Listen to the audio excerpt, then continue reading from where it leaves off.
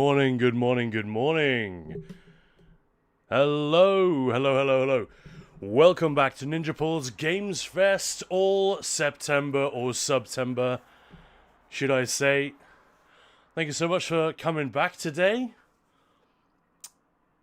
This is Khan, coming at you live from Ninja Paul's Broadcasting Towers. Looking a little bit unvacuumed today, I must say. I was playing with the dog yesterday evening, and now in the sunlight I can really see the impact that has had on my carpet. But sadly, no time to vacuum the man cave this morning, or the ninja cave. Vacuuming the ninja cave sounds a little bit like, maybe not an innuendo, but some sort of I don't know, sounds like something. Let's move on from that thought and fire up The Elder Scrolls Online. How is everyone today? It is 10 minutes past 10 on this beautiful Saturday. Saturday the 13th, almost an unlucky day. How you guys doing? Guns N' Raiders, howdy. James, TLW, hello. Conjured Samurai, Genghis Khan. Samurai. Wake the fuck up, Samurai. If you played Cyberpunk, that will make sense. If you didn't, I apologize for swearing at you. Conjured Samurai. Calantax, good morning. Happy weekend. Yeah, same to you. Euphemism? Heathen? Yeah, exactly. Thank you. Right, just logging in here. Let's get on with the day. Let's get on with the stream.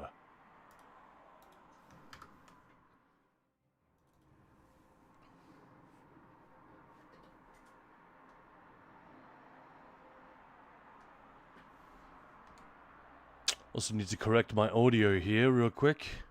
I keep doing that recently. Very bad. Anox Aero, hello. And Heathen, hi. Wilkin, hello there. Zdenya, hello there also. Hello there. Wilkin, which turtle are you? This is a good question. Probably Michelangelo. I think Donatello, maybe, if I had a favorite. People often ask me this, like, I feel like Maya and all of my ex-girlfriends ever... I say it like that, there's so many. I feel like Maya and all of my exes have all at some point declared to me which turtle was their favorite. And I'm like, okay, I don't think I had one of those.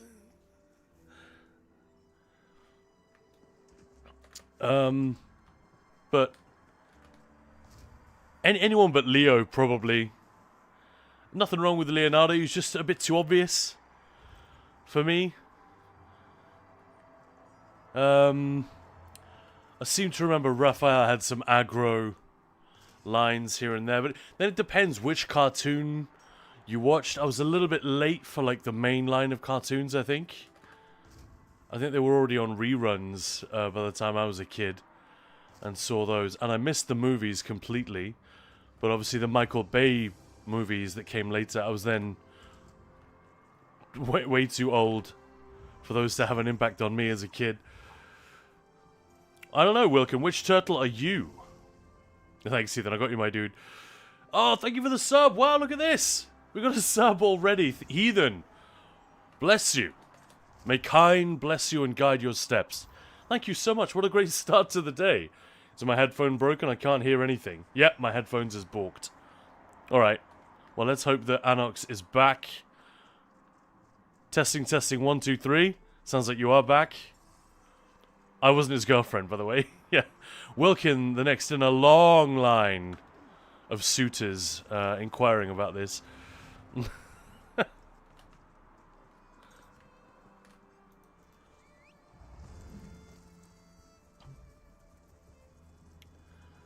I did used to have a buddy in one of my dungeon groups many years ago.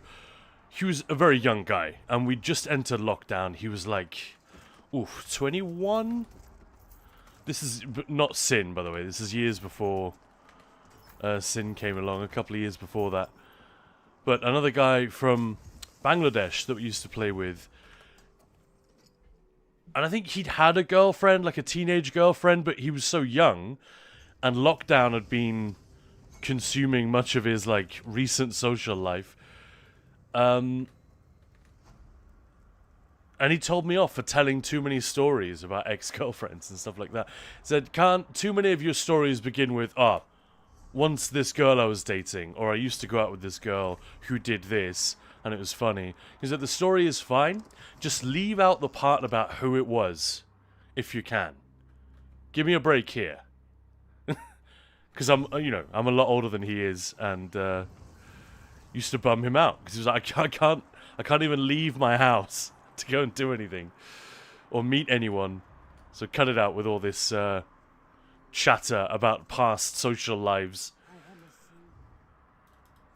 Thank goodness that is all behind us. Like there's people who enjoy video games, and especially live service video games with a lively community around them. Man, those were kind of good times in a lot of ways. But thank goodness we are we're not back in that, because it sucked. Michelangelo, right? Heathen's Donatello for sure. I get that. I think if I had to pick one from the new movies, it might be Don. You know, the Michael Bay movies. I didn't like the first one, but the second one, which I think was directed by someone else, but still produced by Michael Bay, that was actually a really fun movie. I don't mind saying that. I thought the second Michael Bay Turtles film was actually a lot of fun. The first one was horrible. But, and Heathen, sorry I haven't been around much lately. Got real into the game and played a lot. Why would you apologize for that? But, you know, thank you for the lovely sentiment. No worries at all. I would like to be that great skeever who taught them. Yeah, right. Belorda and I already said this, but who else got big-time Splinter vibes from this guy? Or at least, you know, recently mutated Splint vibes. Belorda, I'm so tired and maybe I ate too much sweet woodruff jelly for breakfast. Oh no. Well, we got a hype train going here. Thank you so much. Look at that. Alright, what do we need? We need 1k bits or 3 subs to complete this level. How exciting. Let me get the YouTube chat open as well. Thank you so much for this last week. It's been awesome. It's been a really, really fun one. I can't believe we're nearly halfway through September. And CheeseTuber, hello, hello, hello. Sorry, I wasn't able to respond immediately. Just needed to open a second window here on my second screen. Jehanamoth, quite hot today here. Remind me whereabouts you are. And Heathen got to a CP160 a couple of days ago. That is pretty rad. Yeah, that feels good. Then there is now a permanence to the things that you're collecting, right? In a fun way. Complete an arena, Cyrodiil. Really? Well, let's get that one out the way right now. 1, 2, 3, 4, a 5, and a 6, and a 7, and an 8. Oh, and a 9. Let's do it. Daily endeavor completed. Thank you very much. That's 2 out of 3. Do a couple more rounds of writs, and the rest will be done also.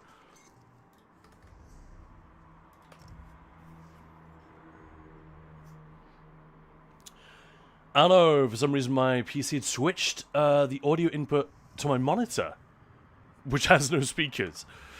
Windows is weird. Yeah, that is strange. And Kazi, hello there. Lovely to see you, as always. Just Windows update things. Yeah, it does that. Discord, Windows, they all just, like, mess with me and change audio inputs and outputs on the fly.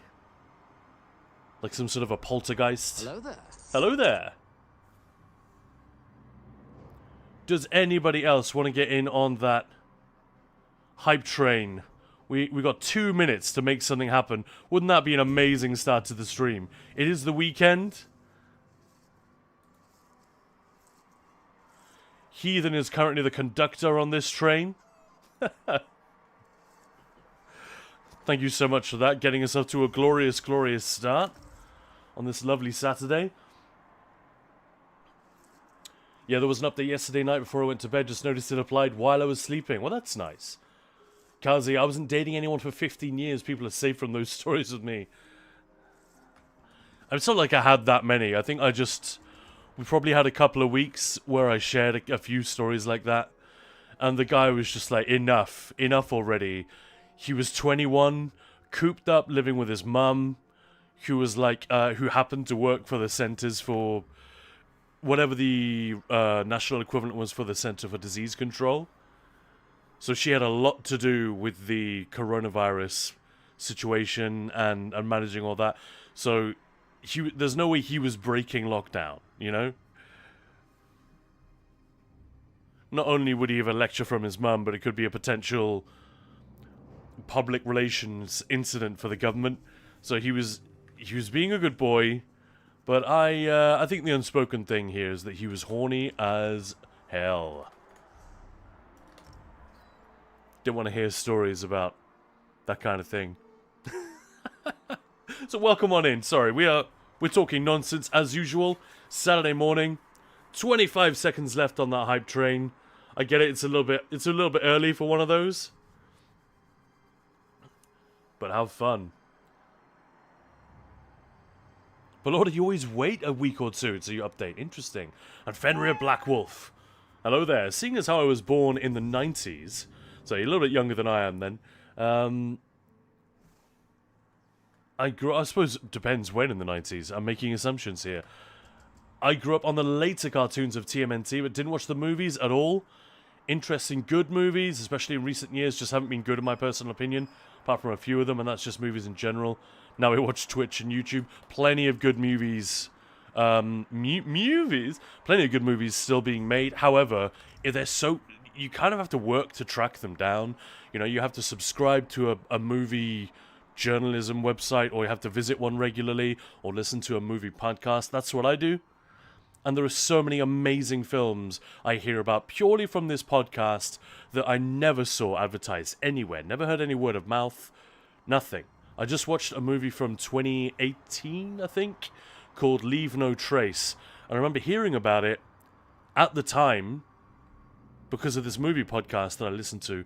A fantastic film with Ben Foster and an amazing performance from, I think it was her first movie, a young Thomasin Harcourt Mackenzie. Quite a quiet film, you know, not exactly a blockbuster, but it was so beautiful. The storytelling was like all in the faces and the reacts, and that's such a beautiful thing. It's like poetry. It's hard to do, but when it works, man, it just clicks. And you don't need to, it's not like art house cinema that you kind of need to be clever or steeped in cinematic learning to be able to get all the little tricks and references and cues. Never would have heard of this movie. It wasn't Oscar nominated. It was completely skimmed over by everything. But what a delight. Probably one of the best films made that entire year. But because it didn't have, I don't know, it didn't have any tits or butts in it, or it didn't have any men in stupid capes, you know, didn't get promoted in the same way. So yeah, Fenrir Blackwolf, I know where you're coming from. And also, hi. I don't know, the temperature here is 38 degrees. Real feels temp is 41. Wow, yeah, no kidding. It's nowhere near that warm here. It's actually kind of cool. Down here in Somerset. Windows once turned my mic input to 0, but Lord, what the hell? When COVID hit, did you get put into quarantine? That works better with the Danish pronunciation, quarantine, I guess. Well, quarantine doesn't work quite so well. Sounds like we're talking from about an alien from Mass Effect, which, by the way, see what it did? Championship pivot there. We'll be playing a bit of Mass Effect 2 later today. I'm looking forward to that. They're quite weird games. Playing a Mass Effect game, to me at least, feels like driving a rented car. You know, nothing is quite where you expect it to be. So it takes you a minute to readjust and acclimate yourself to the dashboard and the handling. But it all works. It all works beautifully, and the experience is very nice and smooth. And it can take you to some very cool places. I like the Mass Effect series. And I never finished the third one. I'm slightly ashamed to say.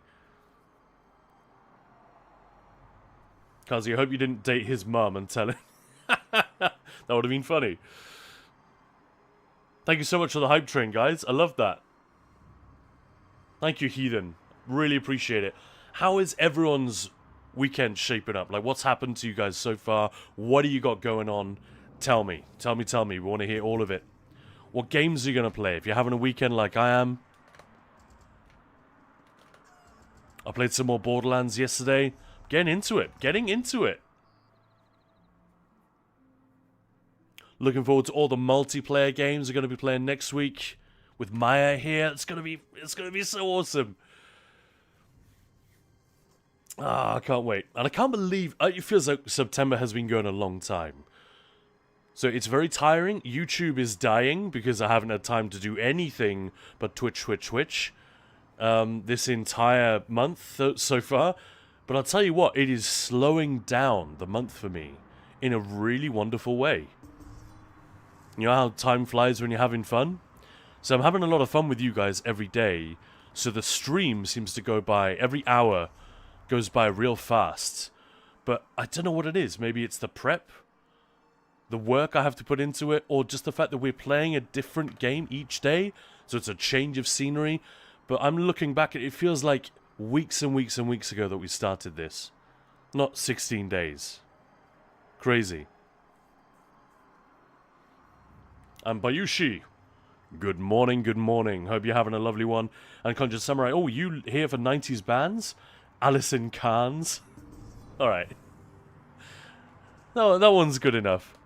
I never got into Alice in Chains. But yeah, I know exactly who you mean. What am I doing? That's not right.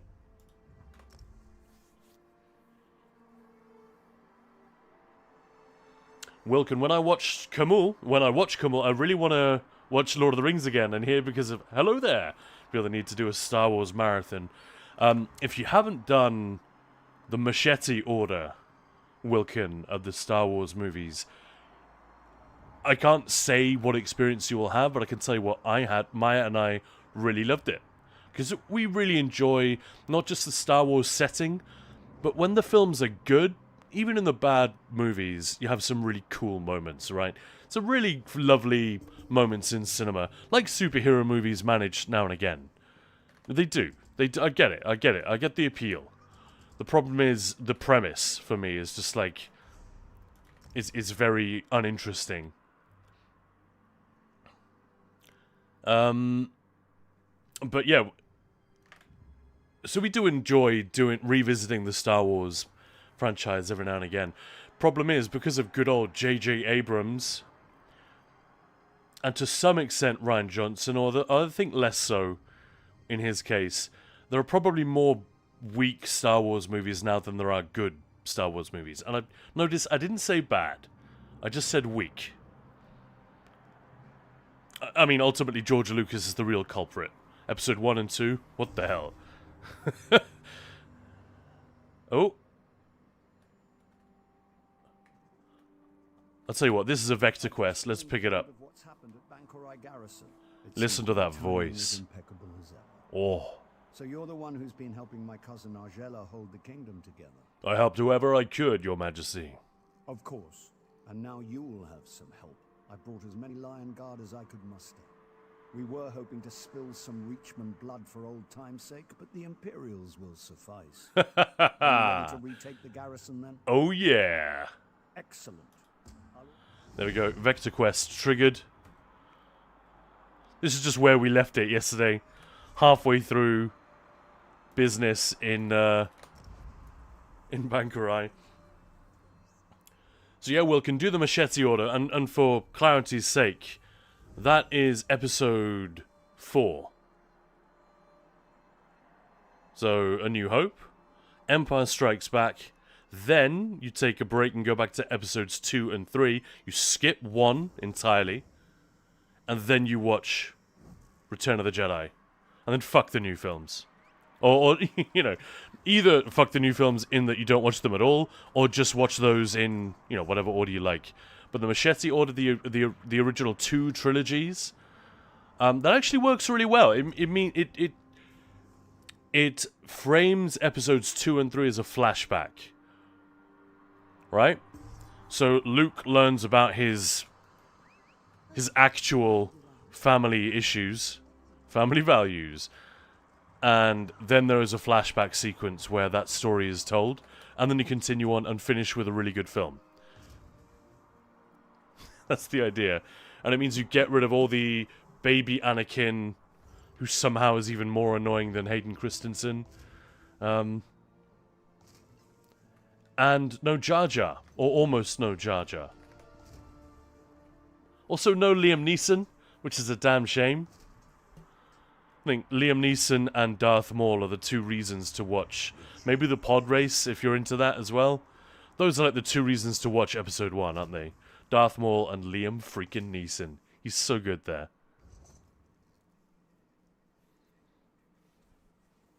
Mentioning aliens reminds me, have you guys watched the Alien Earth TV show? Not yet. People do say nice things about it, but honestly, it exists to make money. It doesn't exist because there's any story that needs to be told in the Alien universe, you know what I mean? I tend to not bother with things like that at launch. I will swing back to them later so that people don't get the wrong idea and keep making these kind of shows. But I do want to watch it. I actually do, because the reception's been really good. So I'm, yeah, glad to hear that you're enjoying it as well. Also adds so much to the lore of the world from the movies. Love it. Going to summer, a nice little Saturday, moved my lawn and mowed my lawn, sorry. Moved your lawn, I was going to say, that's more than a day's work. And cooked a lamb roast and chicken wings on the barbecue. Conjured Samurai, killing over here. Wow, that's the one to beat, ladies and gentlemen.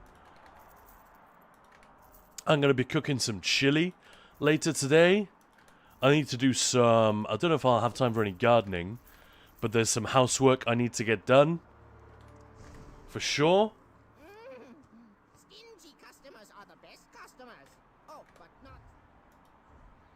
Just need to bank all this nonsense.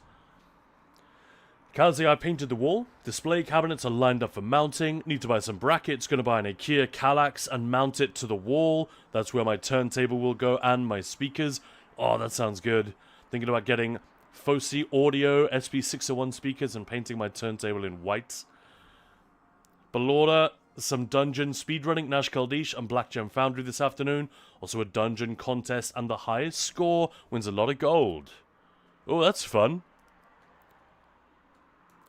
Sounds like Kazi and Ballora also doing it right.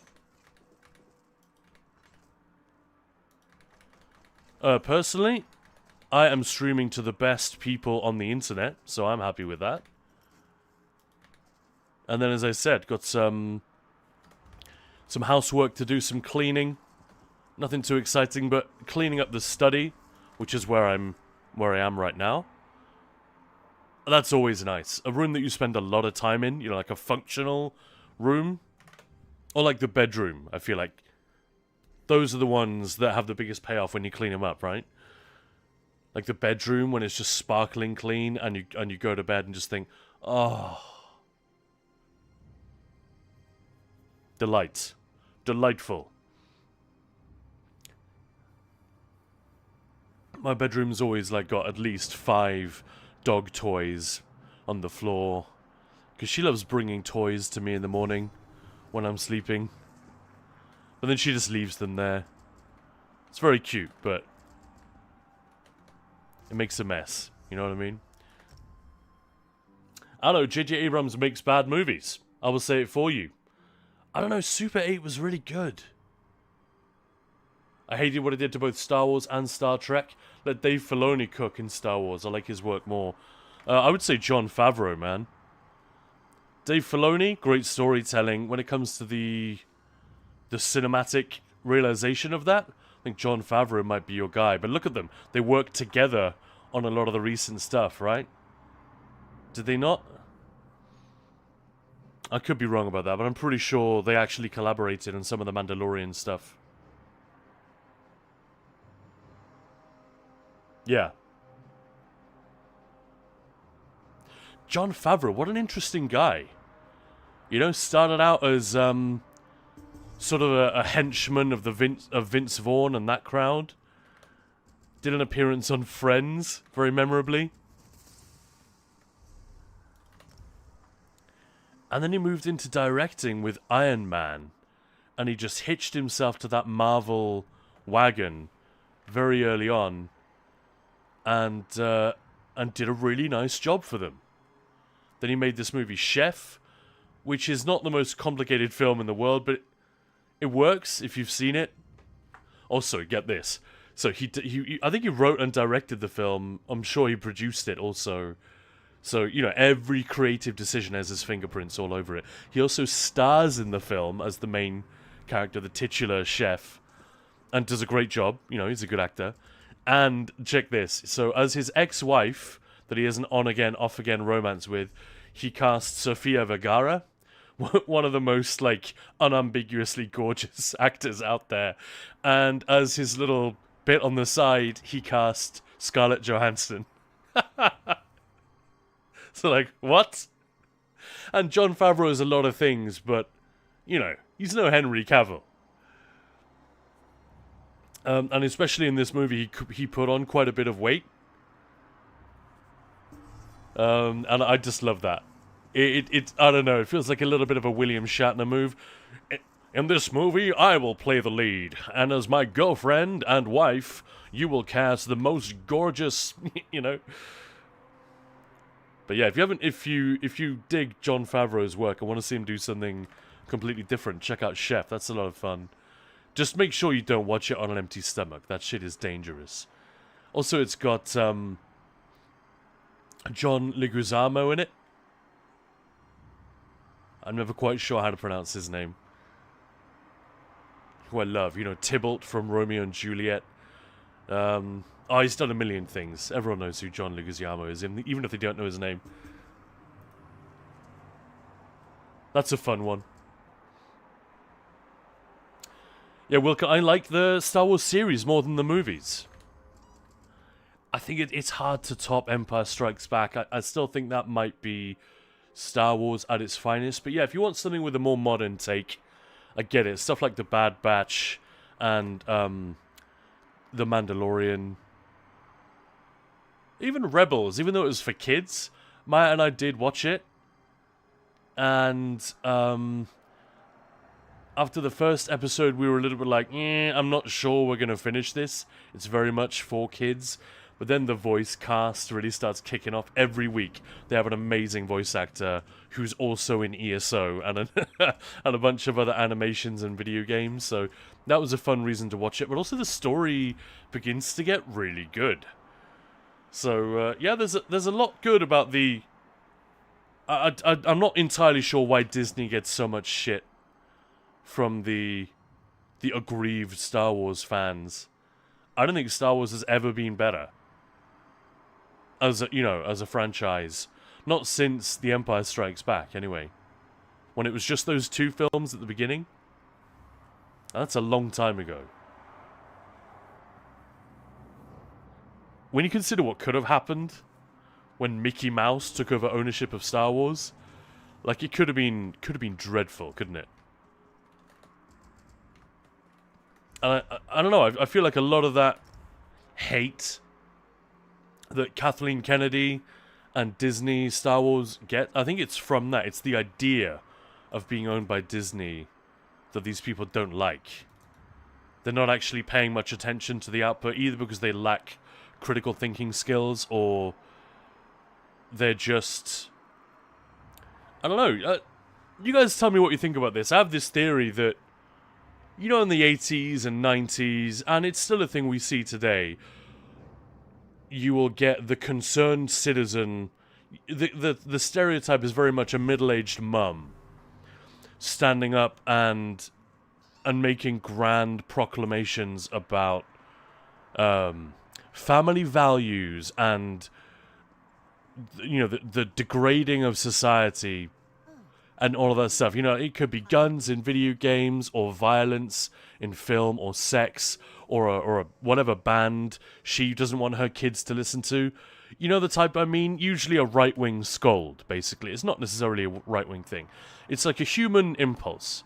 And just the most vivid stereotype of this is the right-wing scold who's concerned about, you know, morality in film and television, and, you know, the corruption of the youth because they're just too stupid to understand that youthful rebellion is a perfectly natural and healthy thing. And that culture and storytelling in society needs to be challenging and exploratory. We can't just tell the same old Rapunzel story to every generation. It just doesn't work. So, you know, people who lack critical thinking skills, or who are not using critical thinking in their very narrow view of what the world should be, and they're just like entering a moral panic about everything. Do you guys think that the aggrieved fan culture on the internet, especially on places like Reddit, is just a version of that? I think it's the most recent expression of that panic. And of course, it does have some validity as well. People not wanting to be patronized by I know the move to go towards greater representation in film, TV shows, games, pop culture. This is a good thing, all right? It makes for more interesting stories. It helps people be seen. That's not an issue I can comment on because I'm a white European male, so I've never had this experience. So I don't know. It's not for me to say. But insofar as I understand it, it does have that impact on various groups of people. And that's a good thing. But when it's deployed in a really patronizing and lame way, or when bad films are made because of some... You know, when the impetus is the wrong one. I get it. I get where these people are coming from, but do you know what I mean? Do you guys think there's truth in that sort of slightly cringy figure of the panicking housewife is... The reason I ask is I think if we start to associate the two, it begins to just obliterate the confidence of these people who are complaining about everything and everything in whatever franchise they enjoy, having any change applied to it or any sort of interesting ideas brought into the mix. If we start drawing the comparison between them and this type of person, maybe they'll stop and think, oh, hang on, that's not a good look. And Alex, also Timothy Oliphant is awesome. He is awesome in everything. Genuinely great fun in everything I've seen him in, I think. Jainamoth, such beautiful armor, thank you. I'm a smartphone, how do I check the rules of chat again? I'm lost. What are you talking about? Politics and the use of the right winger? Yeah, hopefully you got that now. Yeah, true. Rebellion for adolescence is a natural thing. Same with change and adaptation. Reddit is a dumpster fire for Lorna. Well, it's a little bit like the ESO forums, but on a grander scale, right? There's plenty of smart stuff on Reddit, but I'm the first person to say, hey, if something's on Reddit, I will have missed it. I already know I'm going to miss it because I don't go there. Too much stupid. And it's a tragedy because there's loads of awesome stuff there as well. And Matoist, hello! Should we start to play ESO? Alright. 2 very short answers to that, Matoist. 1, yeah. I love it. But 2, I'm biased. I love it. You know, I really like this game. It ain't perfect, so I'm not just a fanboy. But, you know, keep it in mind. It's a personal thing. If you are an MMO purist, like if you've played a ton of MMOs, you might one of the first things you might notice about the Elder Scrolls Online is that it's quite different. The combat system works very differently. Some players love that. They're like, whoa, what a breath of fresh air. This is cool. A combat system that actually thinks I have a brain and know how to play a video game. Other people don't like it because it's too different. Even if it's clever or innovative, they don't care. They just like, I'm not playing MMOs for that. If I wanted innovative, I'd go and play an indie game. I want an MMO which is easy for me to navigate and get clears and achievements in. You know? And just backtracking a little bit. Validor, good morning. And Wilkin, I mean, I still love the first Star Wars movies. Maybe that's why I also have nostalgic childhood memories when it comes to Clone Wars. Yeah, it could be. It's a lot of fun. It's a fun franchise to poke around in. I just think we need to relax when they make when and if they make another bad Star Wars movie or thing. We just need to chill. It's not the end of the world. Star Trek fans have been dealing with this for decades. You know? It's like the Star Wars fandom just realized what it was like in recent years to have films that were a little bit disappointing.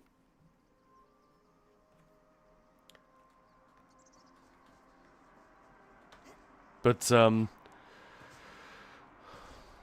it's kind of a curse, isn't it? If you are put in charge of a new thing in a franchise, a really big, popular franchise like that, on the one hand, you got J.J. Abrams doing that Episode 7 thing, where it was basically a microwave reheat of the first movie. And that's... nobody missed that. Maybe a couple of parents who took their kids to see the movie and weren't really paying that much attention, they might have missed it, and their kids might have missed it. But any adult fan would have noticed, oh, this is the first movie, reheated. And it didn't feel good. It was really disappointing and really safe. So that movie got criticized. It made a lot of money, but people whinged about it. And then the second one, Rian Johnson tried to do the opposite, tried to do something fresh and modernize it a little bit. And that's the thing, you cannot make... You can't do the same kind of movie 30 years later. It just doesn't work. It would not work. No one will try it because they're too smart to try that. So even J.J. Abrams modernized it in a bunch of ways. The jokes, the dialogue, the violence, all that kind of stuff has to be rethought. It has to be done through a modern lens, right? Or a more contemporary standards being applied to it. And so, yeah, Rian Johnson tries to do something interesting, then he gets just as heavily criticized. And I don't know, I'd much rather have that kind of movie. Whether it's Star Trek, Star Wars, Tolkien, superheroes, The Witcher, whatever, Fallout, any of these franchises which have a lot of baggage and which are being adapted currently. I'd much rather see the Rian Johnson take, even though I had my issues with The Last Jedi as well, and a couple of points I was like, really? I'm not sure that's working, dude. I'd much rather that they aim high and take a shot, rather than just having no ambition at all. And let's just give the fans something they've seen before and hope they don't notice. That's the biggest criticism I have of that first J.J. Abrams movie. But yeah, we don't need to get into this. This is Elder Scrolls Online, not Star Wars, right? And Shahidimoth, if you want to know which armor I was using on any of those setups, please do feel free to ask. So Matuis, I never played ESO. Will it be hard to play? I don't think so. The overland stuff is very easy to get into, so the story that I'm doing here, that's very, very straightforward. You just need to be ready for the fact that the game doesn't hold your hand. So you'll need to read your tooltips, you know, when you pick up a set or when you slot an ability. Just get used to reading what it does. It's not very exciting gameplay, but you only need to do it a couple of times and you'll start to get it. It's not a hard game to get into. And you can just do all the story and that stuff, and it's very, very easy. It puts very little pressure on you. You can clear everything. There are no difficult fights, nothing like that. It's then if you get into PvP and serious group content, so veteran dungeons, veteran trials, then the game does put a lot of pressure on you all of a sudden. And it's a little bit unfair because it hasn't really done a great job of teaching you how to play. So as long as you're prepared to, I don't know, Google a few things, join a guild, join a Discord, come to streams like this and ask questions, you'll be absolutely fine. But if you are a Skyrim fan who tries to play this game like it's Skyrim and never reads tooltips and just enjoys the world and the story, and then you try to get into veteran content without knowing any of the other stuff, yeah, you might hit a couple of speed bumps along the way. That's all I'm going to say. But no, it's a very easy game to get into, and the world is really fun. The stories are good and interesting, which is so rare for an MMO. Like, good combat, good storytelling. Seriously? I think this is the first game I've ever played that is an MMO and has had both of those things. For the record, haven't played Guild Wars 2. I hear that that is the strongest contender. Like, Star Wars The Old Republic, Final Fantasy XIV, people say the story is great, and I think they're correct, but generally people say the combat is not so good. And they just say, it's an MMO. What can you do? World of Warcraft has pretty weak storytelling and combat, in my opinion, in my experience. But it has such a huge population and amazing endgame systems. And that's the real thing that people are there for. They're not there for the story. Like, Warcraft has never been about story. Ever. That's one of the reasons the movie was such an interesting idea. It's always been about the gameplay. There you are. If you expected to find a scaling... So yeah, Matoist, I hope that helped. Don't get me wrong. We considered taking a stab at it, but with our limited numbers, I don't really think that plays to our strengths.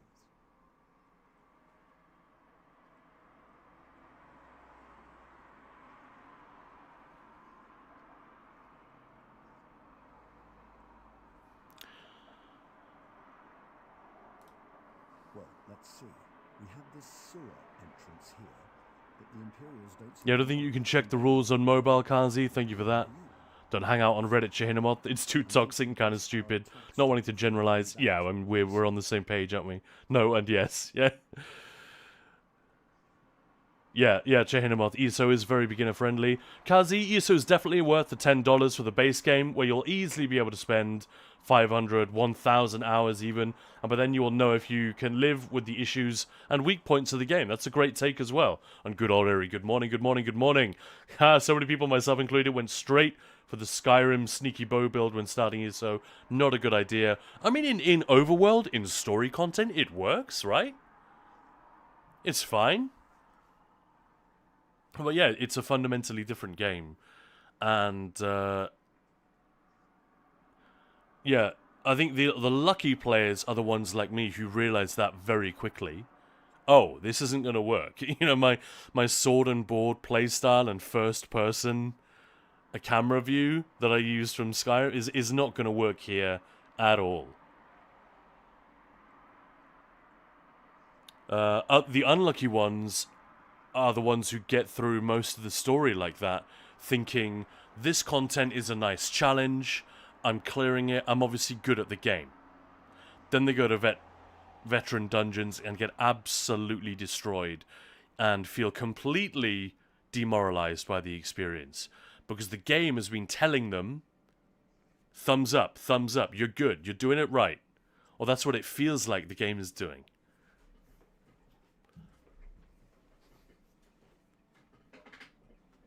Yeah, Chehinamoth never played ESO with a first-person perspective.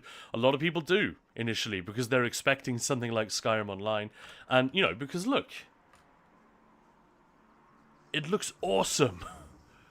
It looks so good for an MMO. They've really taken the trouble to make it kind of a playable experience in first person. Do you know what I mean? It looks fantastic. In a way that most MMOs don't even try to do. But clearly it's a third-person game. Like, absolutely. And some people know that instinctively, others like me realize it very quickly. Some don't, and yeah, they end up having a worse time.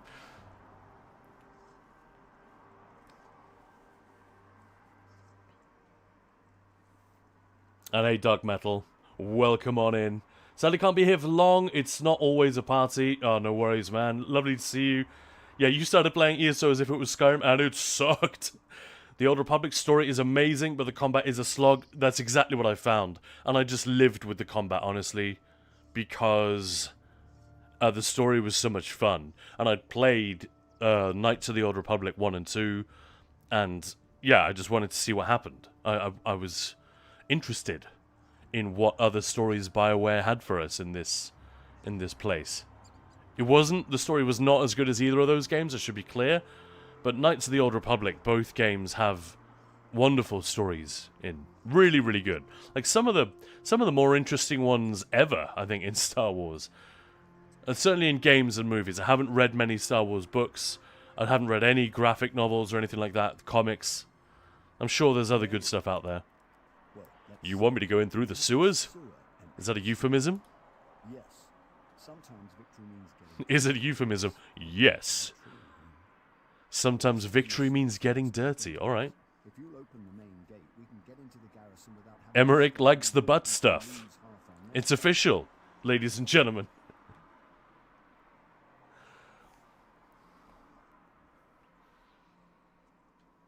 Kazi was saying ESO is extremely easy, then there was a gap in teaching, very much what I was saying, yeah. You get thrown into vet content, yeah, thank you Kazi, absolutely spot on. And Belorda to MatOS, if you want to start the game and don't know if it's really a game for you, just get the base game, download and start playing. Nobody can tell you if you like it or not, the combat system is going to be good or bad for you. That's, again, great advice. You guys are the best. I said that already today? And Wilkin, I wish there were more physical props in movies than CGI, because for me it always looks better. It does. It's getting to the point, though, where it's more hassle and more expense to do it physically. And a lot of directors really have to fight for that. Alright, Shahinamoth, so, this character, it's actually pretty simple. It's just ancient Daedric. Mostly light, I think. And then she's got Kjalnar's Nightmare on the weapons, just because it's kind of obvious. Because, I mean, look at that maul. Tell me that ain't perfect for a necromancer.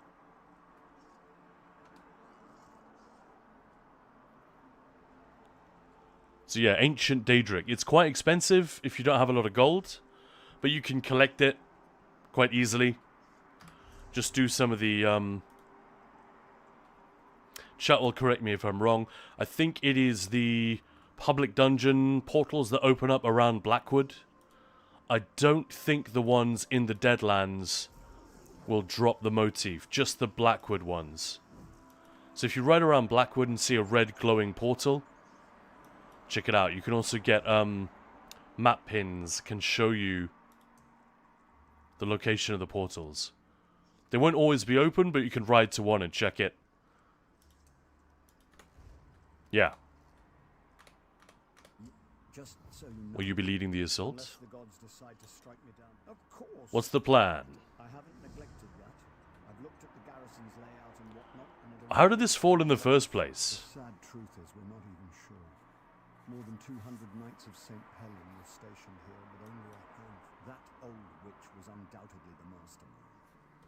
And actually, one of the knights Here we go. claimed Septimus snuck into the garrison posing as a Red Guard refugee. You know Then Septima unleashed Tharn? oblivion. Yes, I met her once back before the soul burst. I'm ashamed to admit I actually fancied the girl. She was as cold as a Nordic winter, of course. I wonder if she's still attractive, though. Regardless, I think her head would look best on a pole. Whose pole? Yours? Sorry, I'm really twisting Emmerich's words today. Is this just the Vector quest? I have been watching, not Yeah. terribly. So no worries there.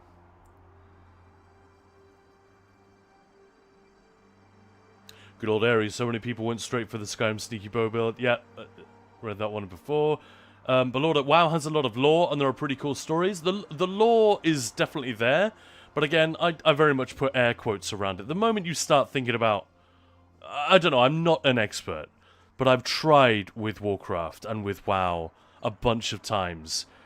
And I'm sorry, no, the lore is laughable. Every now and again, there's some cool stuff in there, but if you compare it to the work of a BioWare or... there's very little invention there. I think they do a good job of hiding it, in the same way that ESO does sometimes. But I don't think it ever has any... it has nothing in it like Orsinium. It just doesn't. Of interesting, real-feeling characters and problems. It's just a way of turning a fetch quest into something else. Or to hide the fact that it's a fetch quest. And then, you know, put an encyclopedia's worth of nonsense lore behind it to justify it. It didn't work for me at all. I felt incredibly patronized by the whole thing. But then, I'm a Tolkien fan. So, I read those books every couple of years. So my standards are pretty damn high. And most video games fall woefully short. Because let's face it, the lore isn't created the way Tolkien did to tell stories. The lore is created to justify the video game that they are selling. That's the only reason it exists. And the honest truth is, some studios care about making it good and trying to make a good story out of that. Others don't. And even those that do care, they don't always have writers that are good enough to pull it off. I honestly don't think WoW and Blizzard care. I really don't think so. I think the folks at From Software are more interested in, hey, let's do a thing which has a little bit of dramatic weight to it. You know? I never got the impression... I think Blizzard are almost on the record talking about this. They make systems. They do not tell stories. And I've no issue with that. But my preference is very much for storytelling, characters, not just tropes, you know? But if people disagree, that's cool.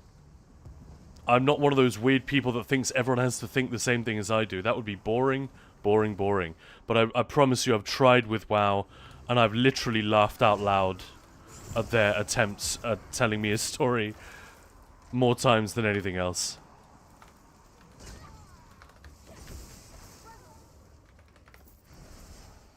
Frankly, the FromSoft storytelling often doesn't work for me either.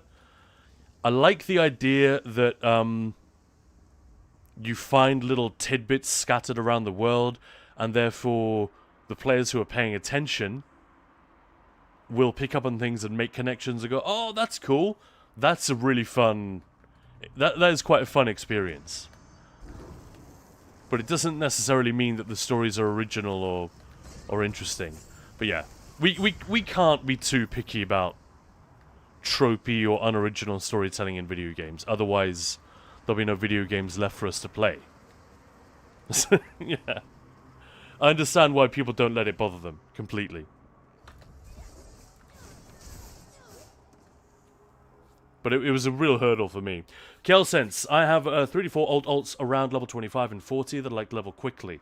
Is there a particular leveling method now?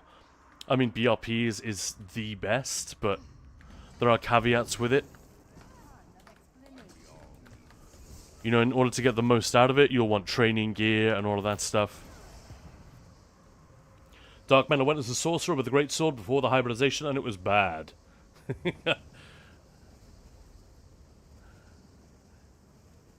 Yeah, but Lord of First Person's so bad, you died to everything without being able to see the AoE.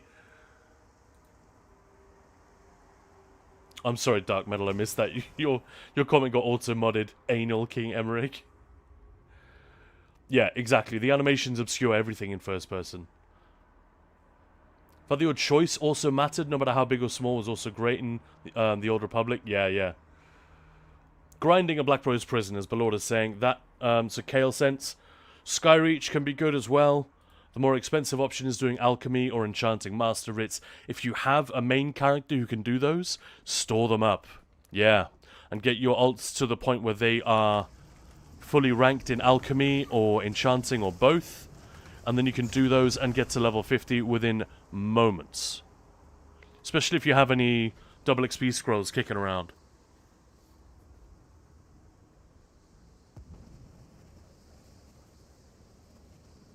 Oh, Belorda, thank you.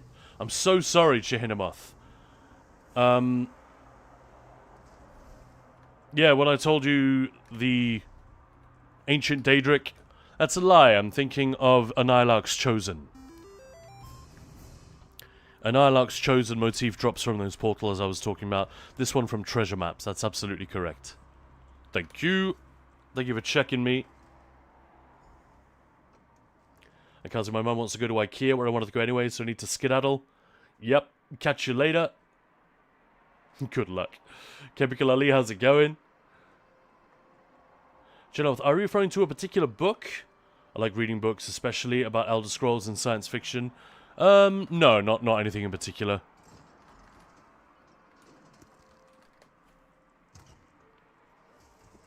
Copy-paste world if everyone thought the same as us. Yeah, exactly. Like, how many of the most interesting conversations that you've had have been with someone new? Or someone with a different life experience, or just with a completely different opinion to you. Like, I have a friend who is very religious. He's gay, but he grew up in a very Christian, traditional, you know, Church of England household. So he has to work really hard in his mind to reconcile the two. And his husband is also like a quote-unquote escaped Jehovah's Witness, so completely without religious conviction of any kind. He pretty much is hostile to organized religion because of what it did to him during his childhood. He's not a fan. So this friend of mine has to do a lot of mental gymnastics to be able to continue holding on to his faith. And I am not a religious person. I've studied the Bible, literally, not as a theologian, but as a medieval historian. I have a master's degree in that. And I've studied pre-Christian religion and the evolution of like Christian thought in the Middle Ages. That's what my master's degree is in. So I know what I'm talking about. And the most so he and I should just have nothing to discuss, right? It should just be a horrible, horrible argument the moment the subject comes up. But all the most interesting conversations I've had about religion and its contradictions, look, they've always been with this guy. Because we disagree so fundamentally, but because we are both respectful enough of each other to have a cool conversation about it, I'll never be able to have a more interesting chat about that topic with anyone else. Because someone who agrees with me, well, how far can we go? You know, we can just kind of high-five and say, you're right, I agree. And then it's over. Whereas here, he can challenge and ask me to explain, where are you coming from? Why do you think that?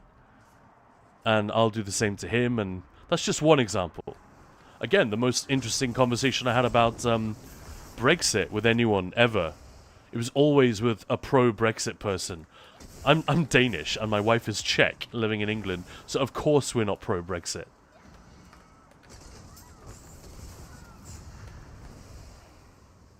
Yes, or like someone who disagrees with us, but with whom we can talk like respectfully. It's an absolute gift. So yeah, I think you're bang on, Jehinamoth. Welcome. For me, if the story and gameplay are on the same level, it's best. I see. Yeah. So you're not like letting one, you know, it's not a weak story that's like crutching on decent gameplay or vice versa. There's been a lot of talk about that with Borderlands 4 coming out, and we played it. I've been playing it a lot the last few days. Really enjoying it for the most part. And it's got a lot of people looking back to Borderlands 3, which everyone says is the worst, because the story was quote-unquote cringe, you know? And people just didn't like the story and the setting at all. But a lot of people, when you ask them about it, they say, actually, the combat and gameplay might have been the best in the series so far. Which is funny, because no one plays Borderlands for the story. Not really. You know what I mean? We play it for the looty-shooty action, the guns, and the humor. But even then, a weak-ass story, or a story that they thought was patronizing and dumb, was enough to put so many people off. I thought that was a really interesting thing to be reminded of. I never played Borderlands 3, so I don't have an opinion, but I'm just parroting what the general consensus seems to be.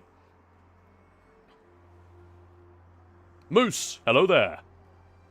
And Zdenya, no bad words on anything Sork. The only thing we need to know is that it needs to be buffed. No comment. Alatario, storytelling in Horizon Zero Dawn was awesome. Can't replay it because story was a big part for me. I still haven't played either of those games. I was up for it. I mean, it looks lovely. And I don't think I've ever heard a bad word about Zero Dawn, now that I think about it. Kind of like God of War Ragnarok. Everyone just says, "Ah, it's awesome. Check it out."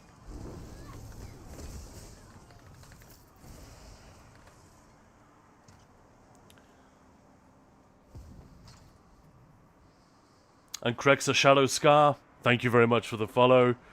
Welcome on in. Happy Saturday, everyone. This is Khan. You're watching Ninja Pulls. We're doing some story. Although we're not playing the story too hard. After all my... all my praise for good storytelling in games, here I are just, spinning through and ignoring most of the story stuff. But that's... I mean no disrespect to the writers at ZOS. But we're in a hurry. We're trying to do every single zone story as part of September Gamesfest.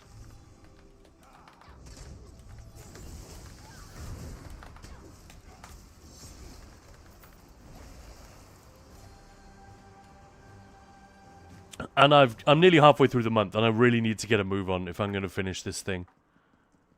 So I have to go quite fast today.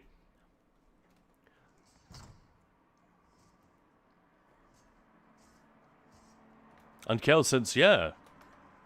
Anytime.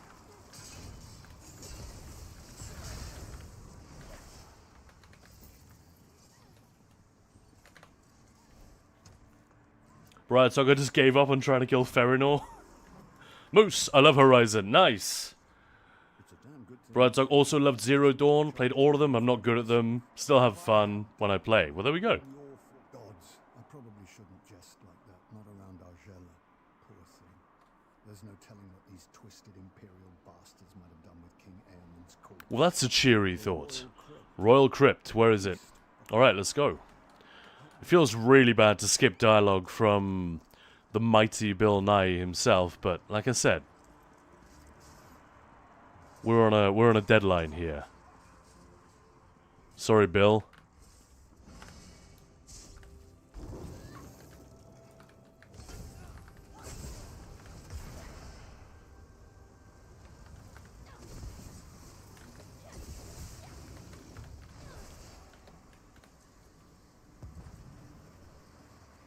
Good old Eerie. Horizon Zero Dawn was the game of the decade, in my opinion. Wow. Big praise. I like it. And Belorda. Hope you have a lovely, lovely morning. I suppose it's afternoon for you already. But either way, have a nice lurk.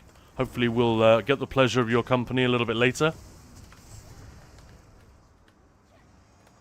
I could use tips to kill Ferinor as I keep dying. Remind me, which game is this?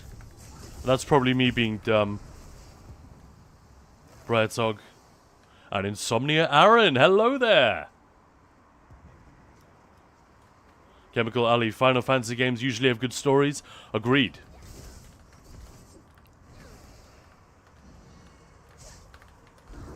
The gameplay is a hurdle for some people, especially with the old ones. But again, often people will just slog through a gameplay they don't really feel like they understand or connect with. Because, you know, the Japanese gaming market can be quite different, or just Asian gamers in general.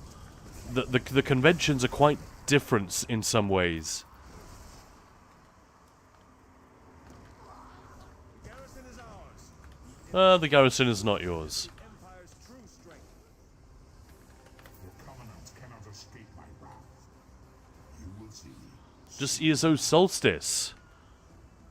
Oh, but you wanna... Which server you on? You wanna throw me an invite? I didn't recognize the name, Ferranor, I've got to say. Oh no. If you're on PCEU, you want to come back and I'll just group up with you.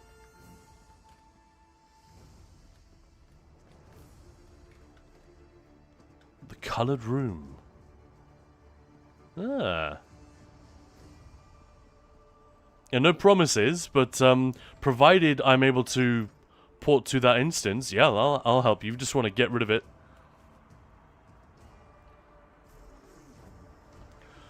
My main tip for overworld type stuff would be build for damage, direct damage specifically, and then you can slot reaving blows here. This one here.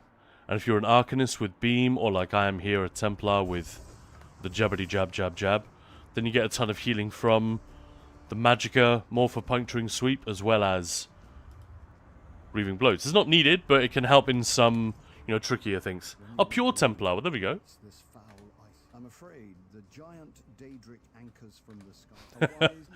A wise leader knows how to delegate. Absolutely right. You're not wrong. Eye is mine, mortal. You cannot possibly protect it. Moath.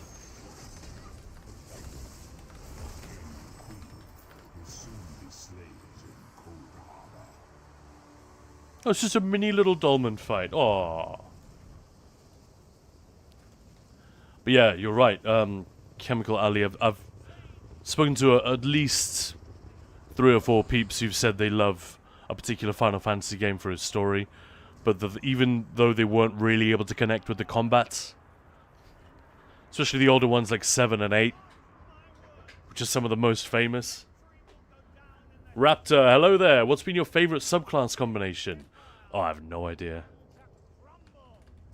I'd probably have to say Blastbones plus Sweep, because it competes with the Arcanist somewhat, but it isn't just press one button and then go and make a cup of coffee gameplay, which, I don't know, it's just not the best way to bring ESO to life, you know, is a Fate Carver rotation.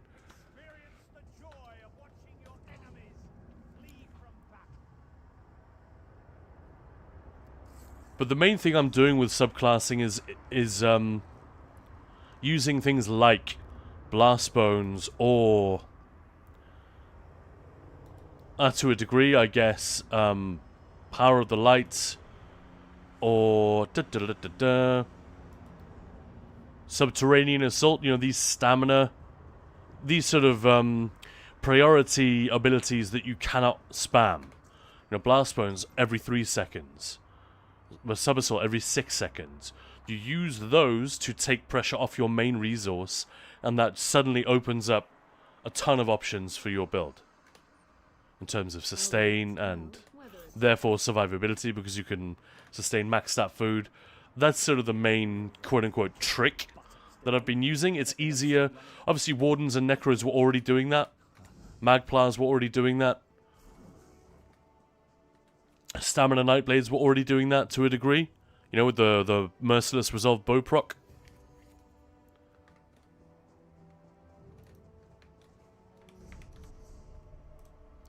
So we need to ride to Hallin's Stand. Let's do that. Let's take the scenic route. And in the meantime, Briartog, if you get on, feel free to plus send me a whisper or whatever. It's just at the Khan, one word.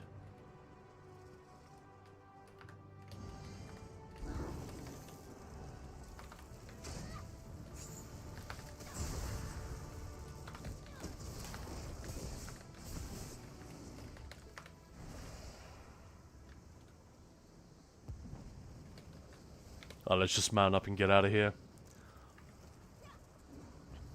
I don't know, what about you guys? Favorite subclassing combo? It doesn't have to be the most powerful, or the most effective, or even the most fun. You know, whatever's been working for you. There have been a couple of really nice rotations that I've liked finding, but that's more sort of dummy testing, that kind of thing. Like there was a Crystal Frags rotation that just worked beautifully. I've already forgotten what it was. I think it might have been Animal Companions, so Subterranean Assault, Crystal Frags. But it wasn't amazing. Kale Sense, I'm just using Animal Companions for the fun and company. I like that on my Nightblade. That's very well put.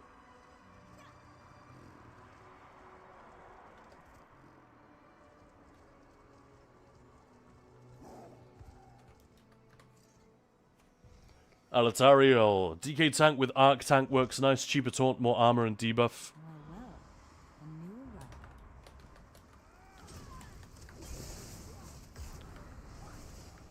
I haven't used the Arc tank a ton. I'm using it in one group. Just because the DDs want... we're doing the Lucent Citadel hard modes, and it's nice to have a little bit of extra pen on the first boss. Because, you know, the tanks have to split. Sent you a whisper. Awesome.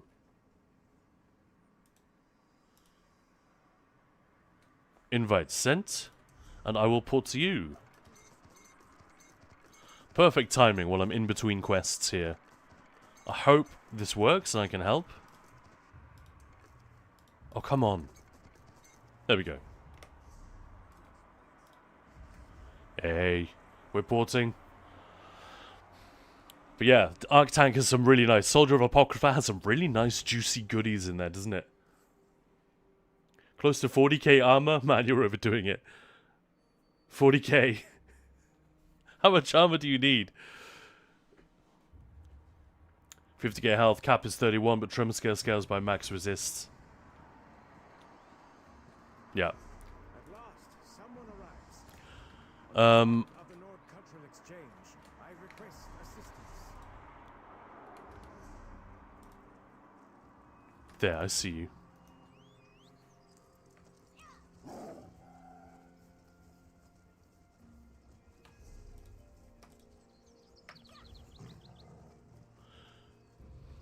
I'm riding. Oh, is it inside the Broken Light Temple? Gotcha. Yeah, I did that on PTS. I don't think I've done it on the live server yet. Is this the spinny boy near the end?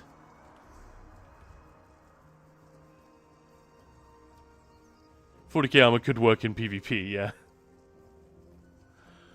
Wilkin, I'm thinking about making something like a Viking Nord with elements of a Templar DK and a Guardian Bear. That sounds like fun.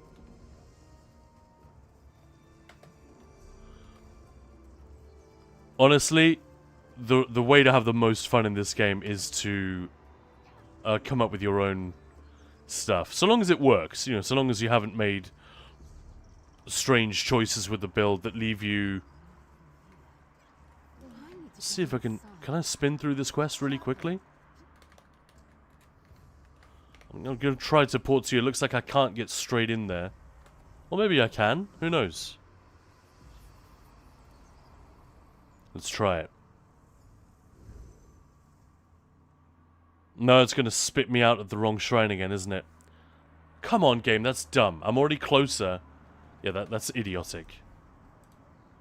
So, if you're happy for me to do the quest real quick... I don't think... It doesn't take that long to do, does it? Especially if I skip all the dialogue. I've done it before on PTS, so it should be fine. But yeah, I'm absolutely sure you know this, Alatariel, but obviously in PvE, the resistance cap is 33k. So if you've got any armor above that, it is literally a waste. There's almost nothing that will ever debuff your armor in PvE. That's why Moose is saying in PvP that makes some sense. Because you get major breach put on you and you still have, you know, full capped resists. Schnacks, hello there. How you doing? Happy Saturday, everyone. Welcome on in. I'm just trying to quickly barrel through this quest in order to help someone. Also, this is a really fun quest to do. I did it on PTS. I thought it was a lot of fun.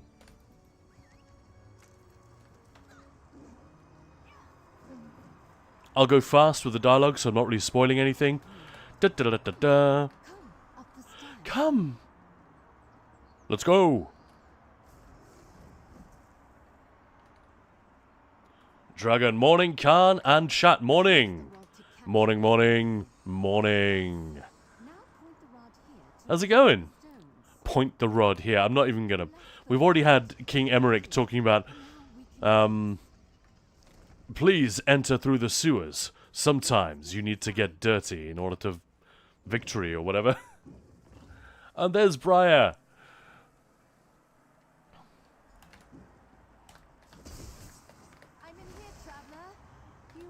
I like this NPC a lot. She was good fun. She's so happy. So there's going to be a little bit of waiting around, but at least it gives us some really lovely scenery.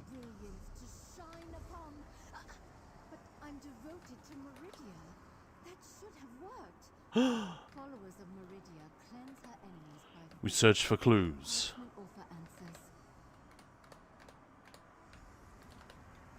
We need to go to the Purity Ring real quick. This won't take too long. Happy Saturday, Schnacks! Just got back from downtown. Now I have to figure out what to have for lunch. Oh, what a dilemma. It's a tough life, isn't it, dude? Welcome back. I got my shopping out of the way earlier. Very early this morning. I went shopping at like 7 AM, I think, when the superstore near us opens. I need a pile of rubble, don't I? Yeah, here we go. Large rubble pile. This is a fun mechanic. Come on.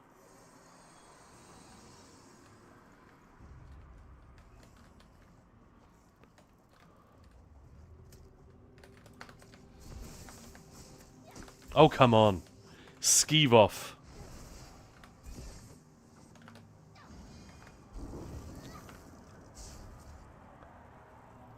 Skeeve is like creep, right? In America, they say, oh, that really skeeved me out. That's where the name creeper comes from, right? Sorry, skeever. I'm getting a little bit of lag here. It feels very sluggish. This is a fun character. Like I said, I won't spoil. I'm going to spin through the dialogue quick as I can. Zdenya, I think one thing with subclassing is that, somewhat a bummer, is that I do enjoy playing all classes. Dum dum dum. Yep. But I have somewhat the same build on everything. So there's no reason to do trials or vet dungeons on anything but my main build. No. I completely agree. That's a fun looking character. Is that an Imperial? It's gotta be, with a face like that. Look at that Roman nose. Alright, where are we headed next? Yeah, this way.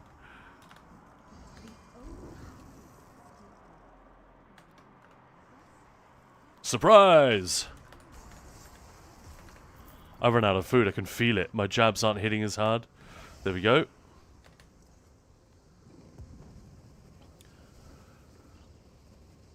So Xenia, I do enjoy subclassing, with that part is somewhat annoying. If there was a way to play and the pure classes match up with subclassing, or at least not be that far apart, then I for sure would.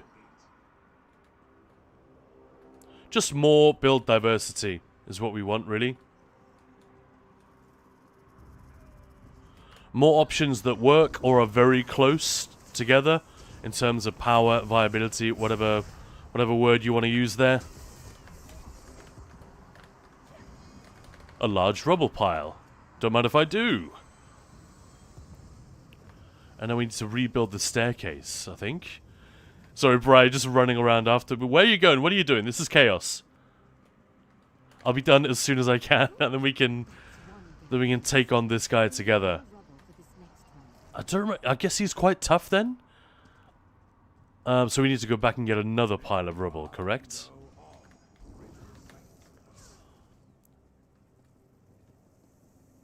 I remember the room where you have to, like, summon him. And all of that stuff. That was fun. Can we use the same pile again? No. We have to go all the way around. Oh, yeah, I remember this. Spiders.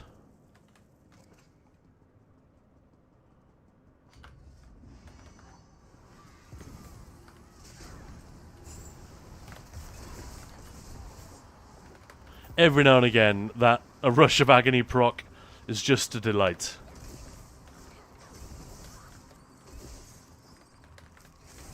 I was going to say, I remember there being a boss in here.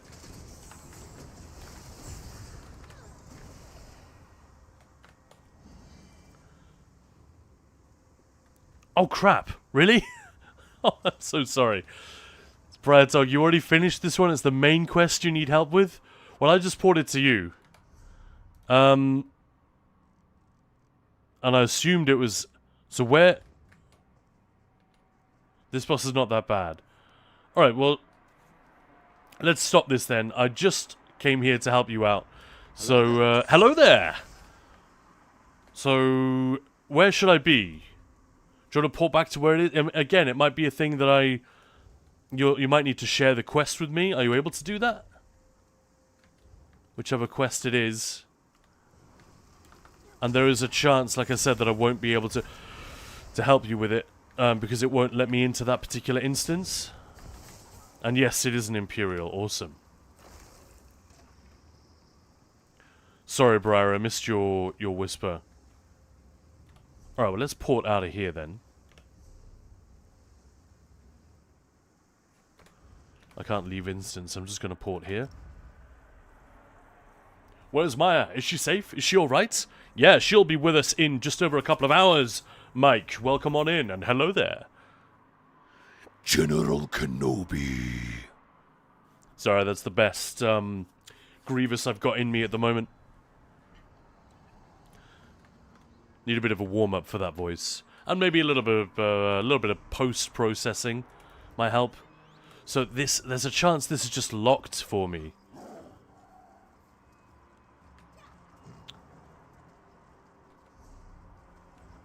Briar. So it might be that I just can't get in unless I'm on that same leg of the quest. Ugh. It certainly isn't letting me port to you. When I get out of combat, I'll try one more time.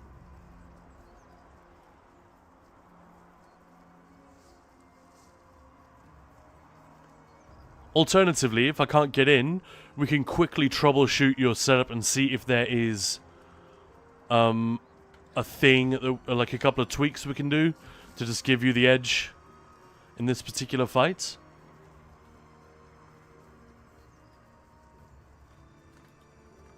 Yeah, it's in here, right?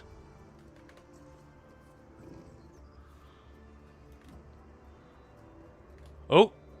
Wicked! I can help! Look at this! Holy crap, that was good! Thought it was a sound word. Ah, Kale Sense, you're too kind. And Dragon, sorry, is saying, Oh, Moose, do you go shopping every day? I feel like you always mention it. I have been recently, because I've been streaming so much, I have been a little bit disorganized, so yes. You're not wrong. Normally, we're much more on the case, so we get everything delivered.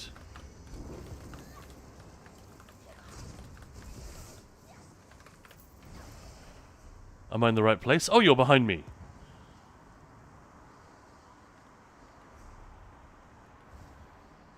Briar, am I in this? Am I in a different instance to you? No.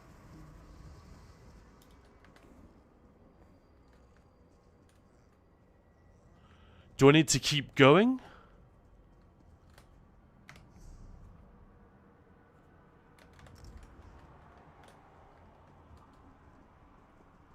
So I know there's a delay, Briar, so that's a little bit annoying for you. My apologies. I'm just going to continue going through this area until you let me know if there's somewhere where I need to be.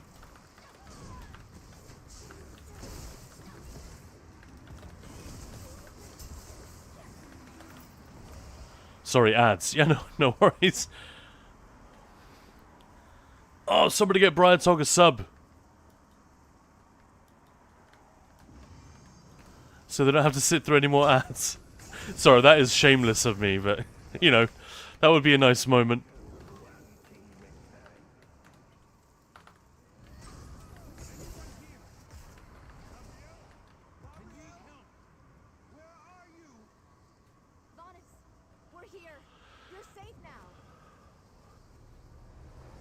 Welcome back, Dragon and Briar.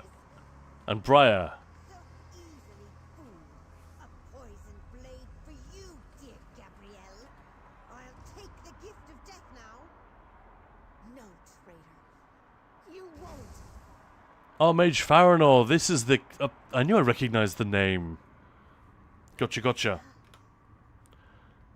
Gabrielle, Yeah, are we in the same instance now? I'm dying. Are you able to port to me?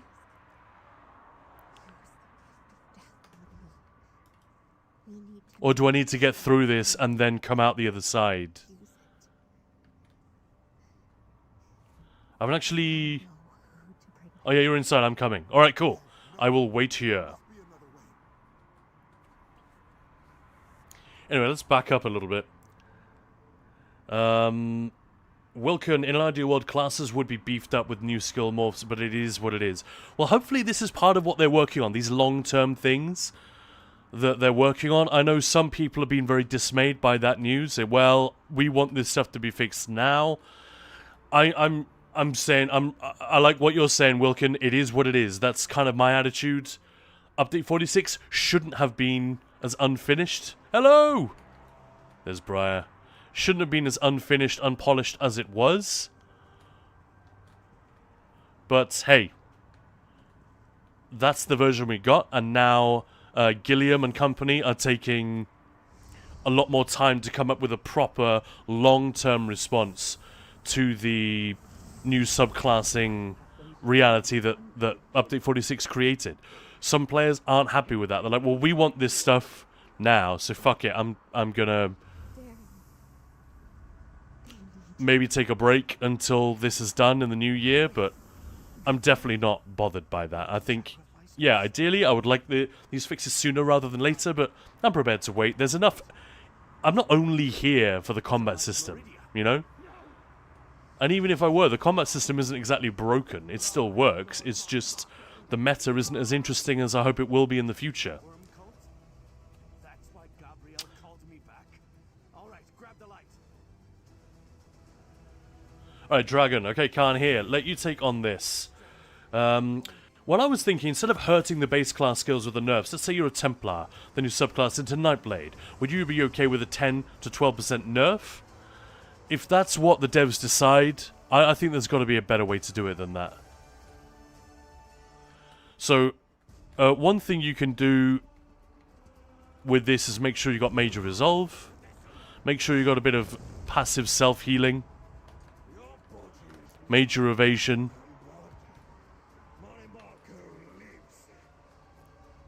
I've got a big fat ult. So, hopefully I'll pick the right moment to drop it.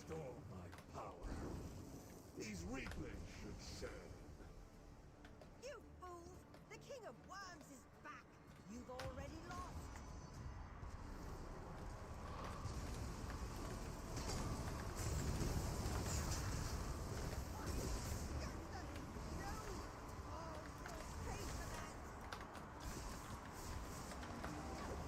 Oh, there's Farinor. Ult! Come to me, my servant.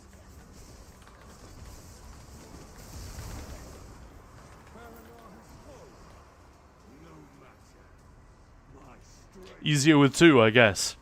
Nice. We crushed it. Yeah! I love the little chat bubble. Wow. Meridia's champion has put an end to this madness. But you deny Monarch Marco at your own peril. When next we meet, you will pay for every insult. The music, the visual effects, the sound. It's just really epic. They do a good job with that. Now, can someone tell me what exactly is going on here? Taryn. Just as the music finishes. What's going on? You'll fill the bill nicely. Let's talk. I love he's going to invite me to Solstice. Yes. Isn't that hilarious? I'm here like halfway through, doing a bit halfway through that story, and here's Scordo saying, hey, can you help me out on Solstice?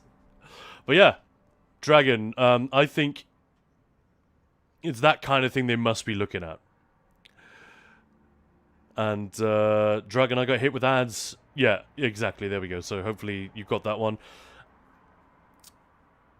Mass Effect, Vichy, welcome on in. Good morning, good afternoon, hello. Mass Effect 2, let's go. The best one among them all. Yeah, that'll be coming in a couple of hours. A little bit more than that. When Maya's here, we'll jump into Mass Effect and give it a look. I don't think she's ever played Mass Effect 2. She played the first one, and I remember her saying, man, I love the story and the world building in this, but the gunplay is rubbish. Which is pretty much similar to, I don't think it's rubbish, but it bumps me. Every time I enter combat in Mass Effect, my heart sinks a little. Just the first one. It got a bit better in the second and third, but it's always been a bit of a weak point with BioWare's more action-oriented games.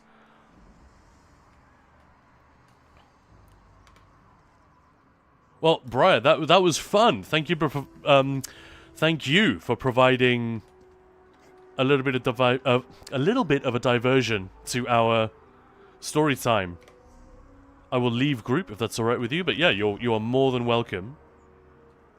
And let's head back to Bankorai. Yeah, combat gets way better in Mass Effect 2 and 3. Overheating, yeah, Mass Effect, it was just annoying. It wasn't like an interesting skill-based thing, it just felt like an irritant.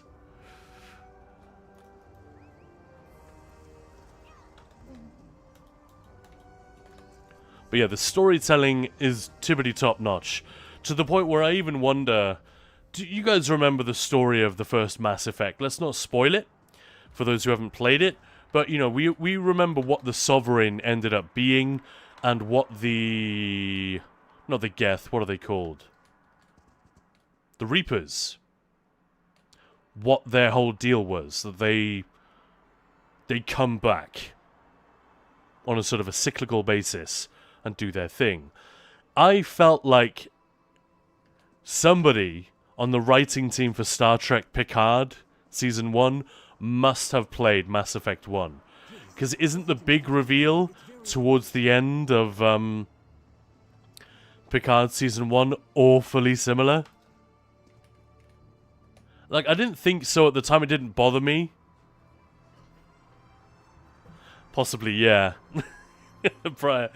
I love all of them. The story in the first was pretty good. It's mainly the characters, right? They do a really nice job of building the setting, and they introduce you to the alien species by virtue of sending the humans, and it's like what George Lucas should have done better in the prequel Star Wars movies. You know, the whole political system that he wants to depict. He just makes it a little bit uninteresting in the way that politics kind of are. Mass Effect has a good way of cutting through the crap and just showing a few key figures of different alien species who represent the interests of that particular group, right? And how they are not necessarily in agreement, but often in conflict with one another. It's not super original or anything, but it's just... it is, I think... it's the kind of thing we take for granted when it's done well, and unless it's our job to do it, we don't necessarily realize how beautifully it's been done.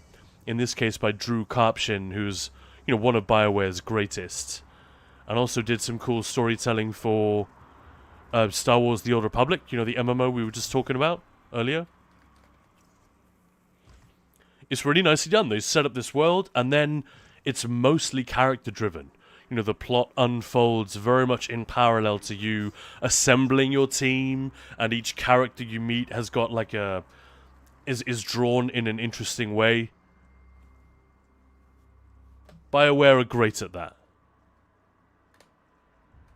We don't see a lot of travelers these days. You want to speak?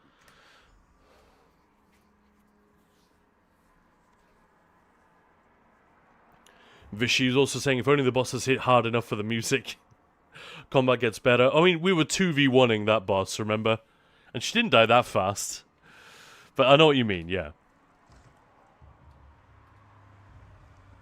But, Briar, if you ever want to copy aspects of what I'm doing here, I mean, this is obviously a Necro base, but it might as well be a Templar based on what I'm running.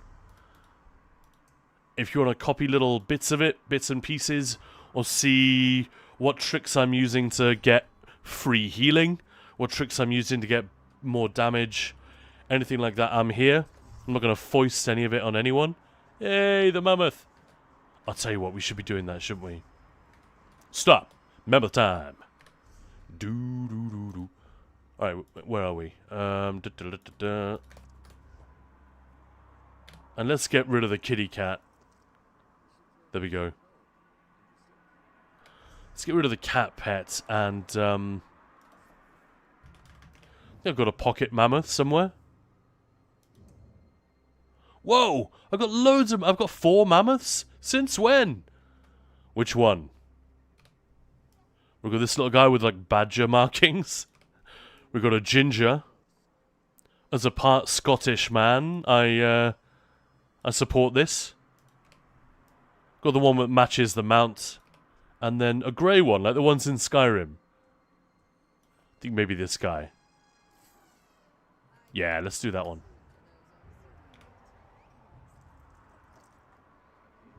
Oh, I need to go back in the house?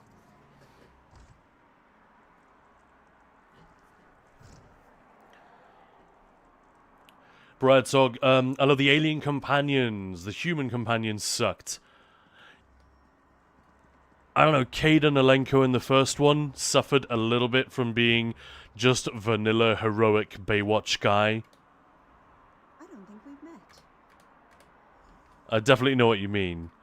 And we'll talk more about this later, but Miranda Lawson in Mass Effect 2, I like the character, but I got really tired of the game rubbing... And, you know, this is from a red-blooded male, just like anyone else. I got really bored of the game constantly rubbing Miranda's boobs and ass in my screen, like, constantly. Her look, it's very nice, but it is very ridiculous. And, like, every time the camera is doing that thing where there's a dialogue scene, and the camera is like panning around the characters. It's slowly panning across the scene. You look to the left of your screen and oh, it's a couple of butt cheeks coming into view. So many of the camera shots are just on Miranda's ass the whole time. They never give you a break from it. They do the same with Liara in the first. I honestly didn't notice it as much, maybe because it's an alien. I didn't think it was as bad. Also, her outfit is nowhere near as ridiculous. It's fine. I think Mass Effect owns it. I don't feel grossed out. Really? I'm just like, I roll my eyes a little bit. Like, come on. How horny does this game have to be? But, it's like if someone's outside, in a parking lot in a really nice car. They've got like a beautiful Aston Martin just driven off the forecourt.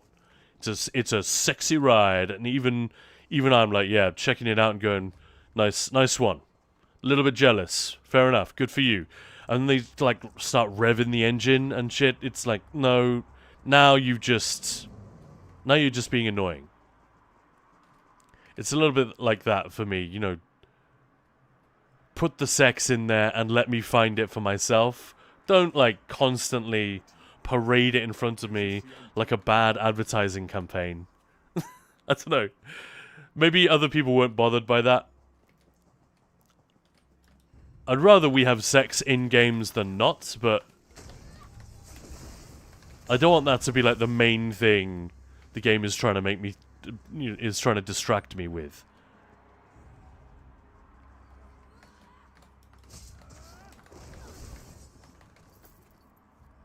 We need that in every game. Well, there we go. It definitely has its place. I don't mean to imply that I'm anti sex in video games. Absolutely not. It can be very, very...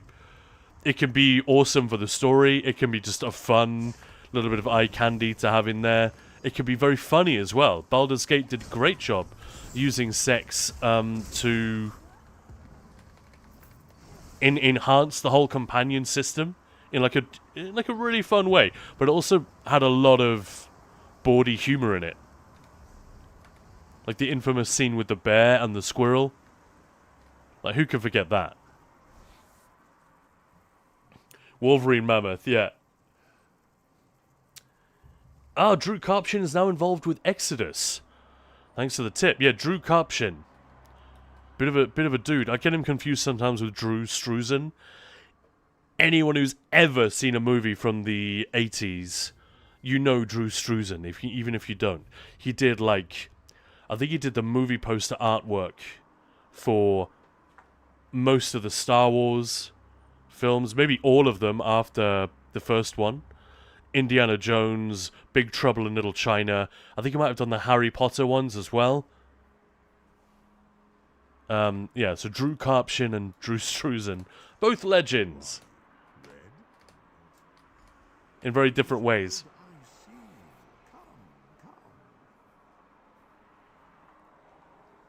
Is Moose still here, I wonder? Port Kucha, what game? I need boobs and ass in my face. We were talking about Mass Effect 2, specifically. And how the human characters weren't as interesting as the aliens, or they never are, in these games. And I was just commenting on the fact that I thought the Miranda character was actually really good. Kind of a cool archetype with a twist. But then I get... The game is so keen to set her up as the sex object that it's like, after the 4th scene with her in it, it's like, I get it, BioWare, alright? I was not expecting you. How did you... Never mind. What news have you? Right, dog. Asari should be compared with elves in Dungeons and Dragons. I get what you mean. Polite me, Popsicle. Oh, my steak is too good. My lobster too juicy. My diamond shoes are too tight, and my wallet's too small for my 50s. Yeah. That's the line, isn't it?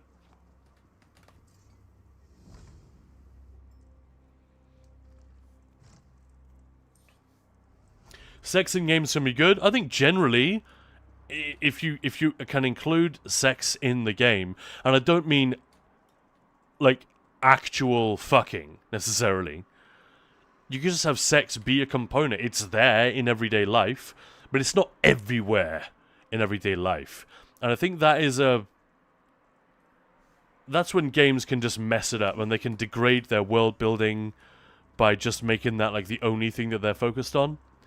And yeah, if the game is if it's literally about that, if it's just supposed to be a Guna game, then who would complain? Like, just don't play it. That's clearly what the game is going to be about. It's what it's going to do.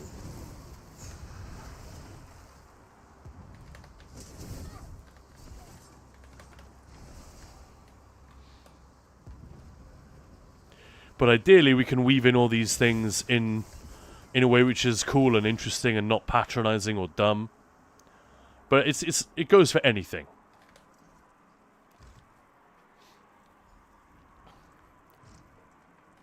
I just find it very funny. In Mass Effect 2, I think it's handled a little bit. It's a bit corny. Brad talk, I'm female, so I look at them different. Maybe so, but I don't know. I think Maya would immediately. I think it would take her maybe 30 seconds before she commented on Miranda Lawson, and not even her outfit, but the way that the camera is always seeking out that ass. You know?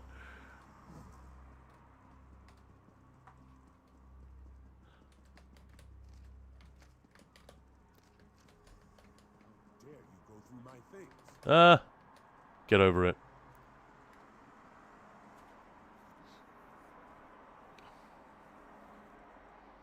The upcoming Hellraiser game? Tell us more about that, Flawless Sinner. I saw that comment. I want to know more. Both because I want to know what you mean, but also I'm interested in Hellraiser. What are you doing in my home? Did Quatrius send you? I've done everything he's asked. And Vishy, you see how Kojima does it? Humiliation at his hands. This is my favorite stream on the Citadel. Those are the best ones. Brad, so the characters of Mass Effect are better. but the male options are so much worse than the female. I know what you mean, yeah. I always end up romancing Liara and Tali. Those are the best ones, the interaction. Yeah, alright, yeah. Jehnamoth, hey, I missed you, brother. Are you talking to me, or are you talking to someone else in chat? Briar Talk, I think I should have put a lot of my points in Champion again. I've not done that for a while. Yeah, go for it. Do it. That's funny. Reading your... Jacob is just shit. I think he's just the generic... He's a bit like Caden Alenko. He's a bit of a derivative hero-soldier type. You know, the good cop. Those are people that we want our world, our real world, to be filled with. But they're not the ones we want to hear stories about. That's the problem.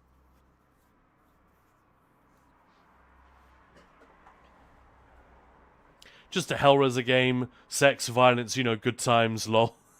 Flawless Sinner. The trailer shows you all you need. I'm not sure it's a streamer game, but I do plan on playing it. I'll be up for that.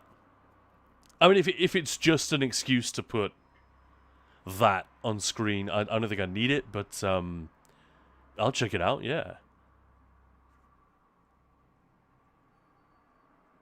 There was a very Doom-esque game set in hell. Oh, what was it called? Agony, I want to say. And that had an extremely horny premise. Like, all the demons are naked. Most of them are female. It was very, very vivid. But the gameplay was okay, and the art direction was fantastic. So I played that a little bit, but the reason I didn't bother getting the full game, I just checked out the demo. Maya and I played it together.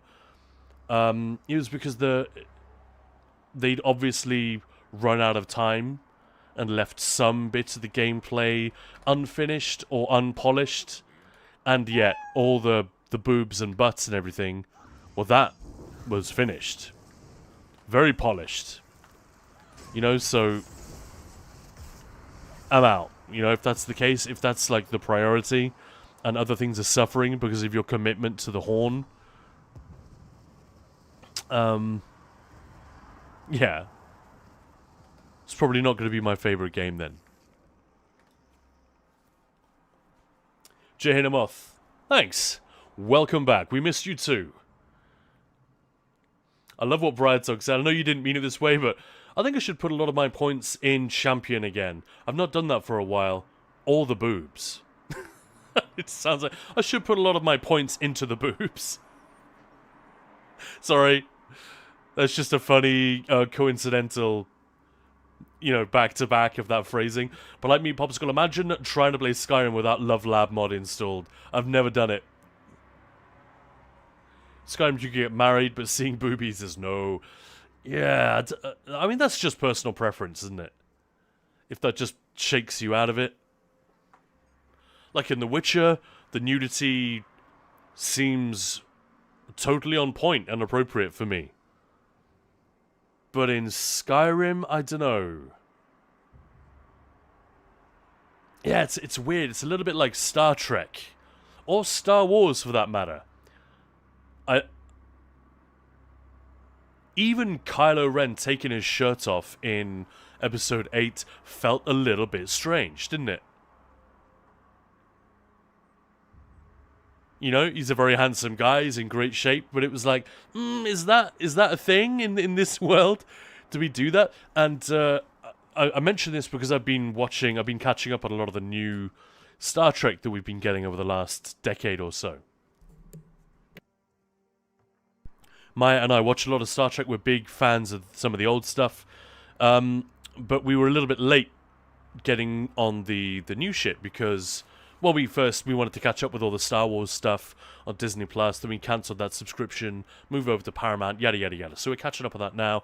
And it's interesting how they handle swearing. Because they've got to keep it... It's not like the 60s or the 90s where they would just pretend swearing wasn't a thing in this perfect future. They do have people dropping F-bombs and all sorts of stuff. Absolutely. But in some cases it's handled badly. It's because it's Trek, and Trek comes with a bit of baggage. I think if you have nudity and swearing and sex in the Elder Scrolls, there's a little bit of that too. It's like, well, this has been conspicuously absent, and that, you know, this franchise has this back catalogue of things that are and are not present in it. I just want to see my mother. Away with you. Can't you simply enjoying the fresh air? What? I think, yeah, that's an interesting one. Mood saying, I don't remember how Andromeda ended, I just remember it being cliffhangery. I never played it. Never even finished Mass Effect 3. To my shame, as I've said. But maybe after, you know, reinstalling 2 and playing it again, maybe that will finally get me to go back and finish that game. Because it's like a legendary series, isn't it? People love it. Rightly so. How the hell do I even get upstairs?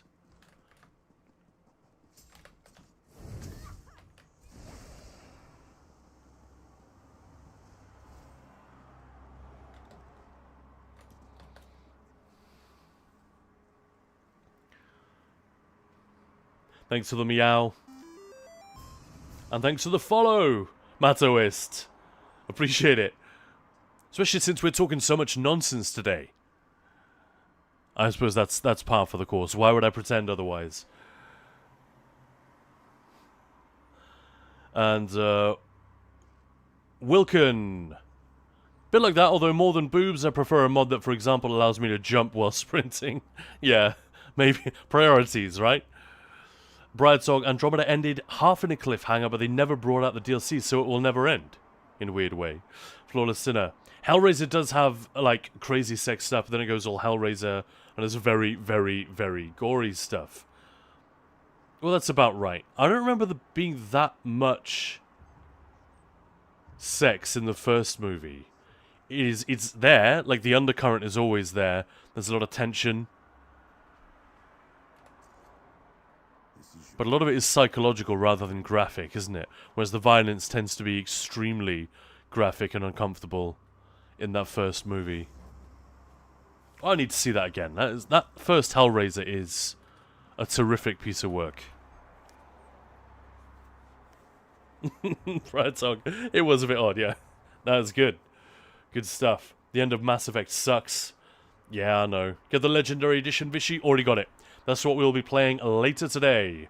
Legendary, all included, and is often on sale. Just the only thing I hate about the Legendary Edition is it makes it forces you to run that little EA client. Like, why, EA? Just fucking give it up. Just give it up. Not every publisher has to have its own Steam. I just wish they'd been a little bit more sensible with this and asked themselves, do we have a realistic chance of beating Valve at their own game? Are we going to invest the resources and the software development necessary to even attempt to beat Steam? The answer to both of those things is quite obviously no way. No fucking way. So then just don't do it. You're just pissing off gamers. You're pissing off your customers and just being annoying. And I just wish... Yeah. I just wish a bit more common sense had prevailed. But man. When is that not the truth? Why did I go upstairs to get to her? Seems you poked a hornet's nest. I hope whatever you did. I know, I need to finish the Legendary Edition. I played each game individually. Now I have the new edition, but I haven't touched it yet. Nice. Oh, thanks for the hydrate. Appreciate that. I've got a big glass of water sitting here.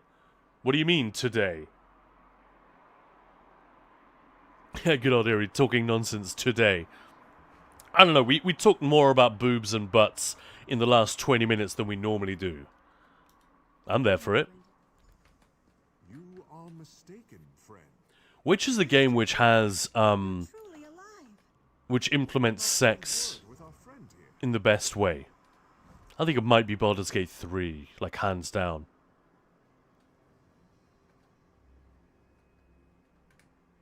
I spoke to the captain after you left. Don't you reckon? You've been a great boon to the Resistance. Once we the seek out Hands down, hands up, either way. favor. Whichever way you flip it. Does it pretty well. BG3 hands down. Yeah. And Bright Talk, I'm close to finishing the first playthrough on Legendary Edition on an Engineer. Fun. They stopped doing it with the last Dragon Age. Oh, really? That isn't a thing I'd heard much about. The Veilguard. So they just didn't bother. The Veilguard wasn't a horny game? Or you... Oh, no, you're talking about EA. Yeah. That was a random rant. Just a short little one. But, like, it doesn't need to be said. It's been said a million times. And EA aren't the only ones. It's just so irritating. Like, why? Like, it bugs me. I think the main reason I haven't completed Star Wars Outlaws is because I know I have to launch it through... because Maya got it on the Ubisoft Connect. If it was there in my Steam library, I'm sure I would have played it. I enjoyed that game. But I do not enjoy having fucking Ubisoft Connect on my computer. It's just bloatware. I don't want it. So, as a result, I never finished that game.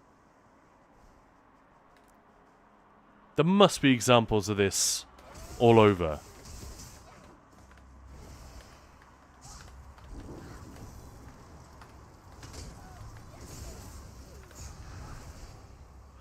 Okay, here's one. Flawless Sinner. Sorry, Pinhead was auto-modded. You know, Pinhead is a very light insult. Even if you meant it as an insult, I think it's fine. Polite Meat Popsicles. I've straight up refunded games that have had a brand launcher. Yeah. Yip. Good old Erie. Yeah, that was a fair comment. Good. I'm glad I was able to defend myself to some degree. Bright Talk, not finished Baldur's Gate 3 yet, still in Chapter 2. I haven't either. I haven't finished it. Not even close. Wilkin, I'm currently considering buying Mass Effect. I haven't played it yet. And I see there's a sale on Steam for a few dollars. Well, we're playing it later today. If you have time to stick around, then we'll be jumping in a fairly early game in Mass Effect 2.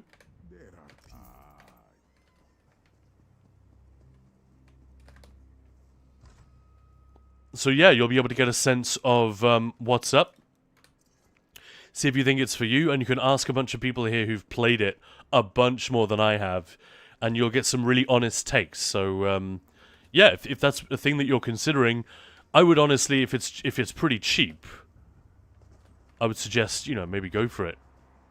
But since we're going to be streaming it later, why not hold fire and see what you think? See what kind of impression you get. That is one of the main things. I just want to increase my knowledge of, an appreciation of, and experience with a bunch of these games. Old, new, classic, whatever they are. Because it is it's not just a thing that I do, it's a thing I'm interested in. You know, how they're made, how they work on us, which ones are influential, which way the industry is headed, what we can learn from old games that were better than some of the stuff we're getting these days. All that kind of stuff I would love to understand better and be able to comment on more accurately.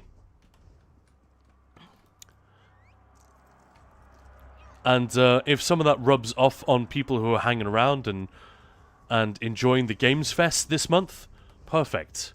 It's exactly the kind of thing we want this stream to be, long term. A place where we hang out and make silly jokes and innuendo. But also, ultimately, something that has a little bit of value beyond that. That's the dream.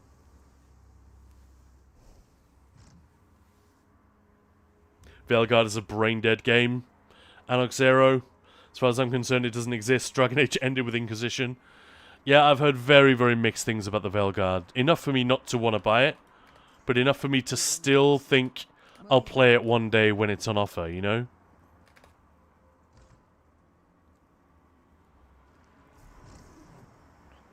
And yeah, Brian, sorry, I got what you meant. You weren't saying about the sex, it was the, you didn't need to run it through EA's little client thing, you just do it from Steam. I think they realize that it's just a self-inflicted PR injury at this point. Same with Ubisoft. I really think they should ditch the whole Assassin's Creed only on Connect for the first few days. And just be real. Why is it directing me here? Is she out on the balcony?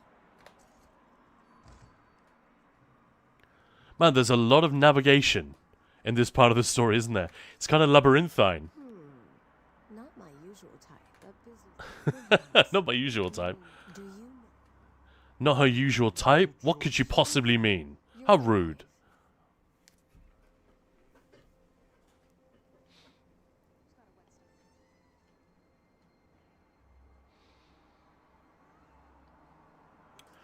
Flawless Sinner. The remake they just did with the Lady Pinhead is actually amazing. I've heard good things. Yeah, so this is not a game. This is a movie we're talking about here. Flawless Sinner and I just talking about Hellraiser. Has some sex stuff. I'd put it on par with the first one because it sticks with the book concept a little more than the first movie. Okay. Yeah, they won't let the P word, but Hell Priest, fine. Brian Tucker's like, Mass Effect, grab it. Yeah. Flawless Sinner definitely worth the buy, or defiantly worth the buy, possibly. Brian Tucker, if you want Mass Effect, including all DLCs, take the Legendary, else you pay a lot. And Zumadar, happy Saturday, hello! Welcome on in. Will there be Gothic as part of Gamesfest? No, there will not. We've finalized the list now. We haven't shown it today, so let me just bring it up for you guys. Here is the list of all the ones we're going to be playing. Man, I keep forgetting to send it to Maya. God damn it.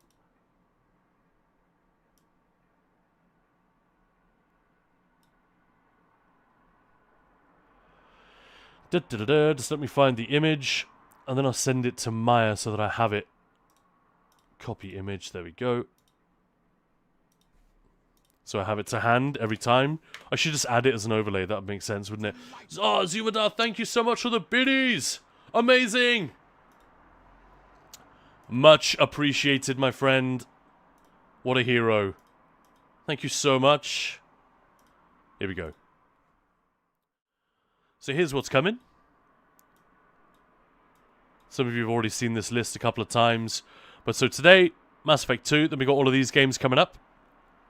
It's going to be a bit of a multiplayer week with Left 4 Dead 2, Portal 2, Enshrouded, Space Marine 2. I think Dawn of War probably plays single player. We've got Maya getting involved for Kingdom Come, Baldur's Gate. All of this stuff. Hellblade was her pick, by the way. And Heretic, she really wanted that to be on there. Assassin's Creed might not be Shadows. We could be persuaded to play a different one. But since it's the newest, it might be worth having a gander. It's the shiniest one. And we do have this wild card here. Your choice. So for the people who really wanted Elden Ring on the list, or Gothic, Wilkin, we are going to be holding a poll on our Discord and on here, and we'll collate the two. Well, I think we'll limit it, we'll cut it down to 5. 5 options, so I'll put Gothic on the list. Because it could be any of those games, right? Oh, sorry, you can't even see what I'm looking at here. There we go. Sorry. October the 1st. The game that we play on October the 1st, the last day of Ninja Balls Games Fest, is going to be your choice of game. So you can suggest them to me anytime, and we will hold a poll on our Discord and here live on Twitch for you guys to say, nah, should be this one. And we'll go with that. And I can even let you guys have a look through my Steam library. Maybe tomorrow we'll just scroll through the entire thing, and you guys can make suggestions. Oh, you gotta play that, you gotta play that. But also, a couple of these games we didn't own. Kingdom Come Deliverance we bought. Borderlands 4. We went and got that. Actually, Maya managed to get us a key, so we didn't have to buy it. But still, it wasn't a thing we were going to do. But somebody said, oh, you please put some Borderlands in there, since we've got a new game launching. So that is that. Yeah, it's very much for you guys, not just for us.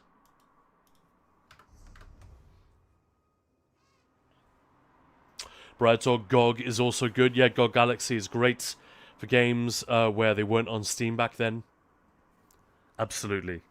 Back when you got a full game, didn't have to worry about day one updates. Flawless Sinner. Yeah. And how's it going, Zumadar? How's your weekend treating you so far? I hope it is treating you excellently. All of you, in fact. Planescape will be fun. Half-Life on the 17th? Brilliant. Don't have Shadows? I have all the others. I haven't played much Shadows. It was really good. It had some of the best combat in the game that I've experienced. Like, the free running in Mirage was pretty fun.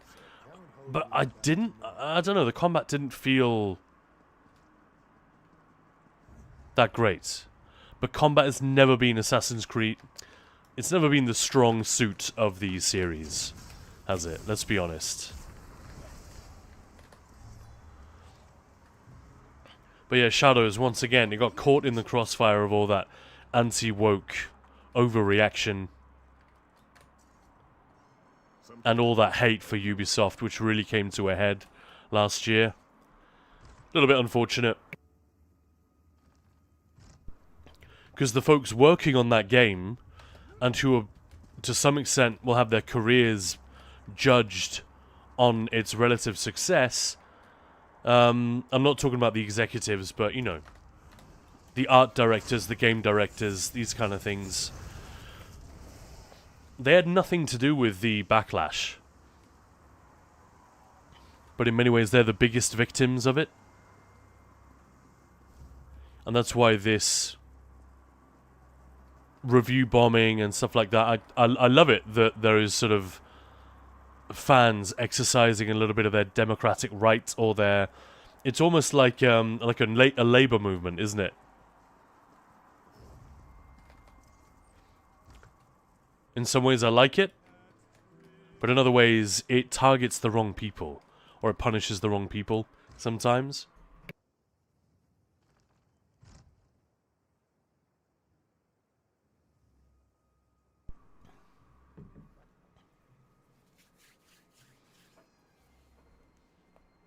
Yeah, Split Fiction's going to be great. Maya and I are going to be doing that together. That's going to be hilarious. I could have sworn the marker was up here.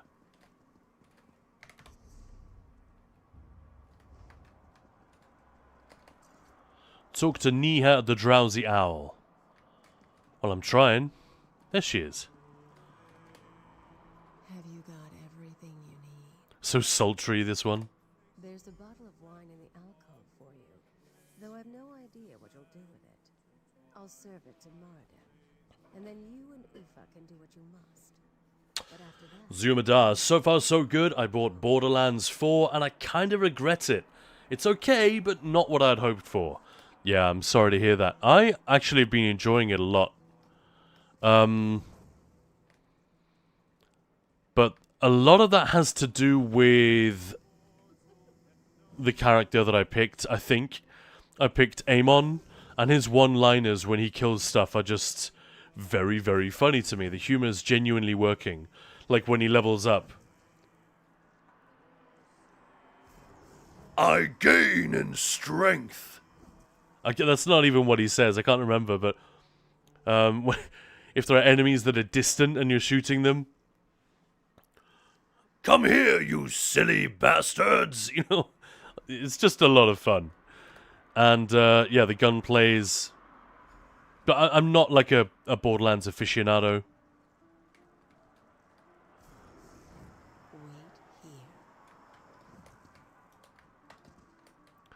So it may be that people who have got like deep love and a great deal of experience with the franchise won't have the same experience that I've had.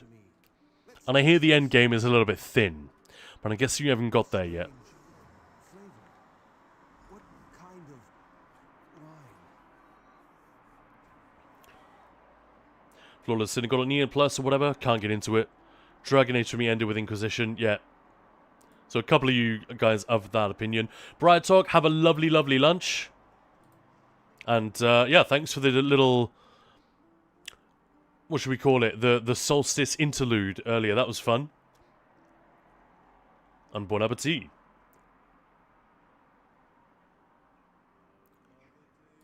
Flawless Sinner, because in the book the Hell Priest was described as neither male nor female.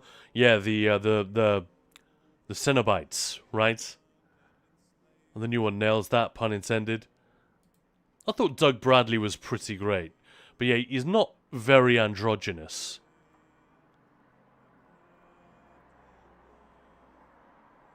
Especially with that deep voice. There's something amazing about his vocal delivery, though. It's terrifying. Something very odd and inhuman about the way he does that. Watch the original Hellraiser, guys, you'll see what I mean. Or listen to a Cradle of Filth album.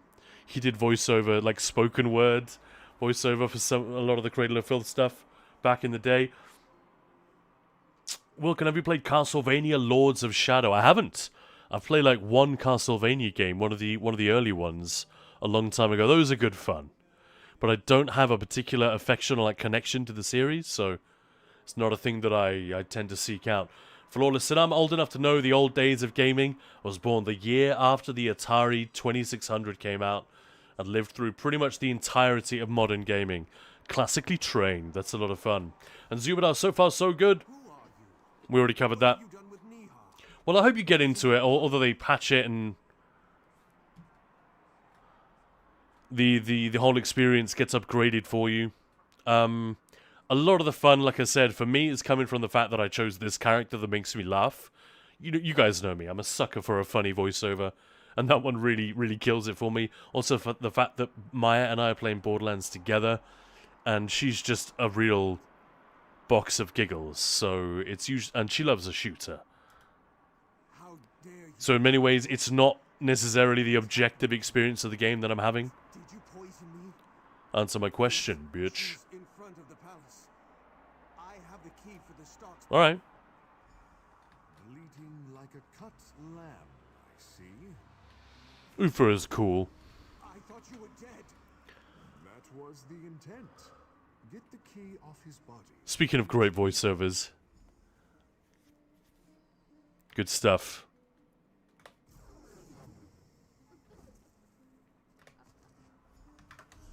So let me check the levels real quick. Is the, how was the audio for you guys? It's about right, isn't it? Yeah. Seems good.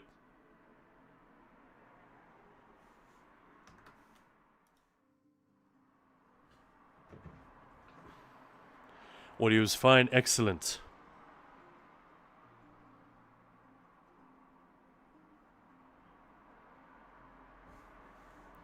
Well, I'm thinking maybe we could head over to Mass Effect pretty soon. What do you guys think? Thanks, Chemical Ali.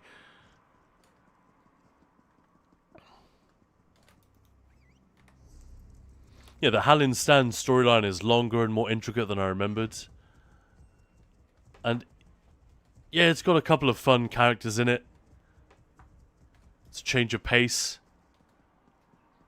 But it's not really the kind of story that we're going to be slowing down and listening to every bit of dialogue in a playthrough like this on stream.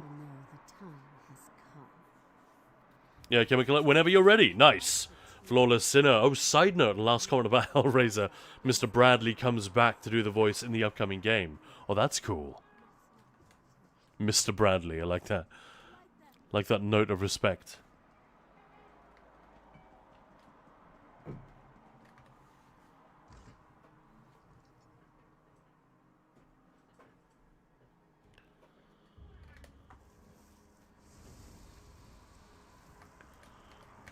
The beacons are lit! Gondor calls for aid!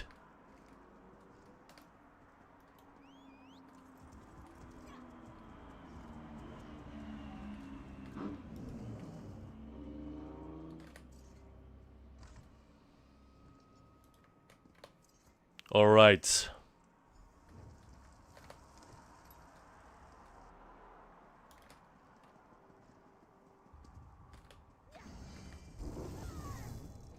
Now let's get the show on the road.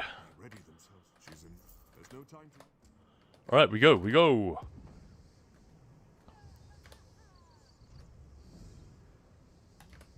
But yeah. While we're doing this, since we're talking about all the games that we got coming up let me thank you again for hanging out with us during September. It's a bit of an experimental thing that we're doing here. I like that. It's unfortunate you've picked the wrong side. Did you think I'd let... Sada Secundus.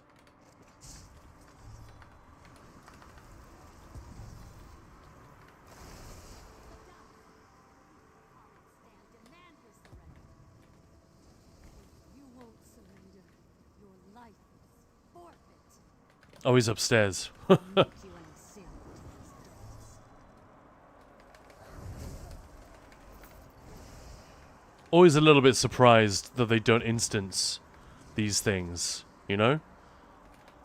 This guy and I could easily ruin each other's playthrough. We're not, because both of us are just like whizzing through it.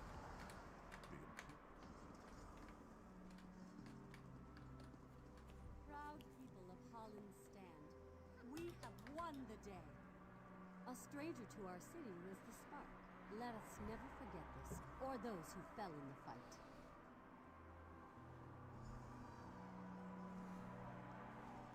Okay, I think this is the end of that.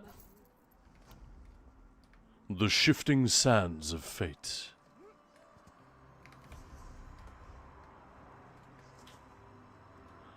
And is there no... Again, they're missing quite a lot of vector quests, aren't they? Oh no, we do have one. Sorry, I'm talking shit. So now we're going off to look for Septimathan. I like the...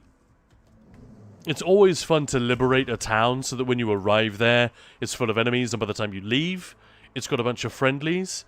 They could definitely have developed that more, that it becomes like a sort of a more valuable hub for you to visit. I don't know, it's difficult to say how they could have done that.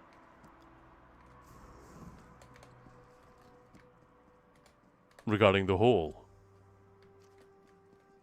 Travel to the Hall of Heroes. Ah, this bit I do remember.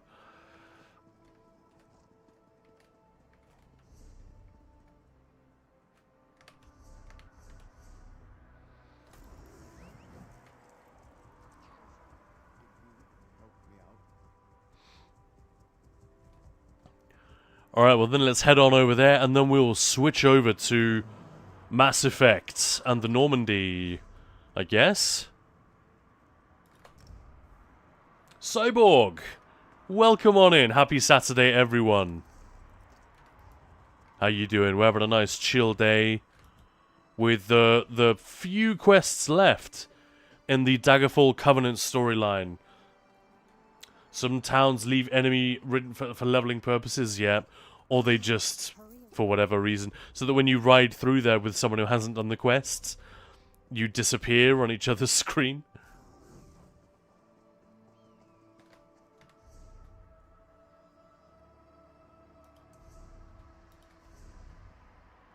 Yeah, I thought it was just up ahead. I could have sworn that marker wasn't there 2 seconds ago. Now it is. How you doing, Cyborg? I hope you're having a good one. We're having quite a chill stream today. The ESO category seems very quiet. I wonder why that is. If people are just deciding that they're sad about Update 48. If the number of players actually goes down for the Writhing Wall event, that would be such a silly, self-inflicted injury by the devs, wouldn't it? Because what we've got right now are perfectly decent patches. People who are making a huge song and dance about it's so bad, it's so awful. It just doesn't make any sense to me. It doesn't... There's no real reason to use that kind of language or feel that kind of way. I'm all for criticizing the devs and wanting the game to be better. But as I've said 100 times now, funny how Update 46 is the real cause of all this. And if they just fucking finished subclassing before rushing it out the door to coincide with the release of Solstice, maybe they wouldn't have this sort of vague, ill-defined sense of dissatisfaction and grumbling among part of the player base. And then there'll be a chunk of players who might be not playing so much during the Writhing War, which is supposed to be like this big event that the devs have really wanted us to all be there for this year. And if they hadn't arbitrarily rushed subclassing, like, no one was going to buy Solstice as a result. You know, there was no monetary incentive there. So, I don't really understand why they insisted on releasing it when they did. They could easily have waited, don't you think? Anyway. Oh, that mammoth is so cute. I love it. Anyway, let's wrap this up here and head over to Mass Effect for a little while. It's a shame. Utopian Warrior was one of the ones who actually requested this, but I'm pretty sure he is out and about today, so that didn't work out.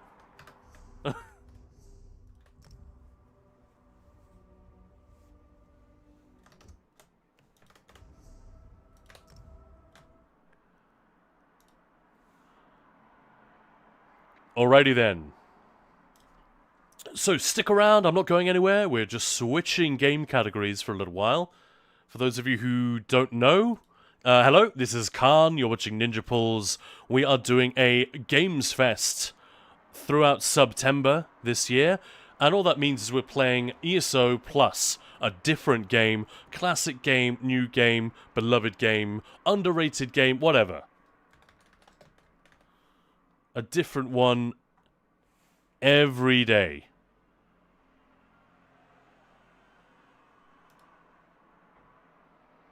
And the game that we're playing today is going to be Mass Effect 2. Specifically the Legendary Edition. Just let me fire that up. And then I'll switch screens once again. LeBro, hello Khan, mind if I give my 2 cents? Of course not. Of course, why would I mind? That's literally why we're here. To swap ideas. It's certainly not a soapbox for me. You've all heard what I've got to say by now. But yeah, let's hear it.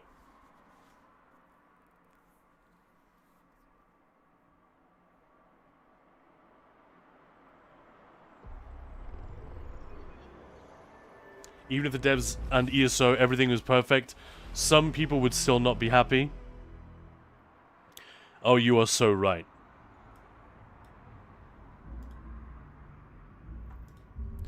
So I tried getting us a save point where we see the Normandy again for the first time in Mass Effect 2. It happens quite early in the game, but the only way to save right before that bit is to then go through a huge amount of dialogue and waffle before and after that cutscene.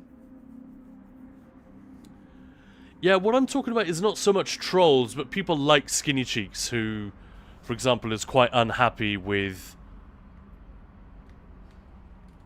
the way that, oh, hang on a moment, I'm sorry. I also need to change something else real quick. So Skinny, for example, he's a friend, he's a buddy, and I tend to agree with him on almost everything. Not because we suck each other's popsicles or anything, but just because we are very similarly minded on a lot of things when it comes to ESO. Yet he is much more angry or much more frustrated with the current state of ESO than I am. I don't think the current stuff that we've got going on is all that bad. I think update 46 was the problem, and the issue that we've got now is that they're having to retroactively finish subclassing after it has gone live. But I'm honestly happy to sit here while they do it and pay attention to how they do it, etc. Others,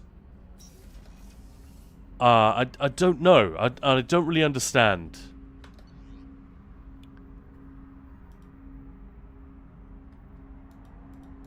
Okay.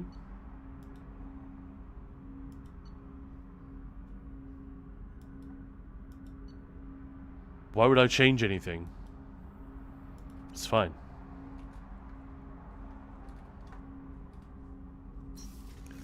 Yeah, so we should start talking about Mass Effect 2, but Someone somewhere will always be unhappy no matter what. But when it's someone like Skinny Cheeks, I don't feel inclined to just dismiss it like that. I think he's genuinely... I think maybe people are getting the impression the devs aren't listening, rather than my impression, which is they rushed subclassing, and now it's simply going to take a long time to turn the ship. It's a big old ship, so to speak. And these things take time to implement. And also they didn't realize how much work they were giving themselves, maybe. Or parts of the team didn't. Volker and ESO could be perfect, someone would still be unhappy. Definitely true. There hasn't been time to really settle in and take stock.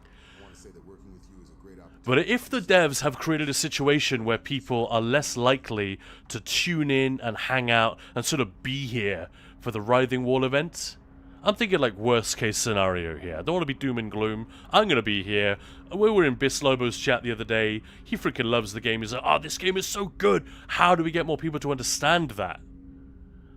And that's a question streamers should not be focused on. That is the dev's job. And I think that is one of the key things that they're failing to do.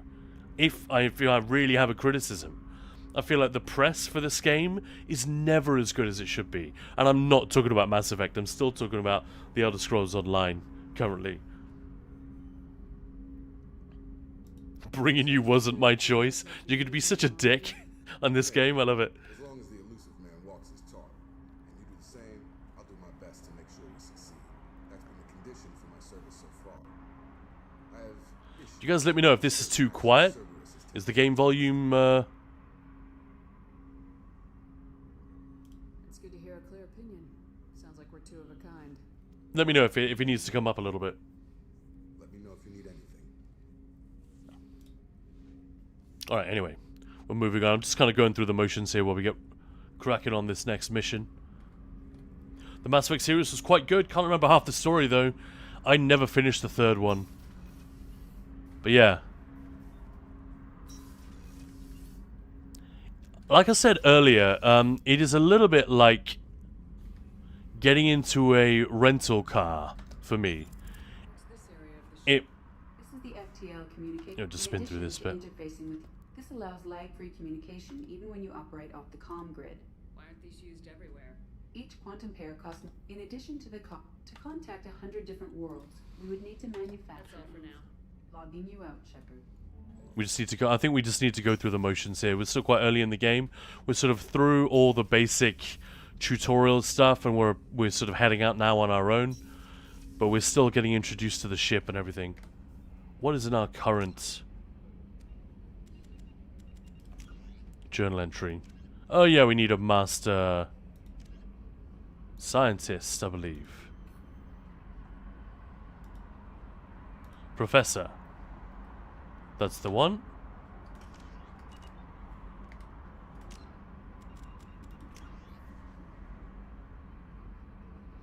The slums of Omega. That's where we need to go. Let's bounce. Commander, you've received a new message at your private terminal. Oh my goodness.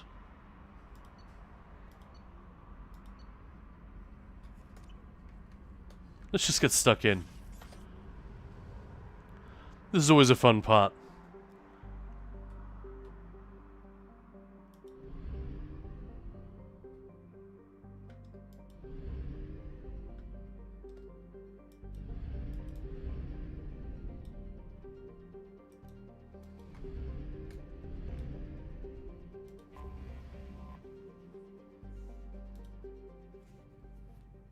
One thing I do wish they'd done a better job with is to remaster these scenes. They look so crummy. You guys probably can't really see. But when you're playing the game in 4K, and then it cuts to one of these, it's like, oh! Like when you're watching an old series or an old movie that's been up-resed and remastered, and they cut to one of the shots they couldn't find the original negatives for.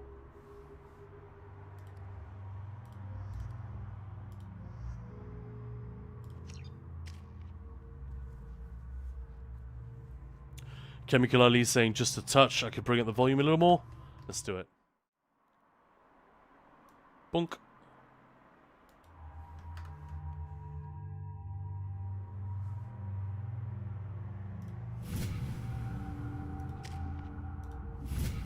We're not going to worry too much about this.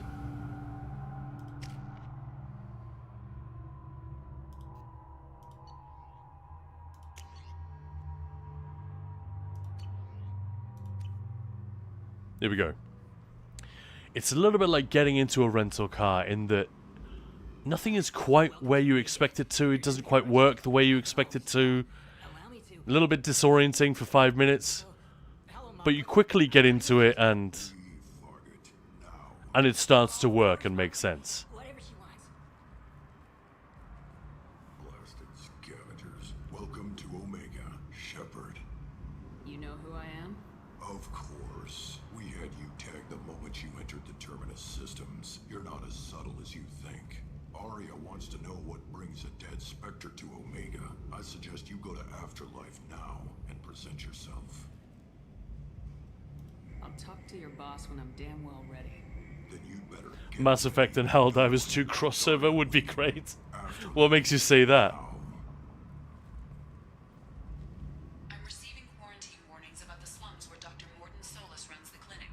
Anticipate resistance at the transport station. I have also accessed messages between...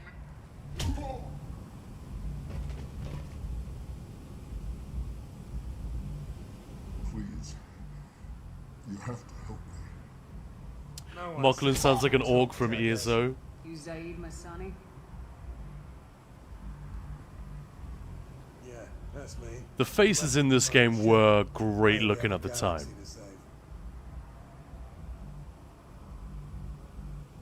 My contacts told me we're picking up one man, not two. Batarian delinquent. Pissed off someone rich enough to hire me to go after him. And for my bring him in alive rates even. Please. I didn't do it. I said shut it. Tried to lead me on a chase all over the systems. You should have known better. These people always run to Omega. I assume you've been briefed? I've done my homework.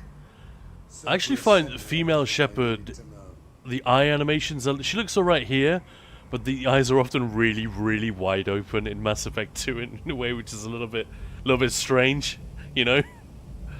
But yeah, the game, it was quite an upgrade visually from the first, and especially in the remaster. The animations and all, and the hair and all that stuff, yeah, sure, that may be dated if we're really putting it through, you know, gamer perspective, like really, really modern, up-to-date standards, but come on. The faces look pretty decent, actually. What's your relationship with Cerberus? Easy. Cerberus is paying me a lot of money to help you. Starfield could learn a thing or two when it comes to faces, Wilkin. Yeah, it's because they have a completely different approach to making, you know, the engine and the way that it works and the way that it generates a bunch of random faces. Yeah, but it means that you can't really create these interesting and super memorable faces in the same way. Whereas in this game, you have a bunch of NPCs walking around that look identical, because they are. They're literally identical. Same in The Witcher 3. It doesn't matter so much in those games, but in a first-person game, like Starfield or Skyrim, if you run into two people that look literally identical in the same area, it is going to break it a little bit. So it's different approaches, but you're absolutely right. You never get a face that is quite this unique and defining, you know? Our first impressions of a character's face tells you a lot about who they are. That's why casting is such an interesting thing. Anyway. Go ahead and get set up on the Normandy. Right. I'll go make myself at home. I assume the elusive man told you about our arrangement. I'm assuming there's some part of your contract that I'm expected to handle. That about right? Yeah. Funny he didn't tell you. Picked up a mission a little while back, just before I signed on with Cerberus. Look at this guy. You heard the name Vito Santiago? He's the head of the Blue Suns. Runs the whole organization. Seems he recently captured. It does look very good. Gilly-chan, hey, how's it going? For slave labor. The company wants it dealt with. Bright Talk and back with food. Well, welcome back. We are here on Omega in Mass Effect 2. Quite a change from Hallin's stand in Bank Ryan ESO. I wasn't actually listening. Company wants it dealt with if there's time. Get to it if we can. Our mission takes priority. I know you've got bigger fish to fry. That's why I'd like to get this other thing dealt with as soon as possible. Just gonna cap him. I better turn this thing in before it starts to stink. I thought he shot him in the leg. Next time you're ready to get some killing done.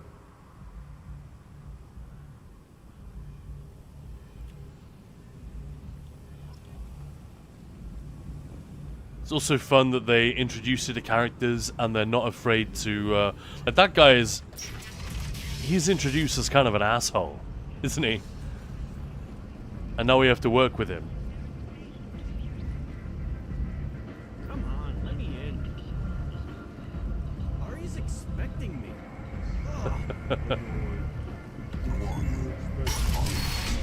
The audio is super out of whack. Let me just see if I can change that. So sound effect musics. Music can come down a little bit. Musics?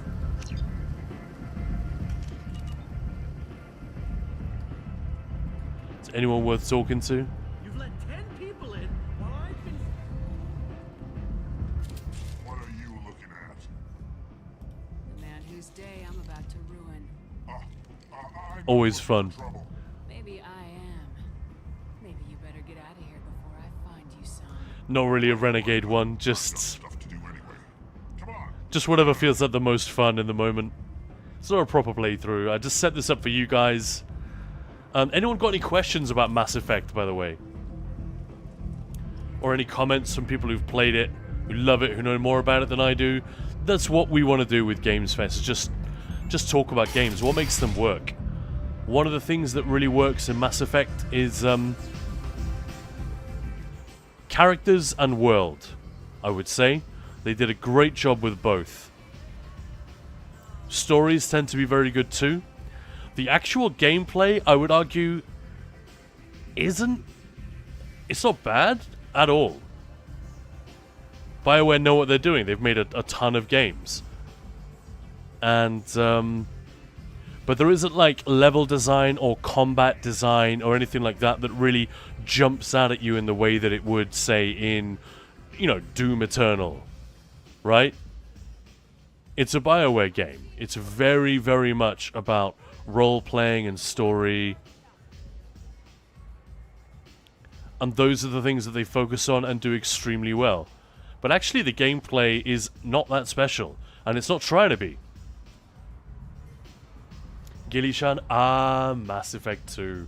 The first Mass Effect game I played, Zaid was the only one that I didn't get to max loyalty because I did his companion mission too early and my Paragon level wasn't high enough for the Paragon interrupt at the end of it. Gotcha. Briartog, I usually go with Paragon and a dash of Renegade. I'm very non-committal. I don't tend to RP a lot in these kind of games.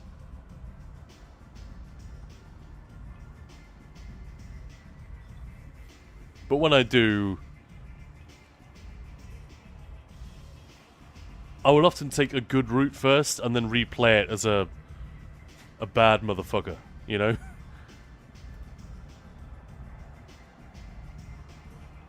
Look at Jacob behind us, he does not look happy. We're drinking? Renegade is funnier. Yeah, it's inherently more entertaining. But you can have some nice moments with the Paragon stuff. Like touching moments.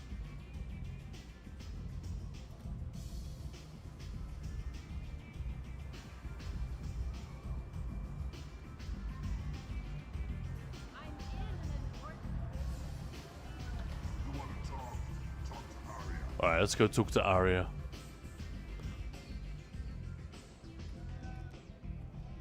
That's close enough.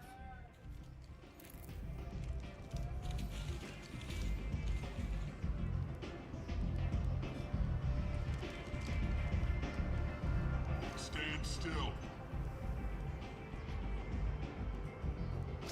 Like hell. I was told you're the person to talk to if I have questions. They're clean. Depends on the question. questions. Look at that little bolero she's wearing. That's what that's called, right? One of those tops that comes down and stops at like boob level. I am Omega. But yeah, Moose, I definitely agree with Renegade is generally the more entertaining option. Guns and Raiders. Being able to progress with the same character is great. Having made choices from the first and second can also affect the third game. Yeah, that's a huge win, isn't it, for the series? The things you do and the people you piss off or ingratiate yourself to in Mass Effect 1 and 2. Fuck with Aria. Sounds like neither of us likes being jerked around. And by the way, that's Lyris Titanborn. I'm sure you guys know that. Jennifer Hale on voiceover duty for Female Shepherd. Absolute legend. So, what can I do for you? What do you put in the class? Good old Bull Taurine. Lore and story-wise is amazing. The fact that your decisions affect the subsequent games. Otherwise, the T poses were a classic game bug. I'm looking for Morden Solus. You know where I can find him? The Solarian Doctor? Don't we already know? I heard he was trying to help plague victims in the quarantine zone. Let's turn him up a bit. I always liked Morden. He's as likely to heal you as he is to shoot you. What can you tell me about him? Used to be part of the Solarian Special Tasks Group. He's brilliant and dangerous. Just don't get him talking. He never shuts up. If you really need to find him, take a shuttle to the quarantine zone. No guarantee they'll let you in. I love the one of the most interesting scientific innovations they have in like future tech here is the way that so many items of clothing look incredibly robust, like what the this character is wearing here. Let's ask someone else. So you must know what's what on Omega. They look very robust, but also very, very skin tight. Information is power. Mundane things you Look at that outfit. It looks like it could stop a bullet, and yet it's so tight that it goes in and up under the boob. talk to the entertainers. That background alien. Yeah. Just don't waste my time. Right, Dog, I find female delivering the lines better than the male.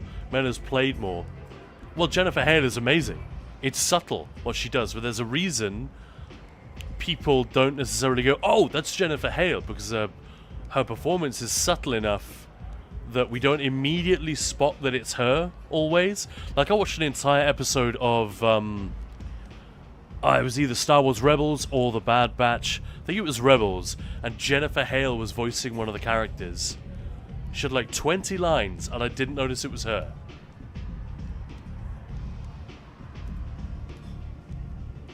One scan and we're straight to business. People are usually more concerned about who I am. Your death was downplayed, but hardly what I call a secret. I had to make sure it was really you.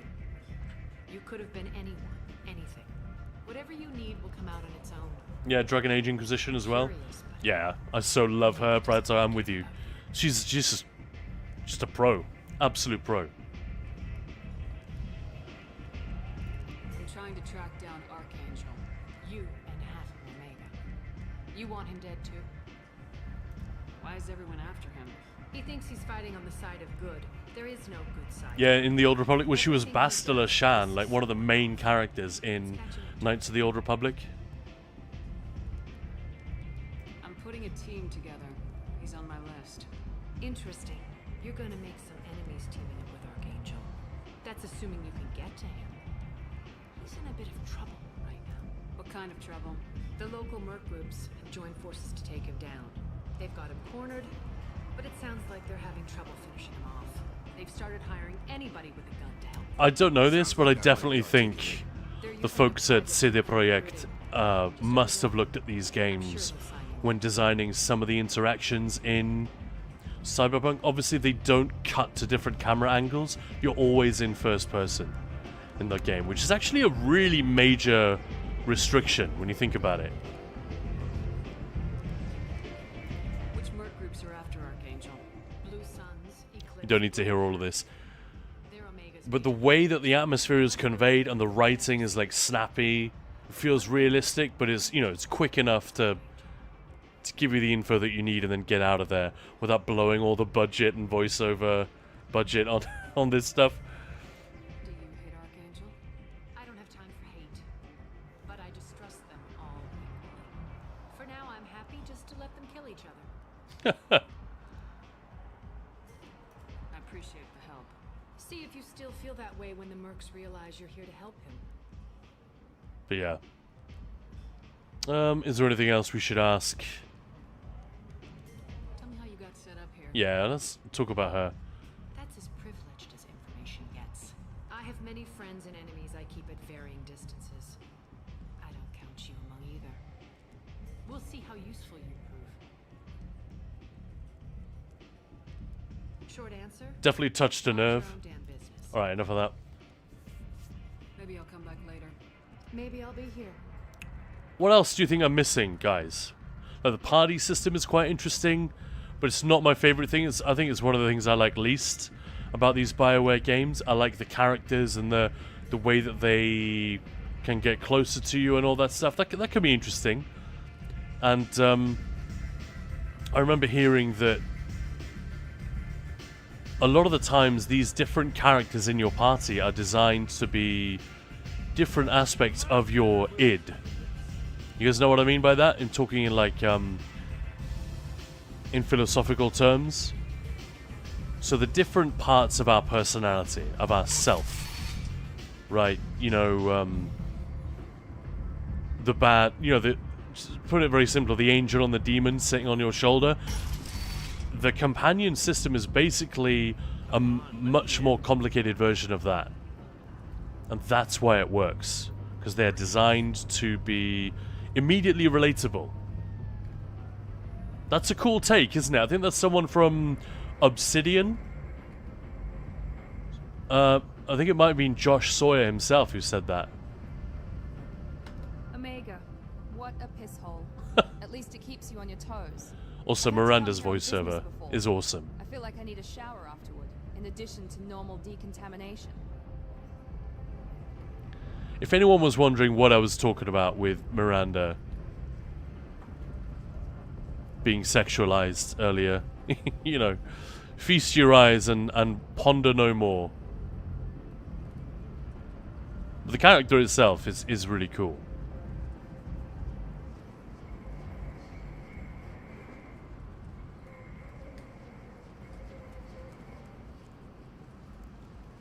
And they usually do a very decent job with the tech that they have available. Like, that is a very, very obvious backdrop there. But the illusion is excellent.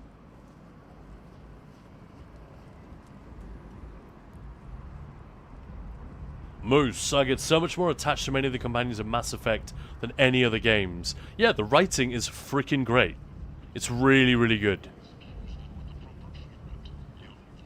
Are the mercenary guys inside? It's ages since I think I played this when it was new, and I haven't gone back to it since. Look, I'll pay you. I'm prepared to offer you credit. I'm not really doing we're just here for you guys. It's not a playthrough, because after today I'm just gonna uninstall it. Probably.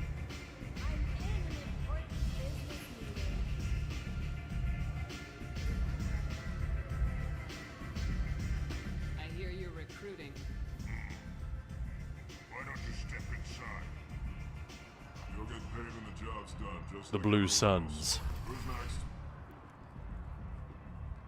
Oh yeah, I remember this. Oh, aren't you sweet? You're in the wrong place, honey. Strippers' quarters are that way. Show me yours, tough guy. I bet mine's bigger. Impressive. So, you're here to fight them? You could say that. Standard fee is 500 credits each. You get paid when the job's done. It helps that they did a great job making Shepard a real lovable badass. Even if you go Paragon all the way, you know. You a member of the Blue Suns, Eclipse of the Blood Pack. You are a freelancer, period. Any questions? Where's the attack taking place? Archangel's base of operations. He's been hiding right under our noses. I can't tell you exactly where you're going, but we'll get you there. Where do we go? Cool. They just take us. That's slightly unbelievable. Our boys will take you from there. Send in the next one. Hey, is this where I sign up? You look a little young to be freelancing as a merc. I'm old enough. I grew up on Omega. I know how to use a gun. So does Archangel. I can handle myself. Besides, I just spent 50 credits on this pistol, and I want to use it. Get your money back. Hey, what are you... Trust me, kid. You'll thank me later. Oh, the face. All right.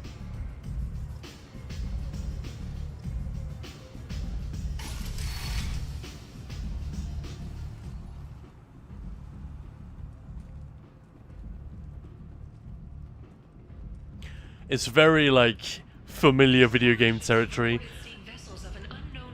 It's always like you go into a nightclub and it's not quite busy enough to be believable. Even in a game as crowded as Cyberpunk, it's still not quite believable. You know, the dance floor is a little bit empty, all of that stuff. I'm good.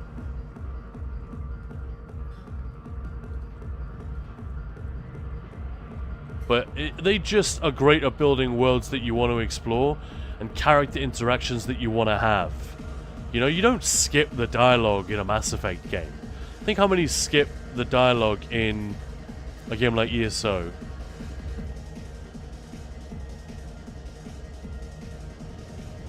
Nah.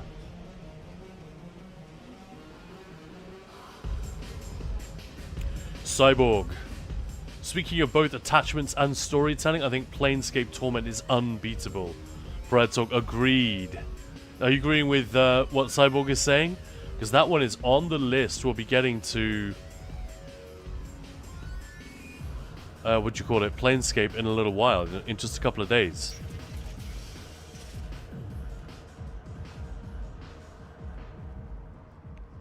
Hell of a nightclub, huh? I haven't been to many nightclubs I could get lost in. Torment is like no other, though. Elysium is pretty unique, too. Yeah, there's a reason I put Planescape Torment. I love these guys. Look at that face. They look like they're laughing maniacally. Like the Joker from Batman. You know? Yeah, there's a reason I put Planescape Torment and Disco Elysium on consecutive days. Hey Shisk, what's up?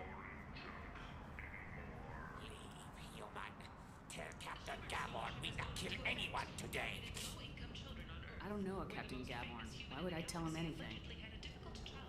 Trust you. Tell Gaborn we know his tricks. Not kill anyone today. Don't you like the ones with tentacles on their heads? Yeah. And so we're saying Brian's like, yes, both are my all-time favorites. Wilkin, yeah, I mean, I dig all of them. I think all the aliens are pretty fun. There seem to be a lot of Vorcha on Omega. Go away. Talk too much. Gaborn's thugs get no more. We leave. Good talking to you. No more talk. We know Gaborn's tricks. We leave. And Broadsog, those are the Asari, a monogendered species, but they look female for us, yeah. Because video games, so they're all coded as female. This place. How can these people be left to rot like this? You don't understand or you don't want to? Does it really matter? No. Omega has worked this way for a very long time. No one's changing it now. Of all the place names you can say in Australian accent, Omega is quite a good one, isn't it? I wonder if that's why they made the Omega character in the Bad Batch. They gave her an Australian accent, didn't they?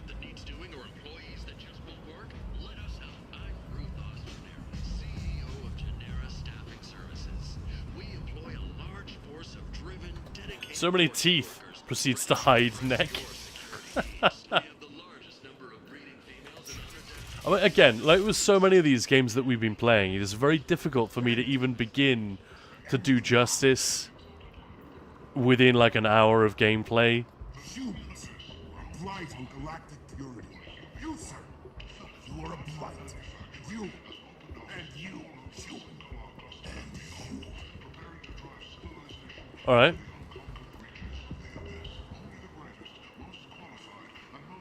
Good to know. Your proto. I think... I'm not sure what was flagged in that one. But yeah, come on. Something to do with gender. I might have something. An unnecessarily hot topic at the moment. I'm in the mood to spend some money, but I think I can find better stuff elsewhere.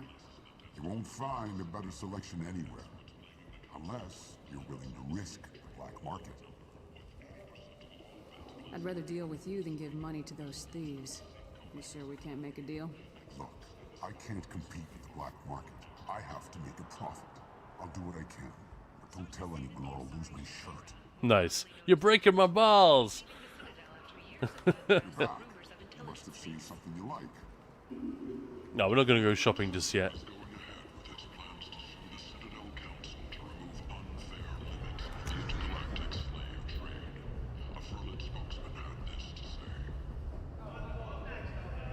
I forgot how nice the map system is. It's actually generated in engine, isn't it?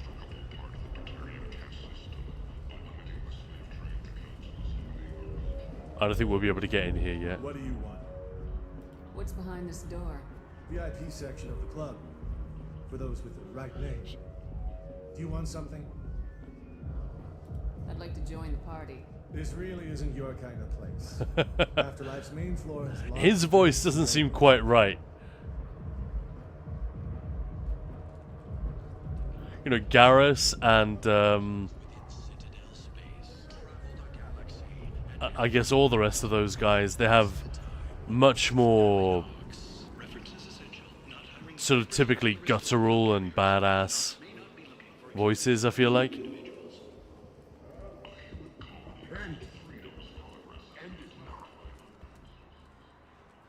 Complaining is pointless, human. There's a plague. Nobody gets in or out. I told you to get lost, lady. The plague has the whole zone. Here we go. Nobody gets in. I'm human, you ass. Humans can't get the plague. Now let me get my stuff out before looters get it.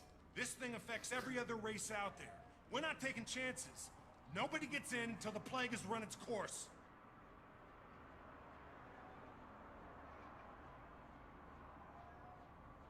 There's a Solarian named Morden Solis in the slums. I've got to get in there to find him.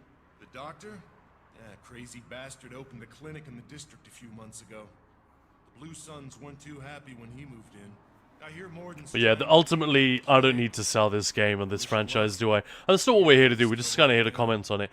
The storytelling of BioWare used to be best in the biz. So there's like a double lesson for us, isn't it?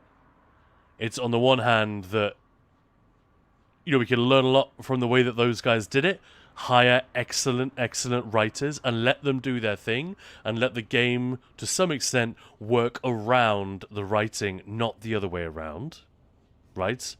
All of the criticisms we have of The Elder Scrolls Online, for example, and the way that that writing, other MMOs as well, when the writing or the lore kind of falls short, it's generally, you can trace it back to...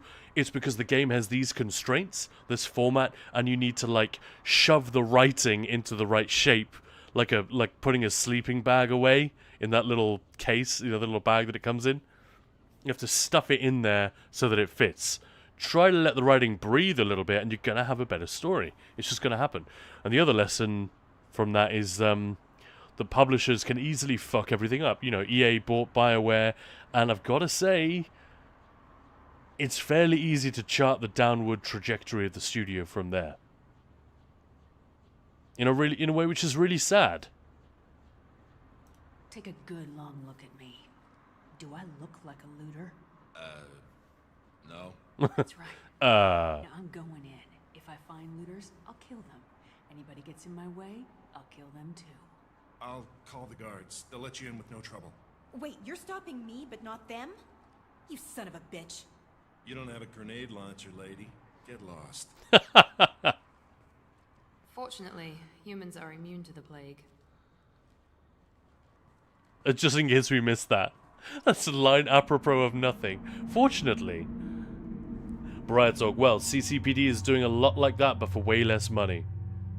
Oh, we can now run with Zaid, but yeah, let's not bother. Stick with these guys for now. It's looking very much like a humans-only club, isn't it? Xenia, to be fair, most things Microsoft touch turns to shit. I don't know that I would agree. Indiana Jones was developed after the Microsoft acquisition. That's an excellent game. And Machine Games were really given the freedom to do what they needed to do to make it work. World of Warcraft is doing okay. ESO is doing okay. Because I think Microsoft aren't interfering that much. Like, everything that's up with ESO is very much stuff that ZOS is doing. And, in fact, cool things like the Endeavor system. Remember, that's Microsoft that mandated this. So, like, okay, if you're going to have loot crates, you need to have a way for players to earn it in-game. And not just by paying money. So, yeah, Microsoft aren't exactly on my good boys and girls list at the moment.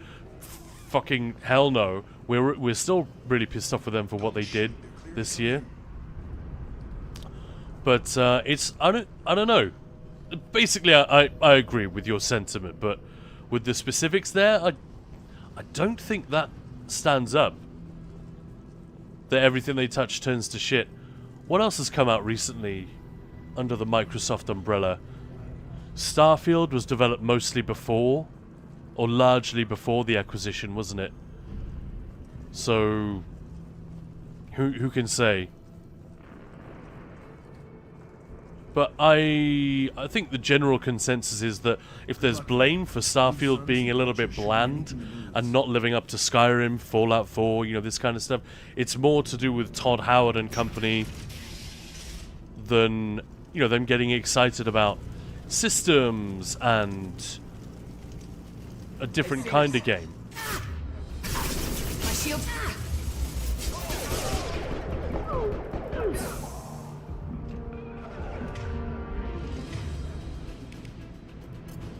Come on over. I wasn't expecting combat so soon. They just left the dead in the streets. Sorry about that. Burning corpses. Must a little be bit trying to sudden. keep the plague from spreading. Yes, then obviously a little bit too harsh, but in essence, yeah, they poke around too much. I think they just acquire. They bought too much, and they are constrained by this strategy with Game Pass that makes total sense if you're looking at Game Pass specifically. But if you're a bunch of studios, or if you are at any studio owned by the giant conglomerate that is obsessed with Game Pass and making it look like a success, not just be a success, but making it look like it and making their projections for it look accurate, then yeah, you're gonna be fucking furious about these arbitrary seeming decisions to can a really beautiful looking MMO that ZOS were working on. What the hell? Let's not even revisit that. It's painful to even talk about it, isn't it? So yeah, you're right. Oh, my cat really wants lunch. He keeps clambering all over my desk and my keyboard. Just a matter of time. Guns N' Raiders. What game company or any company in general does not take the piss time to time? It's more publishers. Like when a studio makes mistakes. Like when a director makes a bad movie. You know what I mean? That's one thing. It's when they are interfered with by, you know, by someone above them. You're just trying to come in and poke around, just like Xenia's saying. That's when it can start to go sour. Like, from what I hear, the issues with Veilguard are all to do with budgeting. They tried to make it a live service game, and they wanted to do this, they wanted to do that. They didn't have a clear idea, because the folks at EA were all thinking about the spreadsheets and the market analysis. And I've worked as a market analyst and a management consultant. I understand that stuff can be incredibly helpful, but it can also be a bunch of gobbledygook bullshit when you apply it to fundamentally a creative endeavor. Lots of creative teams coming together, making a thing, a very, very complicated product. The last thing you need to do is have the money men breathing down your neck. It's rough. Ooh. This is the first bank vault hack I've done. The bank terminal hack.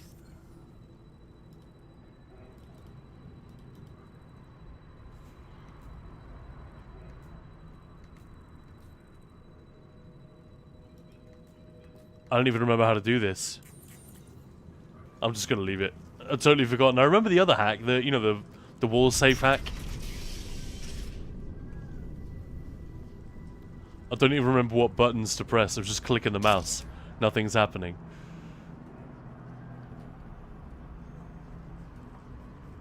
That's a fun minigame, though. Okay, yeah, this is the one I was talking about. This I remember.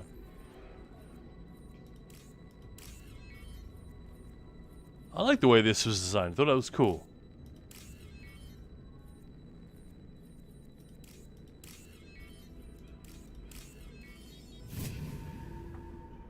Not actually difficult at all, but kind of engaging. Just complicated enough to be engaging for a moment. Looks like he tried to claw his way out. No one wants to die trapped like an animal. Yeesh. Also, another thing, BioWare, they're not afraid to get dark. Their games tend to be quite upbeat. Or they used to be. I guess, actually, when you think of Dragon Age and Mass Effect, there's a lot of, like, in the background to the whole thing is pretty bleak and dark a lot of the time. But they play a lot with that. You know, the light and the dark.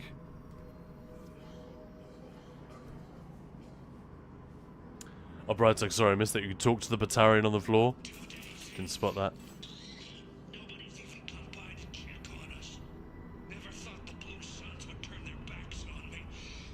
And Erin, bonjour. How's it going? Xenia, I was a big fan of Game Pass back when I actually played a lot on my Xbox, but nowadays it's not really that good anymore. Way too much crap in there. I mean, there's also more good stuff. I think Game Pass as a product is fine, but Microsoft is killing games, cool things that will never happen.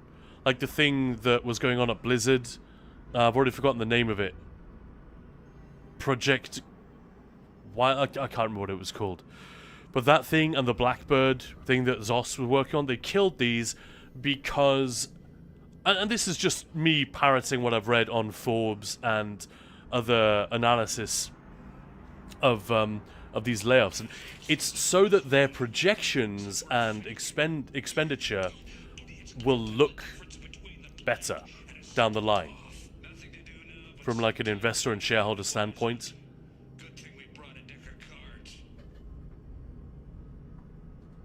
No, we didn't care about that. So, yeah, you need a healthy balance sheet, you need a healthy pipeline, all of that stuff. Oh yeah, I forgot about the objective ping. That's handy.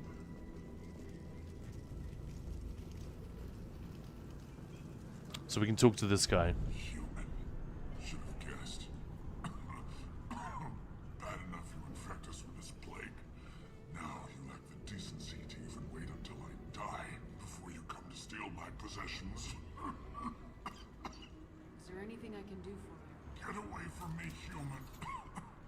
Your kind has done too much already. Your plague did this to me.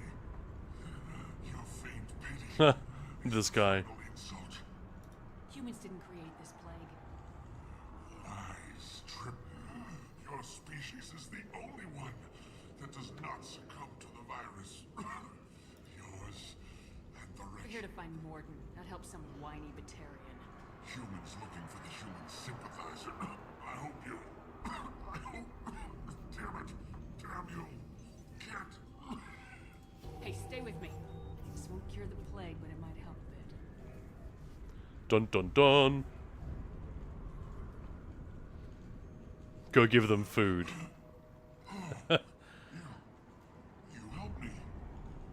Yeah, Guns N' Roses, take a bite out of the apple. Bradtog, the way they set up Veilguard was so different from the old one. First Dragon Age, pretty dark. But it's all dressed up in a very jolly swords and sorcery thing. And like the Alistair character and Morrigan, you feel like these belong from... They're almost comedy sidekicks. So it's that mixture of the rough and the smooth, the light and the dark, which BioWare, it's like a magic trick. They make it work. Like, it doesn't clang when Alistair is there being like Chandler Bing in Armor. You know what I mean? Told you, I'm looking for somebody. Would you rather I let you choke on your own blood? I suppose not. What do you wish to know? Dragon Age Origins, one of my favorite games, Moose. Wow. You liked Cullen more? Yeah, oh, fair enough. I wasn't the biggest fan of the Alistair character, I'm just saying. He ought to stick out like a sore thumb, but he kind of doesn't. And Morrigan is kind of a dumb character. Everyone loves her, but it's very tropey.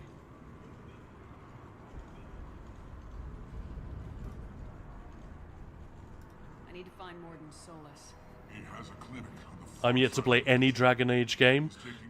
I mean, do it. I can't imagine you regret playing any of the first three. Veilguard, some people quite liked it, some people hated it. Most just found it a little bit... It didn't fulfill the promise of its premise. And again, all the analysis I've seen on this is that EA kept messing around with what they wanted the game to be. Make your mind up. They want it to be live service. They want it to have this. They want it to have that. And it just meant that loads of money was wasted, and in the end they didn't have the budget to make the game that they originally would have wanted to make, which is just a great Dragon Age game. Apparently there was loads of depth that was dropped from the game in the final year or two of development, and stuff that had to be cut. It's a real shame. What makes Morden worse than dying from the plague? And don't get me wrong, publishers can help their studios do a lot better. They can make them more successful, help them make better decisions. They can secure much cooler IP and projects for these people to work on, but they can also do a lot of harm.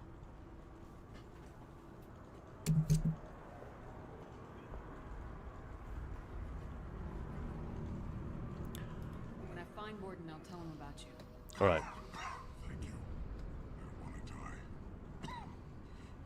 Right, moving on. Yeah, it was limited. It's a good word. I wanted to play it. I thought I would. I thought I probably would play it. Especially when I saw some of the early gameplay. I thought, oh, this actually looks way more promising. I wasn't that interested, to be honest. When we saw like the character reveals, I thought that was spectacularly misjudged. Like they were trying to make a K-pop crossover thing. It was not good. But the actual gameplay started to look juicy. Previews started coming in from people who were playing it, saying, actually, this is pretty good.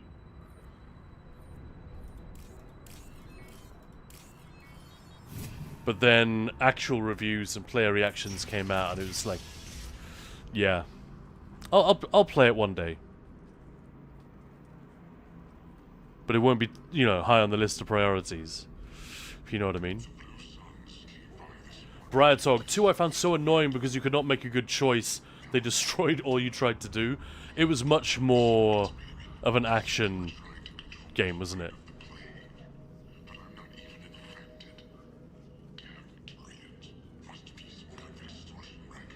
Oh, that sucks.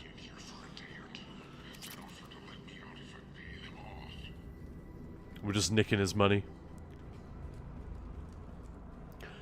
Briartog, I liked some of the characters in Veilguard, but some I have trouble connecting with. Well, there you go. Yeah, there are I keep hearing that. You know, there are definitely positive things that some people have to say about that game.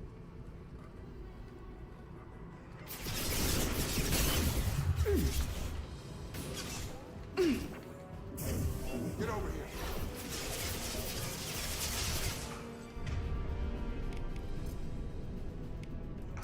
Overloading this. On target.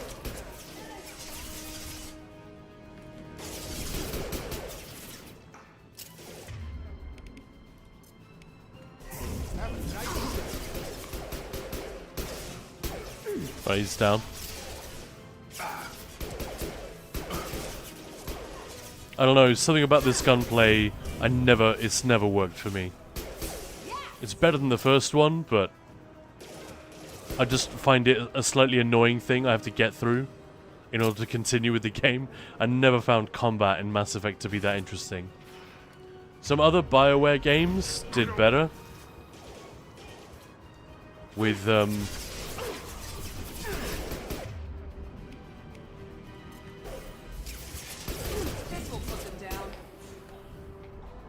you know, the turn-based paused combat, stuff like that.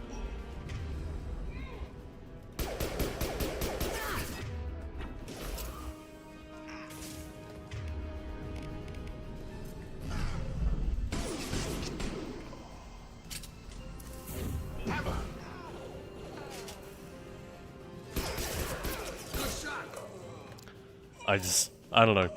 Is that a personal thing? Like, some people love it.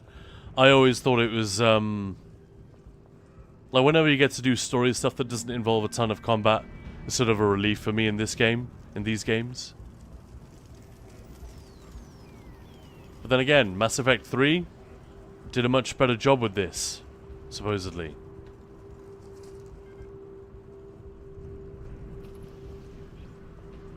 Ew. This might be useful. Third is the best in combat, exactly, Brightsog, yeah.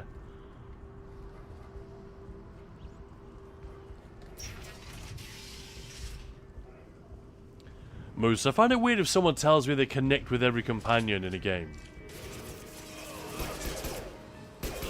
Out that one.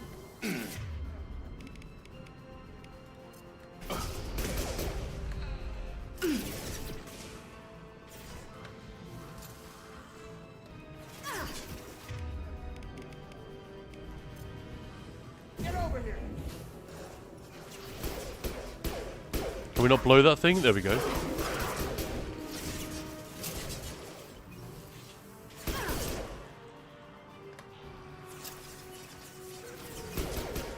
Maybe it's a little bit unfair. I've been playing a lot of Borderlands 4 the last few days, and the gunplay in that is obviously, like, that's one of the main things they focus on.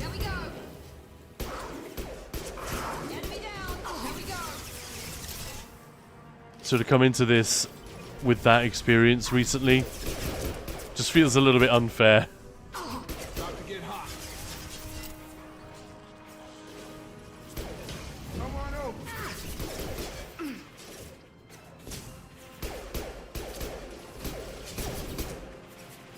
I'm not using my companions at all.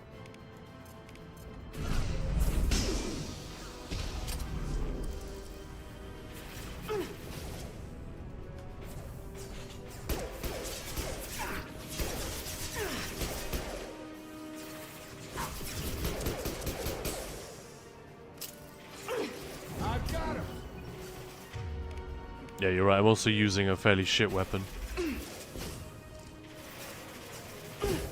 Hang on. No, that's not the one I meant. Probably this one.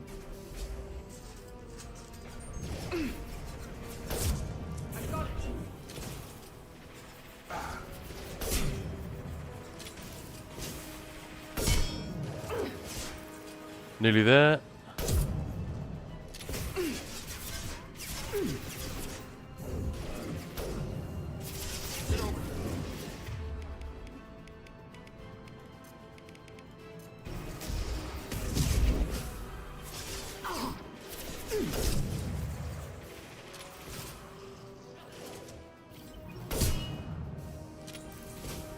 But it's not really the time it takes to kill something. That's not really my complaint. It is just the fact that it is, I don't know, it's just not, it's not interesting. It's always the same. Find cover. Peep out from cover and land a headshot without taking too much damage. Use your companion's special ability. Plenty of games are guilty of this. I don't want to bag on Mass Effect too much.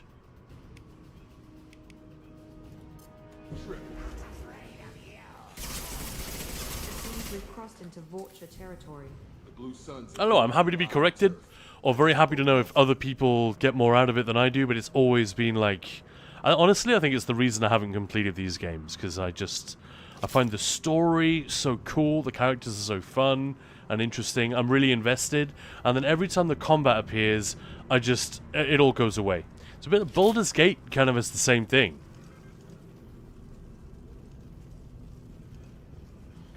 In these very, very narrative-heavy games that also contain a huge combat component.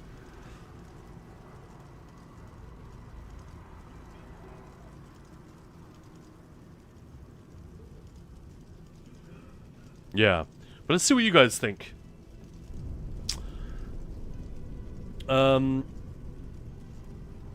Yeah, thanks, Brad Talk. Yeah, absolutely. That was a good call.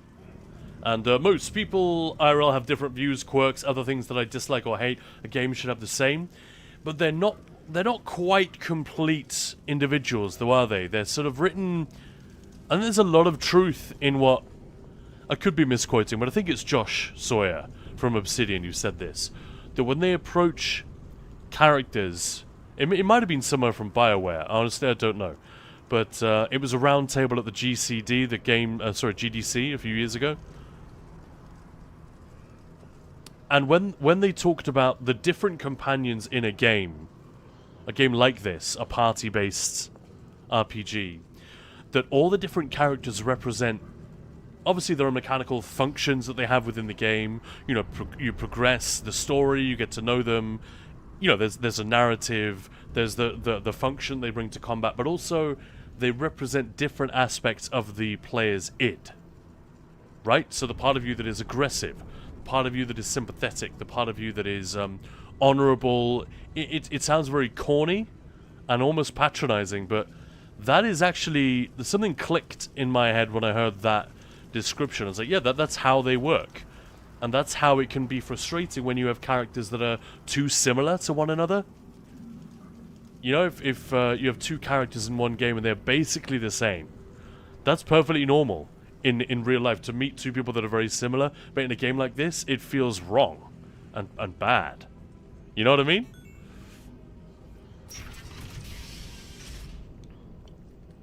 Wilken, we also have to remember that back in the day on consoles, which are already difficult for a casual gamer to shoot on, there were 30 FPS and the fights were even more complicated. Could be too difficult for many. That's a good point. There are all sorts of constraints like that, but also, ultimately, this isn't a game about combat. What they've taken here is the old turn-based combat which BioWare was known for and which they were so good at, and tried to make a real-time action version of that. That's why this menu exists. And it makes combat much more easily, much more easily. Makes it much easier, makes it much more likely that you will complete whatever challenge the game has given you. The fact that you can pause time like this, I think it's a neat innovation. Don't get me wrong. The combat in Mass Effect is quite clever. I don't think it's badly designed. I just don't think... Well, I know that it doesn't get me going. But I love real-time combat in video games. You know, my icon on Discord, my Discord profile is the Doom guy. So I'm very much biased. It's a personal take. No funny business once you're in the clinic. Attack the guard, Erin. But yeah, Wilkin, it's a very good point. Brian Talk, if you don't talk to companions special in the second one, you might end up losing them. Yeah. And Erin, the combat in BG3 is amazing. Yeah, so that is something I'm very, very much aware of. I think the combat in Baldur's Gate 3 is excellent.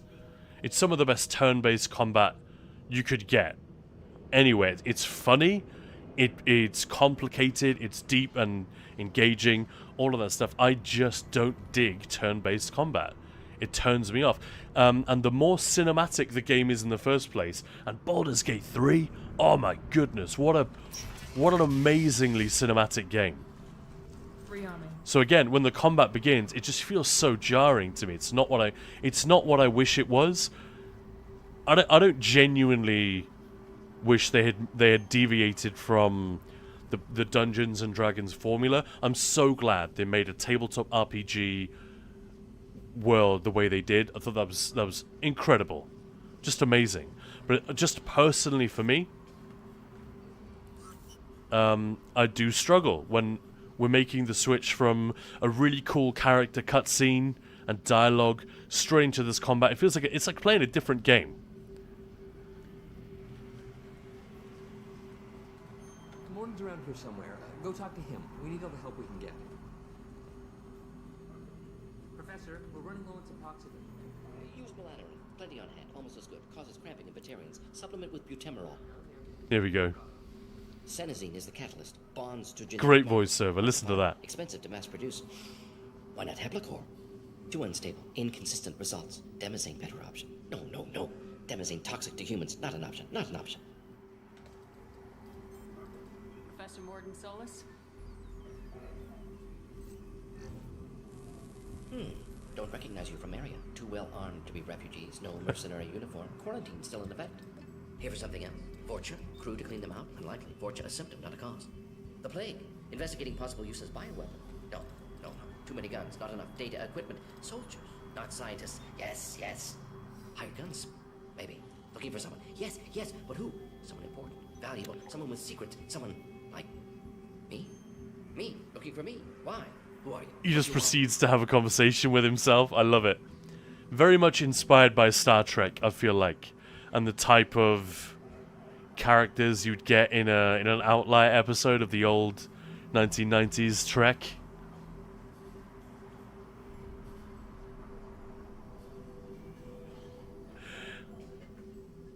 Hey, Ali, or Ali 87, lol, welcome on in.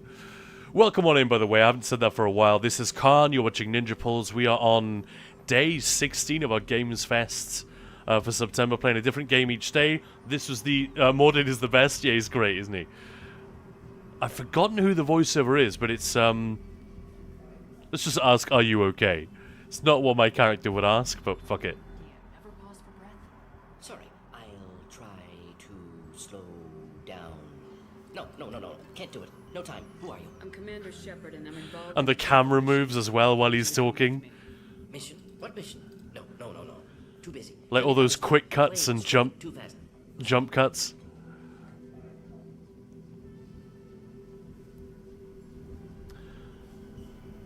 Yeah, so Aaron, the combat in BG3 is amazing. It creates so many ways to approach the situation, which I don't know if any other game can recreate. Another Ali. Hello. Well, Liara is the hottest. Yeah. Hey, Matt. Utopian Warrior is here. What up? We are playing the game you and a couple of other people requested, man. Here we are. I mean, I'm sure you noticed. How sprung did you get when you saw Femship again just now? Personal question. I retract it. Talk to the guard, not attack him, yeah. But yeah, Erin, I remember the praise that Dragon Age Origins got for exactly what you're talking about. So long before Baldur's Gate 3 was even in development, of course, but the idea that you could set enemies on fire, you know, throw oil on the ground, set that on fire and it spreads. You know, this is classic D&D stuff, and it was a type of gameplay that had been ignored in games for a while, although we hadn't seen in a few years, so people were really jazzed that BioWare relit that particular torch, pun intended, or that you could, I don't know, you could freeze some enemies and then shatter them with arrows and things like that, and Baldur's Gate 3 takes that to the extreme. You're absolutely right, it's a great achievement. Also, the build system is very deep in that game. Yeah, this is exactly my point. And Moose says on the same thing, I usually hate turn-based combat. I played the hell out of BG3. That's what I'm saying. It's not bad at all, it's enjoyable, it's cool, but it takes me out of whatever mode I was in. Baldur's Gate 3 really wants to suck me into the world and the story, and I kind of want to play it in first person and all of that, but it's not that kind of game. It just isn't. And if I were judging it and calling it a bad game for those arbitrary preferences that I have, that would make me stupid and just a bad appreciator of video games. So I'm absolutely not saying that. I'm not really saying it about Mass Effect either. It's just, for me, the combat was always a bit of a stumbling block. It's a covert and privately funded human group. Related to plague. Shepard's very quiet, isn't she? Few human groups would know me.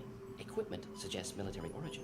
Not Alliance standard. Spectres, not human. Terra firma, too unstable. Only one option. Cerberus sent you. Unexpected. Yeah, the zooms on his face. I'd forgotten about that. It's a lot of fun. You're very well informed. How did a Solarian scientist hear about Cerberus? Crossed paths on occasion. Thought they only worked with humans. Why request Solarian aid? The Collectors are kidnapping entire human populations. Oh, I love Jennifer Hale so much. She's so great. Collectors? She is just absolutely goated. Collectors one of few groups with technology to design it. Our goals may be similar. But must stop plague first. Already have a cure. Need to distribute it at Environmental Control Center. Vorcha guarding it. Need to kill them. And it's not just that she happens to be very talented and, you know, she has that voice. She is a master at using it to convey exactly what the player needs to have in their ears and in their brains from that character. Man, it's amazing. Maya freaking loves her as well.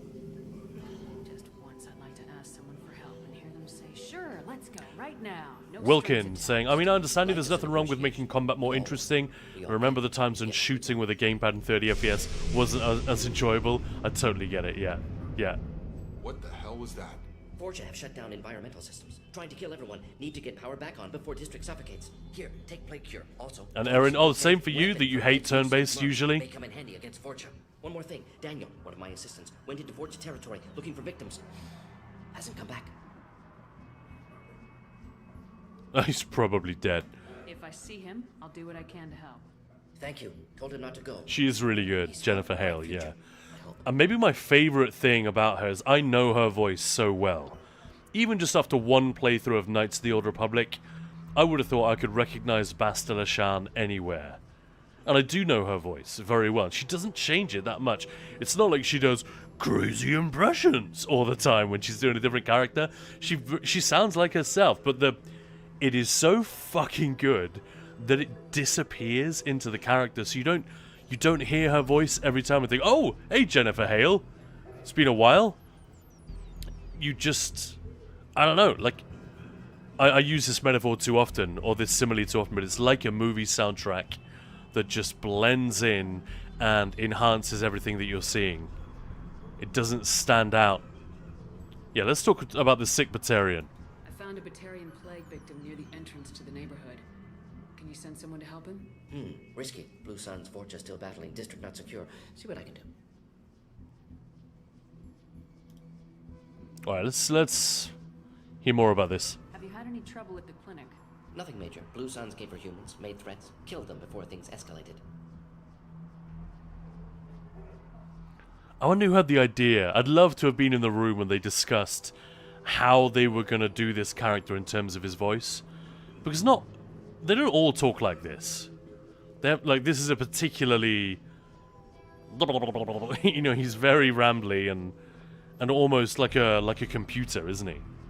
For a doctor, you're awfully calm about taking out a group of mercs. Wasn't always a doctor. Some work with Solarian Special Tasks Group. Can handle myself. Advantage of being Solarian. Turians, Krogan, Vorcha, all obvious threats. Never see me coming. The narrowing of the eyes as well. So this is what I'm talking about. They knew where to focus their attention. And I think the idea of making the combat appeal more to the mainstream gamer or to somebody like me while taking away resources... It's not this simple, but doing that while taking away resources from facial animation and all the cool camera work that you get during these dialogues, that would have been a huge loss. It would have been a net loss. Who is Mordin? This guy, right? What do you know about the Vorcha? Cowardly, opportunistic scavengers. Not technical or aggressive. Scale of attack unusual for them. Suspect Vorcha working for collectors. Distributing plague, collecting data. No proof, but theory fits Red Dog. I was not as good with shooting when I started playing with Mass Effect. A lot better now. Alright, see the actor. Yeah, that's what I was... I suspect that this is someone we know. Let me look it up real quick. Let's ask him something else while we're at it. Your assistant. Any idea where I can find Daniel? No. Heard infected Batarians trapped behind Vorcha lines. Daniel went to help. Warned him not to go. Too dangerous. Patients here need him. Snuck out anyway. Wanted to find him myself. Can't leave the clinic. Have to look after the patients.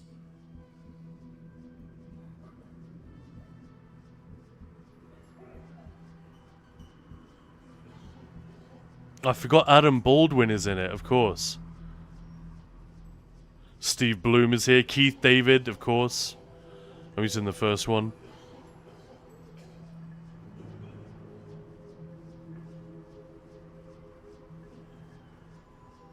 Man, all of these names. Holy shit. Carrie-Anne Moss is the one we just spoke to. I forgot that Martin Sheen is the elusive man. One thing I have to say, since we're streaming Massive Effect, I don't know if this is just a me thing, but I always hated the fact that that character is called the Elusive Man, and then it's spelt with I-double-L rather than E-L-U-S-I-V-E. Like elusive as in hard to pin down.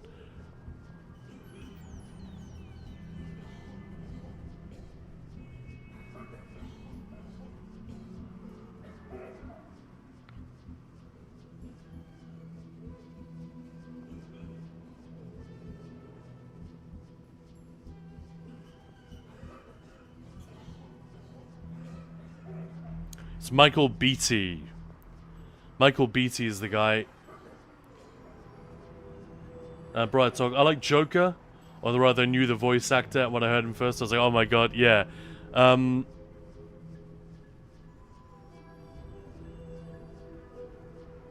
Michael Beatty's done loads of stuff, I think, but it's not the one I'm thinking of. He was in Metal Gear Rising, Star Wars: The Old Republic.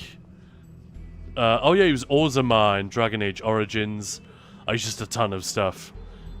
He was in World of Warcraft as well.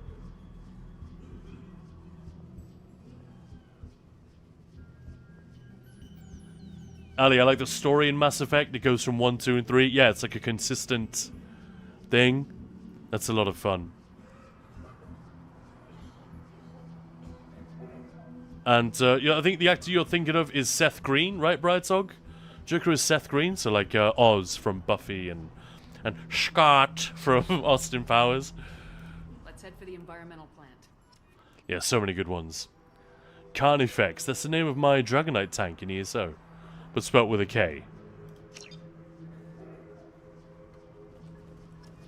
Alright, let's bounce.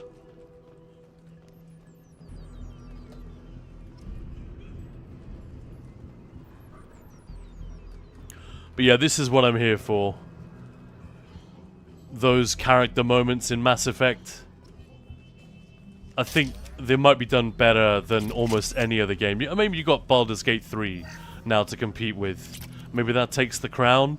But the coming second to Baldur's Gate 3 is still something to be immensely proud of.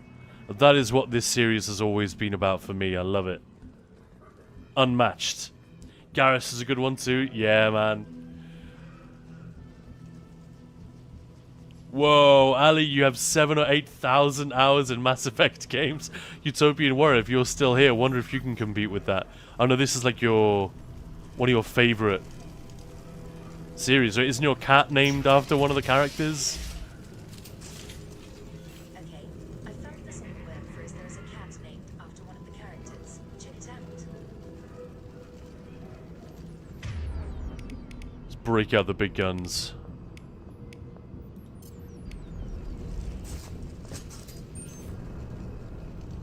Between the eye. It's actually in the back of the head, buddy, but whatever.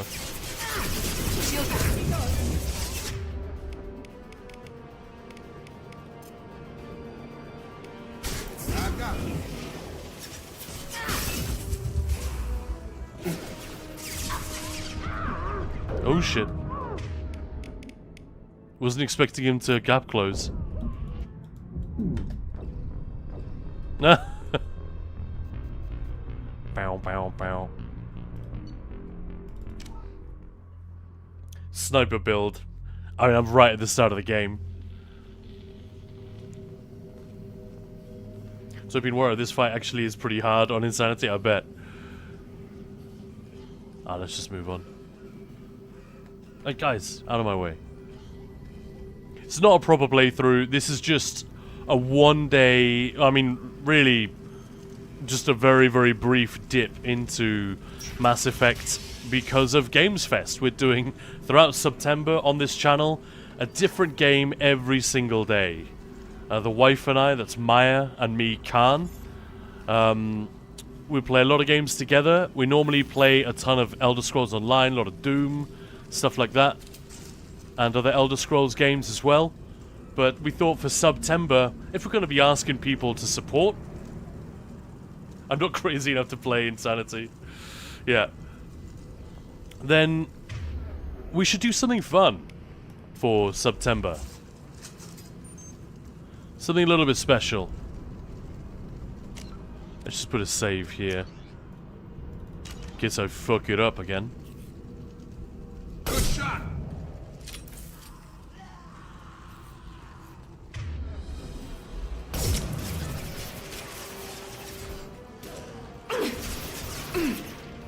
Stella! One left. I got it.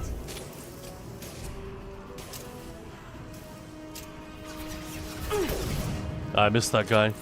That's alright, Miranda got him.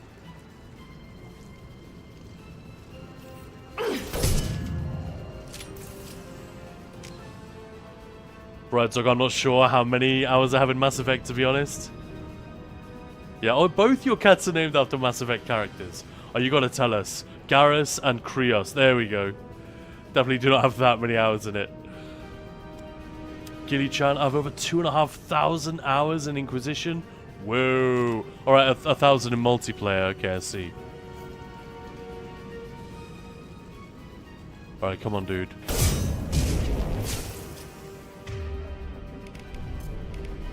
I've got him!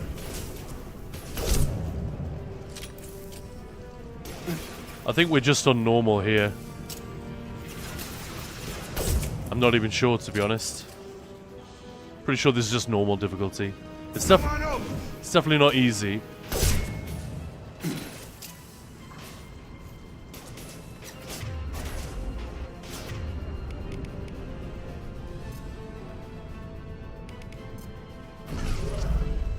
Here we go!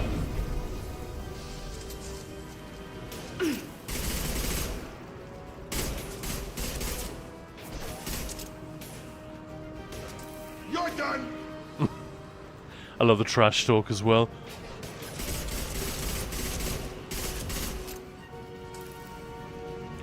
Just peppering in cool voice lines is such a nice feature.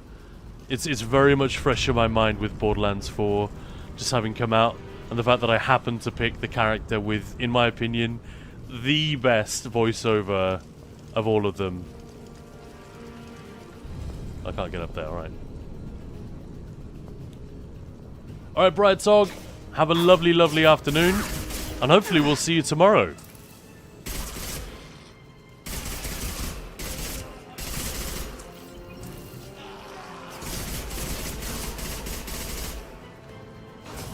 Oh shit.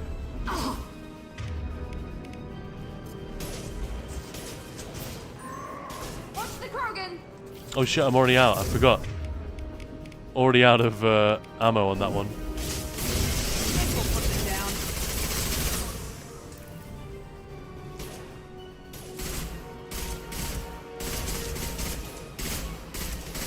You could just wait for him to walk a little bit closer and then blow the container. Have a nice trip. See here, this is very much it. I just want to get out of combat so I can get on with the story. Or exploration, or whatever.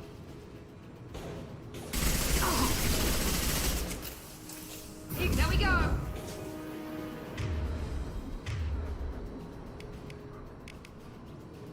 Get over here! Get through my shield.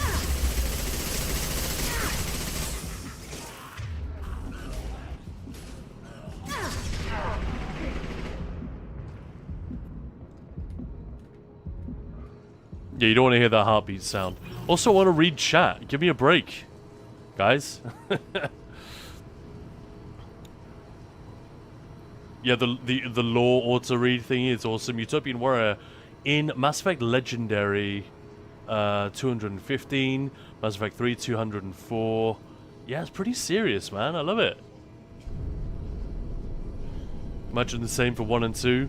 So yeah, you'd estimate 800 hours. There's still a lot for this kind of game. You know, there's that's just replayability.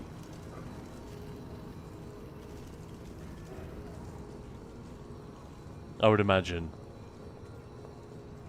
Not like the game took you a long time to complete because it was difficult or anything. It's just, boy, that was fun. Let's do that again, kind of thing.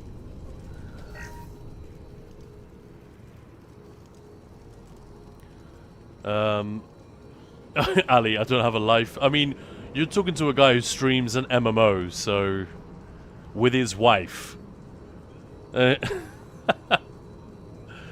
So believe me, I get it. It is. It's a lot of fun when the games are that good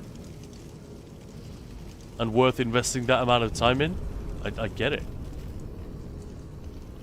My only regret really with that is that it. You know, I make time for all the other commitments and what have you, but it's the other games that I do wish I had time to play, but I'm not going to buy it because I'm thinking, I don't think I have time to really do justice to that. Again, let's try this. Honestly, I've completed. It's like, I think Mass Effect 2 was pretty new the last time I played this game, so I bought the Legendary Edition. But I just replayed the first half of Mass Effect 1, intending to play through the entire trilogy, but I didn't. Didn't make it. So I've completely forgotten how this even works, this hacking minigame. And Shahinamoth, hello, welcome back. When is Mass Effect 4? Man, that'd be good to know, wouldn't it? Bradtog, a little as I have Dungeons & Dragons, so I need a nap in the afternoon. Alright. Ah, Bradtog just rising up in the coolness charts. You have D&D. So I need to nap in the afternoon. We'll have a lovely, lovely day. And yeah, hopefully catch you later. Utopian Warrior. Regarding their comments in combat, I love how in Mass Effect 3 they make some of it fun as well. Jack always shouting, I will destroy you. Yeah, exactly. Those little things, they can do a lot. I remember one of my favorite early games, like a formative game for me, was Dawn of War, the very first one. Warhammer 40k Dawn of War.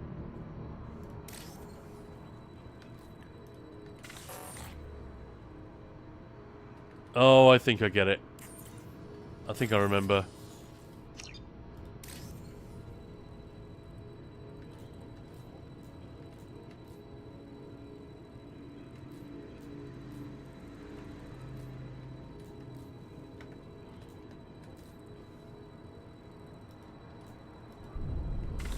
Nah, I'm fucking. I've forgotten how that works. Don't worry about it. Let's move on. And don't even try to explain. I'm sure it's dead easy. I'll just be like, yeah. I just need 5 minutes with nobody watching to remind myself of the hacking minigame. Nothing else, guys. No. I just need 5 minutes with nobody watching, he says. Nice. Nice one, Khan. Yeah, Andromeda. There will be a new Mass Effect, but it'll probably be a few years. Yeah, Bridesog, I know what you mean. Ali, no, that game does not count, doesn't exist. It's like the Veil Guard. Several people have said, we're talking about BioWare, and especially post-Electronic Arts BioWare. I'm telling you the truth. I work for Morden at the clinic. I came here to help you. We know you're spreading the plague virus. That, after Inquisition, nothing else exists. That's what people have been saying. Please, you have to believe me. There's Daniel. Maybe we should cut off your fingers. That should loosen your... Got to confirm, I think, with space. Alright, I clicked every button other than space. Thank you, Matt.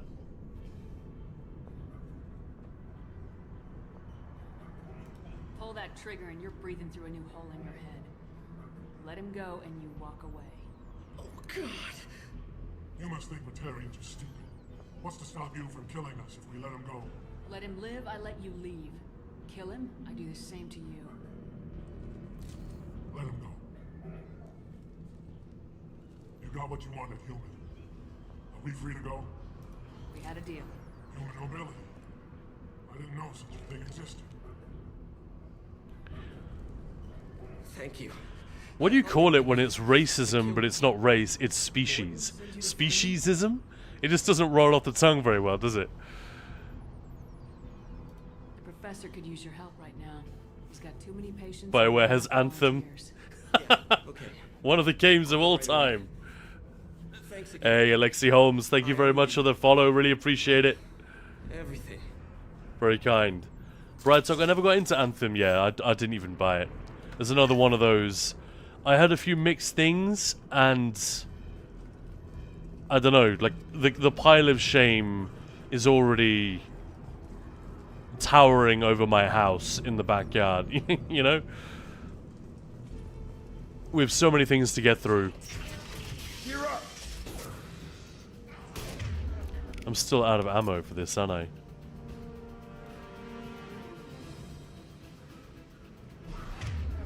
Stun him.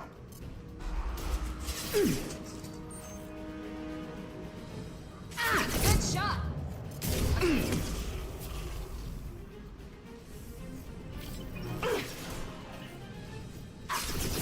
Yes, yes. But yeah, Dawn of War, the example of funny comments during combat. That's one of the best. Because it's Warhammer. And they just can go really, really over the top. When it comes to Warhammer, you cannot take it too far. It's one of those funny franchises. The cheesier you get, the more on point it seems to be. You know what I mean? And it's a little bit like that in Space Marine 2 as well. Brother, you know the way they talk to each other. It's very much praise the Emperor. You know, there's like no subtlety whatsoever. And especially the Chaos and the Space Marines in Dawn of War are absolutely hilarious.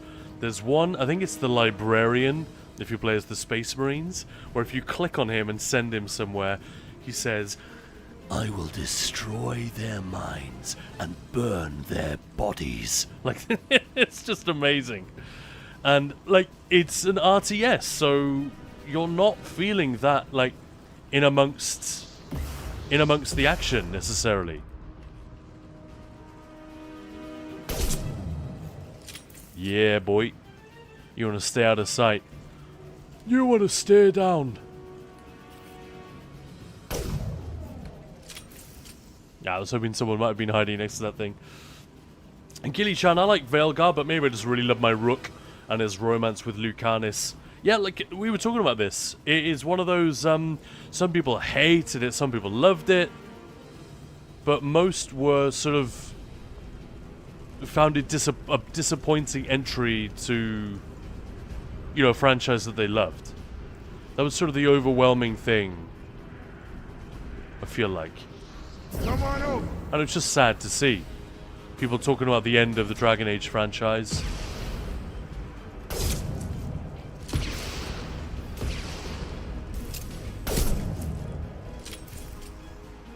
Heads up. Here we go.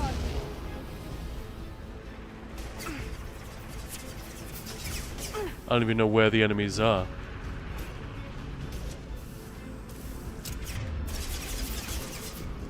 Have a nice trip.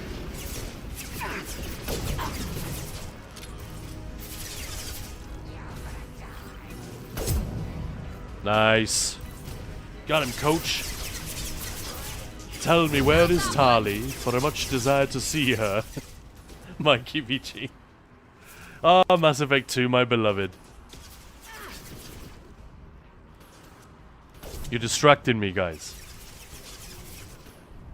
Speciesism. I'll just let my companions do all the killing while I read chat. How about that? Did I hit that guy? Yeah. Nice. These guys are so set up to be... They're like the Falmer from Skyrim, or, you know, those nasty little fuckers that live underground in the movie The Descent. And The Descent 2. You guys remember those films? Holy shit, they were horrible. The films are great, but I mean those creatures. Ugh. Absolutely horrifying. They have that read, you know? Definitely set up for us to be frightened and distrustful of them. And again, that's the thing that BioWare seem to understand very well. Setting up characters, they're very, very good at it. And then subverting those expectations. But hey, Mike EVG, how's it going? Space racism, xenophobia, tomato tomato. No fireball, no maidens? But also, I'm sorry, but Velgard was okay. It wasn't Dragon Age. Nothing in it looked like Dragon Age. I think you would have forgiven it those things, though, wouldn't you? If it had been more of a slam dunk great game. Is that fair? I feel like that's how it works. If you're gonna fuck with the formula and test the fans a little bit, you know, test their patience, you gotta have a very good reason. You gotta bring the goods. So being aware there were some hilarious Vulture moments also in Mass Effect 3 Citadel. And Mike, it was a random fancy RPG. Dragon Age died with Origins. Sadly. Oh, well, that's a different take. We've had several people say nothing after Inquisition exists. Nope.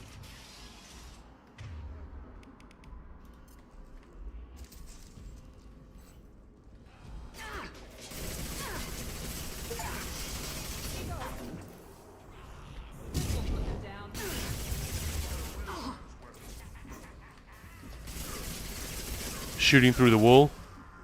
That's convenient. I was a little less careful in that encounter. Whatever. Got away with it.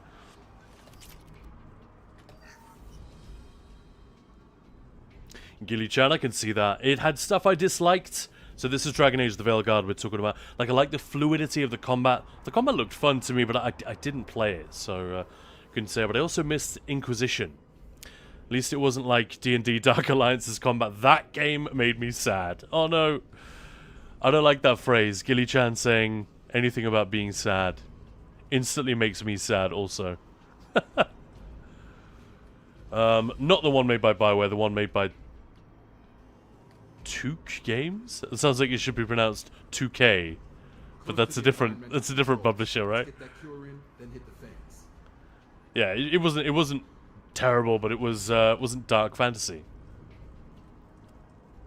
I think the point is EA interfered with so many things. That's the prevailing analysis that I've seen.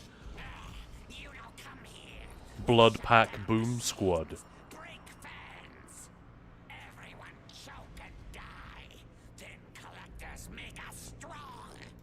What do the collectors want? Collectors want plague. You work for Doctor. Turn on machines. So the Vulture did do the plague. Dun dun dun. Trouble coming. Oh shit. I've got him. Every time I take my eye off, or like my hand off the keyboard, we're into freaking combat. Good shot. It's gonna blow. Enemy down. Another good one is Left 4 Dead for character reacts. The voiceovers are a little bit more ordinary. Like they're just regular humans, I guess, like these guys. But you know, when you get a boomer and Francis goes, "Popped it!" and you get Zoe going, "Nice!" and stuff like that. Left 4 Dead 2, another game we're going to be playing a lot of during September. And the Ninja Pulls Gamesfest, it's already marked down. We've got all the schedule lined up. Yeah, I can't wait for it. It's going to be awesome. What else have we got? Half-Life, Half-Life 2, Portal. We're doing a whole Valve segment. We've got Planescape Torment. We've got Disco Elysium. Oh, a whole bunch of fun things. In fact, let me just flip on over. And I'll bring that stuff up real quick. Apologies to those who were here earlier and already saw this. Here you go.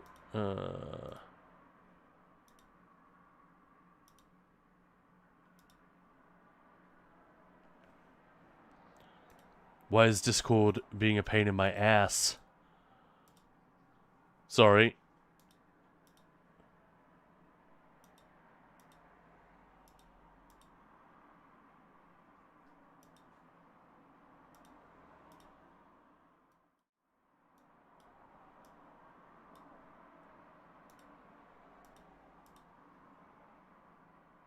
There we go. Sorry about that. So here we are. Mass Effect 2. Bioshock. Planescape. Planescape Torment, that is, obviously.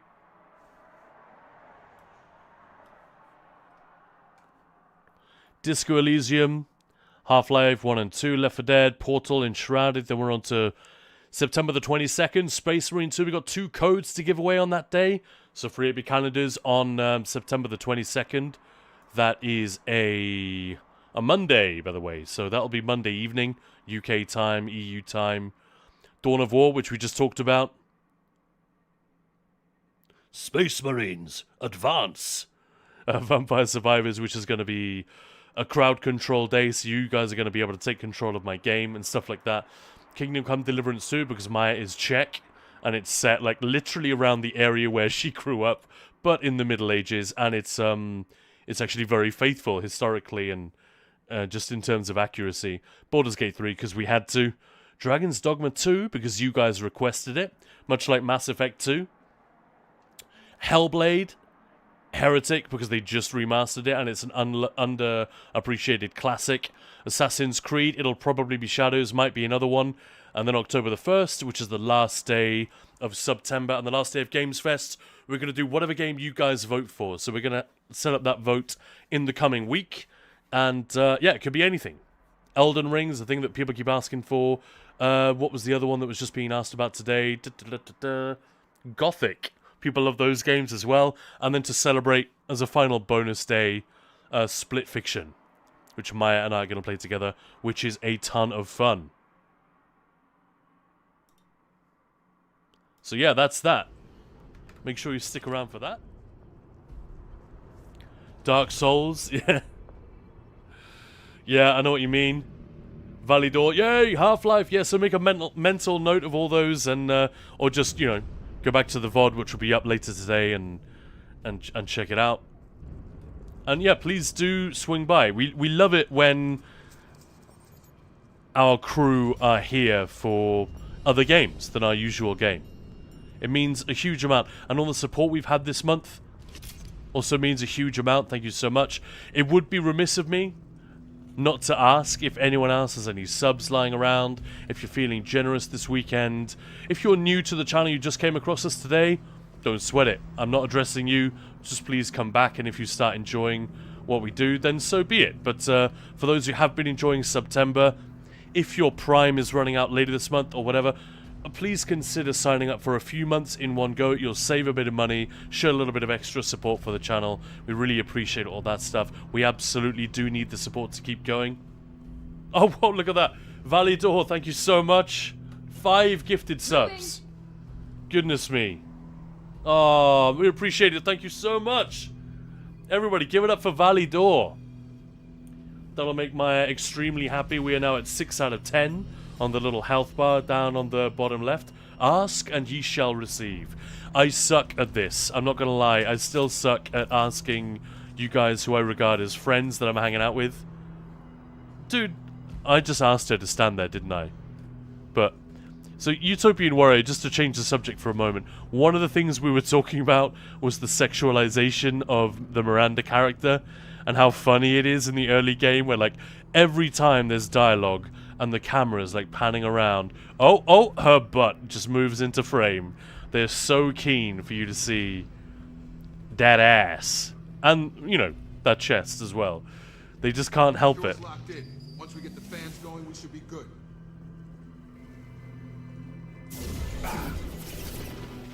But yeah, just for a moment. Hype train incoming, 3.5 minutes on that one. Thank you so much, Validor. If anyone else wants to jump on that, you got a few minutes to do so. My EVG disgusted noise. Ugh. Flirting with Castle playing a female character is too funny. Yeah. Dragon Age gave us the divine masterpiece that is Cassandra Pentagast. Yeah.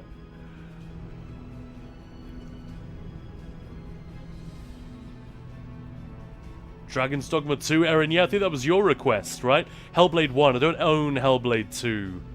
So I haven't got that one. But yeah, no weapons run. Actually, no game run. Simply be here every day, good old Erin. Yeah, absolutely right. And Erin, thank you so much for the gifted sub. Wow, look at that. A couple of minutes left on that hype train, folks. If you want to jump in on that. A different game every day. It's harder than it sounds. It's actually a huge amount of work. I was talking to Bislovo when we raided him yesterday about this, and yeah, he confirmed. He was like, one of the reasons that we don't do this is the sheer amount of work, and unless it's a very hype game, it can be difficult to get new followers just from breaking out of your usual category. It just doesn't work that way. So yeah. Oh, Gloombex!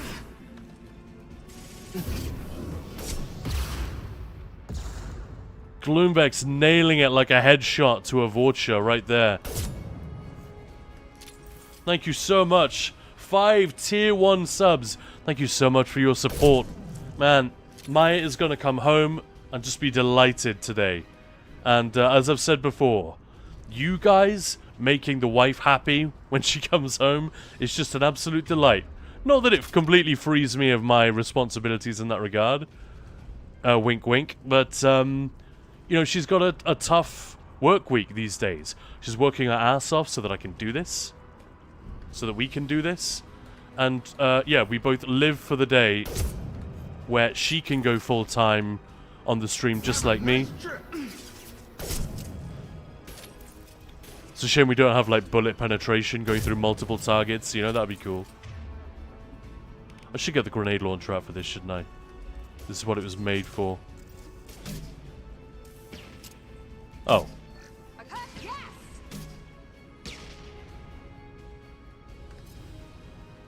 Erin gifting even more subs. Alright. Thank you so much, guys. This is amazing. Well, I'm glad I did ask. And I'm sad that I suck at it so much, that I'm so reluctant to ask for support sometimes. But when I do, you guys are there for us, and I cannot express how humbling, but also delighted that makes us feel. Woohoo! Gloombex, exactly. Yeah! Thank you so much. Hype Train level 5! Oh, what do we need to get that one complete? We need, ooh, 3k bits, 6 more subs, and we'll complete that hype train. Thank you so much, guys. Really, really appreciate it. And you know what?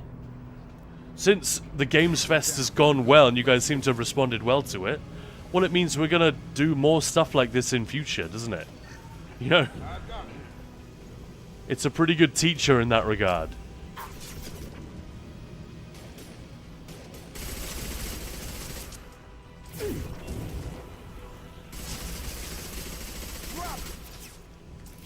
The range on this one is a little bit dodgy. I prefer the sniper. The bullet spray. Can you call it bullet spray if it's an energy weapon? You know what I mean. Projectile spray. Then that sounds a little bit weird. Are we done? But yeah, it's amazing. We'll never, never, never take it for granted. Hugely appreciate it. Mike, you both rock. Thank you so much. Erin, delightful. Oh, Erin gifting another one to Ali. Well, welcome on in, Ali. Nice to meet you today, and thanks for the Mass Effect commentary. Like I've said, like I was saying to Utopian Warrior, I'm not an expert in these games. I wish I played them more, because I really love so much about them. And I love old school BioWare. So I really appreciate having folks here who are knowledgeable and can provide like tips and commentary. Oh shit. Careful there. Careful now. That guy's gonna kill me.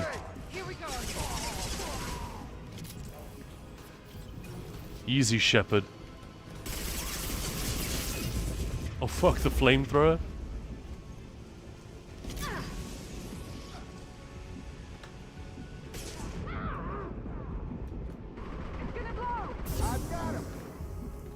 Yeah, I should have got the guy to, should have got him to, what's it called, push? No, pull. immediately on that.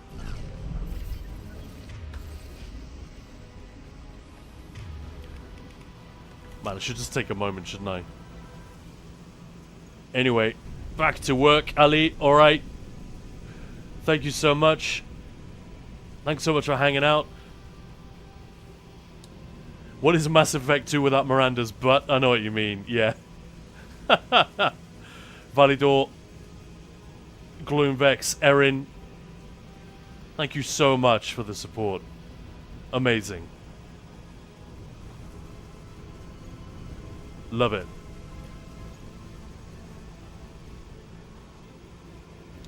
Mike, if you do kind of pack this month, but we have to support Khan and Maya because we want to. Ah. Well, I won't say no. You know, it's been a ton of fun.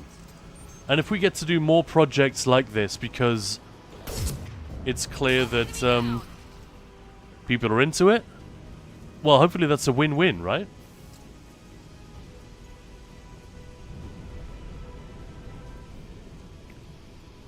I think I would play the shit out of a mod that just gives you like a couple of waves of enemies in this game. I don't want to keep flogging a dead horse, but yeah. Anyway. Ooh, Greykirk. We're a team here, Mike EBG, give and take, give and take. And honestly, it's like I'm with my mates playing. You're relatable and cool, funny, pleasant. Thank you. That's exactly how we feel. You guys make it so much more fun because, yeah, it's just like hanging out with buddies. But that probably is one of the reasons why I suck at pitching and grubbing for subs. Going now. Where's Matey? He's lagging behind. Oh, let's open that hype chest. Thank you so much. Hype train complete.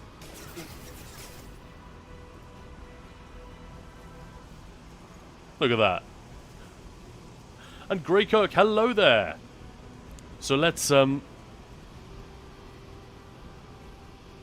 just enter the codex for a minute. There we go. Just to give us slightly calming music.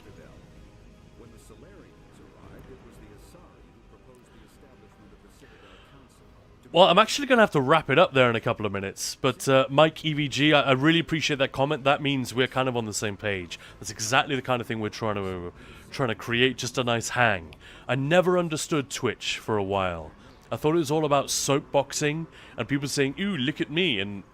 But I guess I'd been paying too much attention to the kind of streamers that made it into the news, if you know what I mean. And then Maya started doing it, and I realized it suddenly clicked for me. This is not about pointing a camera at yourself and making yourself into like a Big Brother reality TV exhibit. No, it's about creating a hang. Like a bar, like a local bar that everyone goes to and can get to know one another and just have a cool hang. That is when it clicked for me. I suddenly understood what other people were getting out of Twitch that I'd been missing all these years.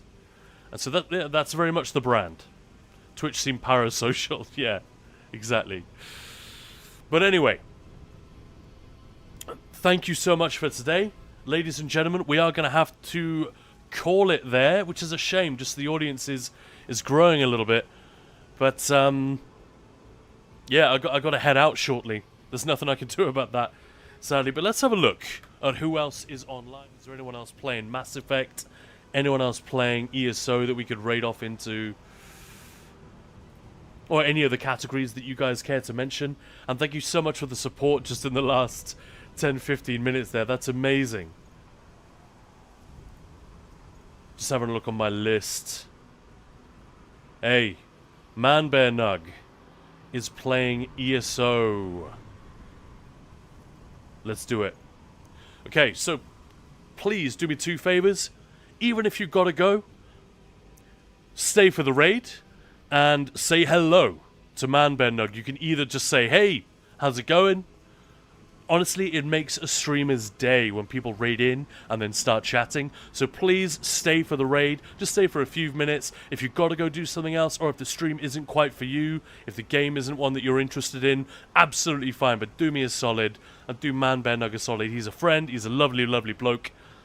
And he creates a really nice vibe in his streams. He's super chill, just always slugging that coffee and being awesome. So stay and chat to him for a couple of minutes. And then if you gotta go, you gotta go. But, you know, you might find yourself following and hanging around. So I'm going to start that raid. Thank you again so much for today. Day 16 of Gamesfest. Tomorrow, it'll be the halfway point of the Ninja Pool's September Gamesfest. Cannot believe it. We are so privileged to have you guys join us for this fun journey.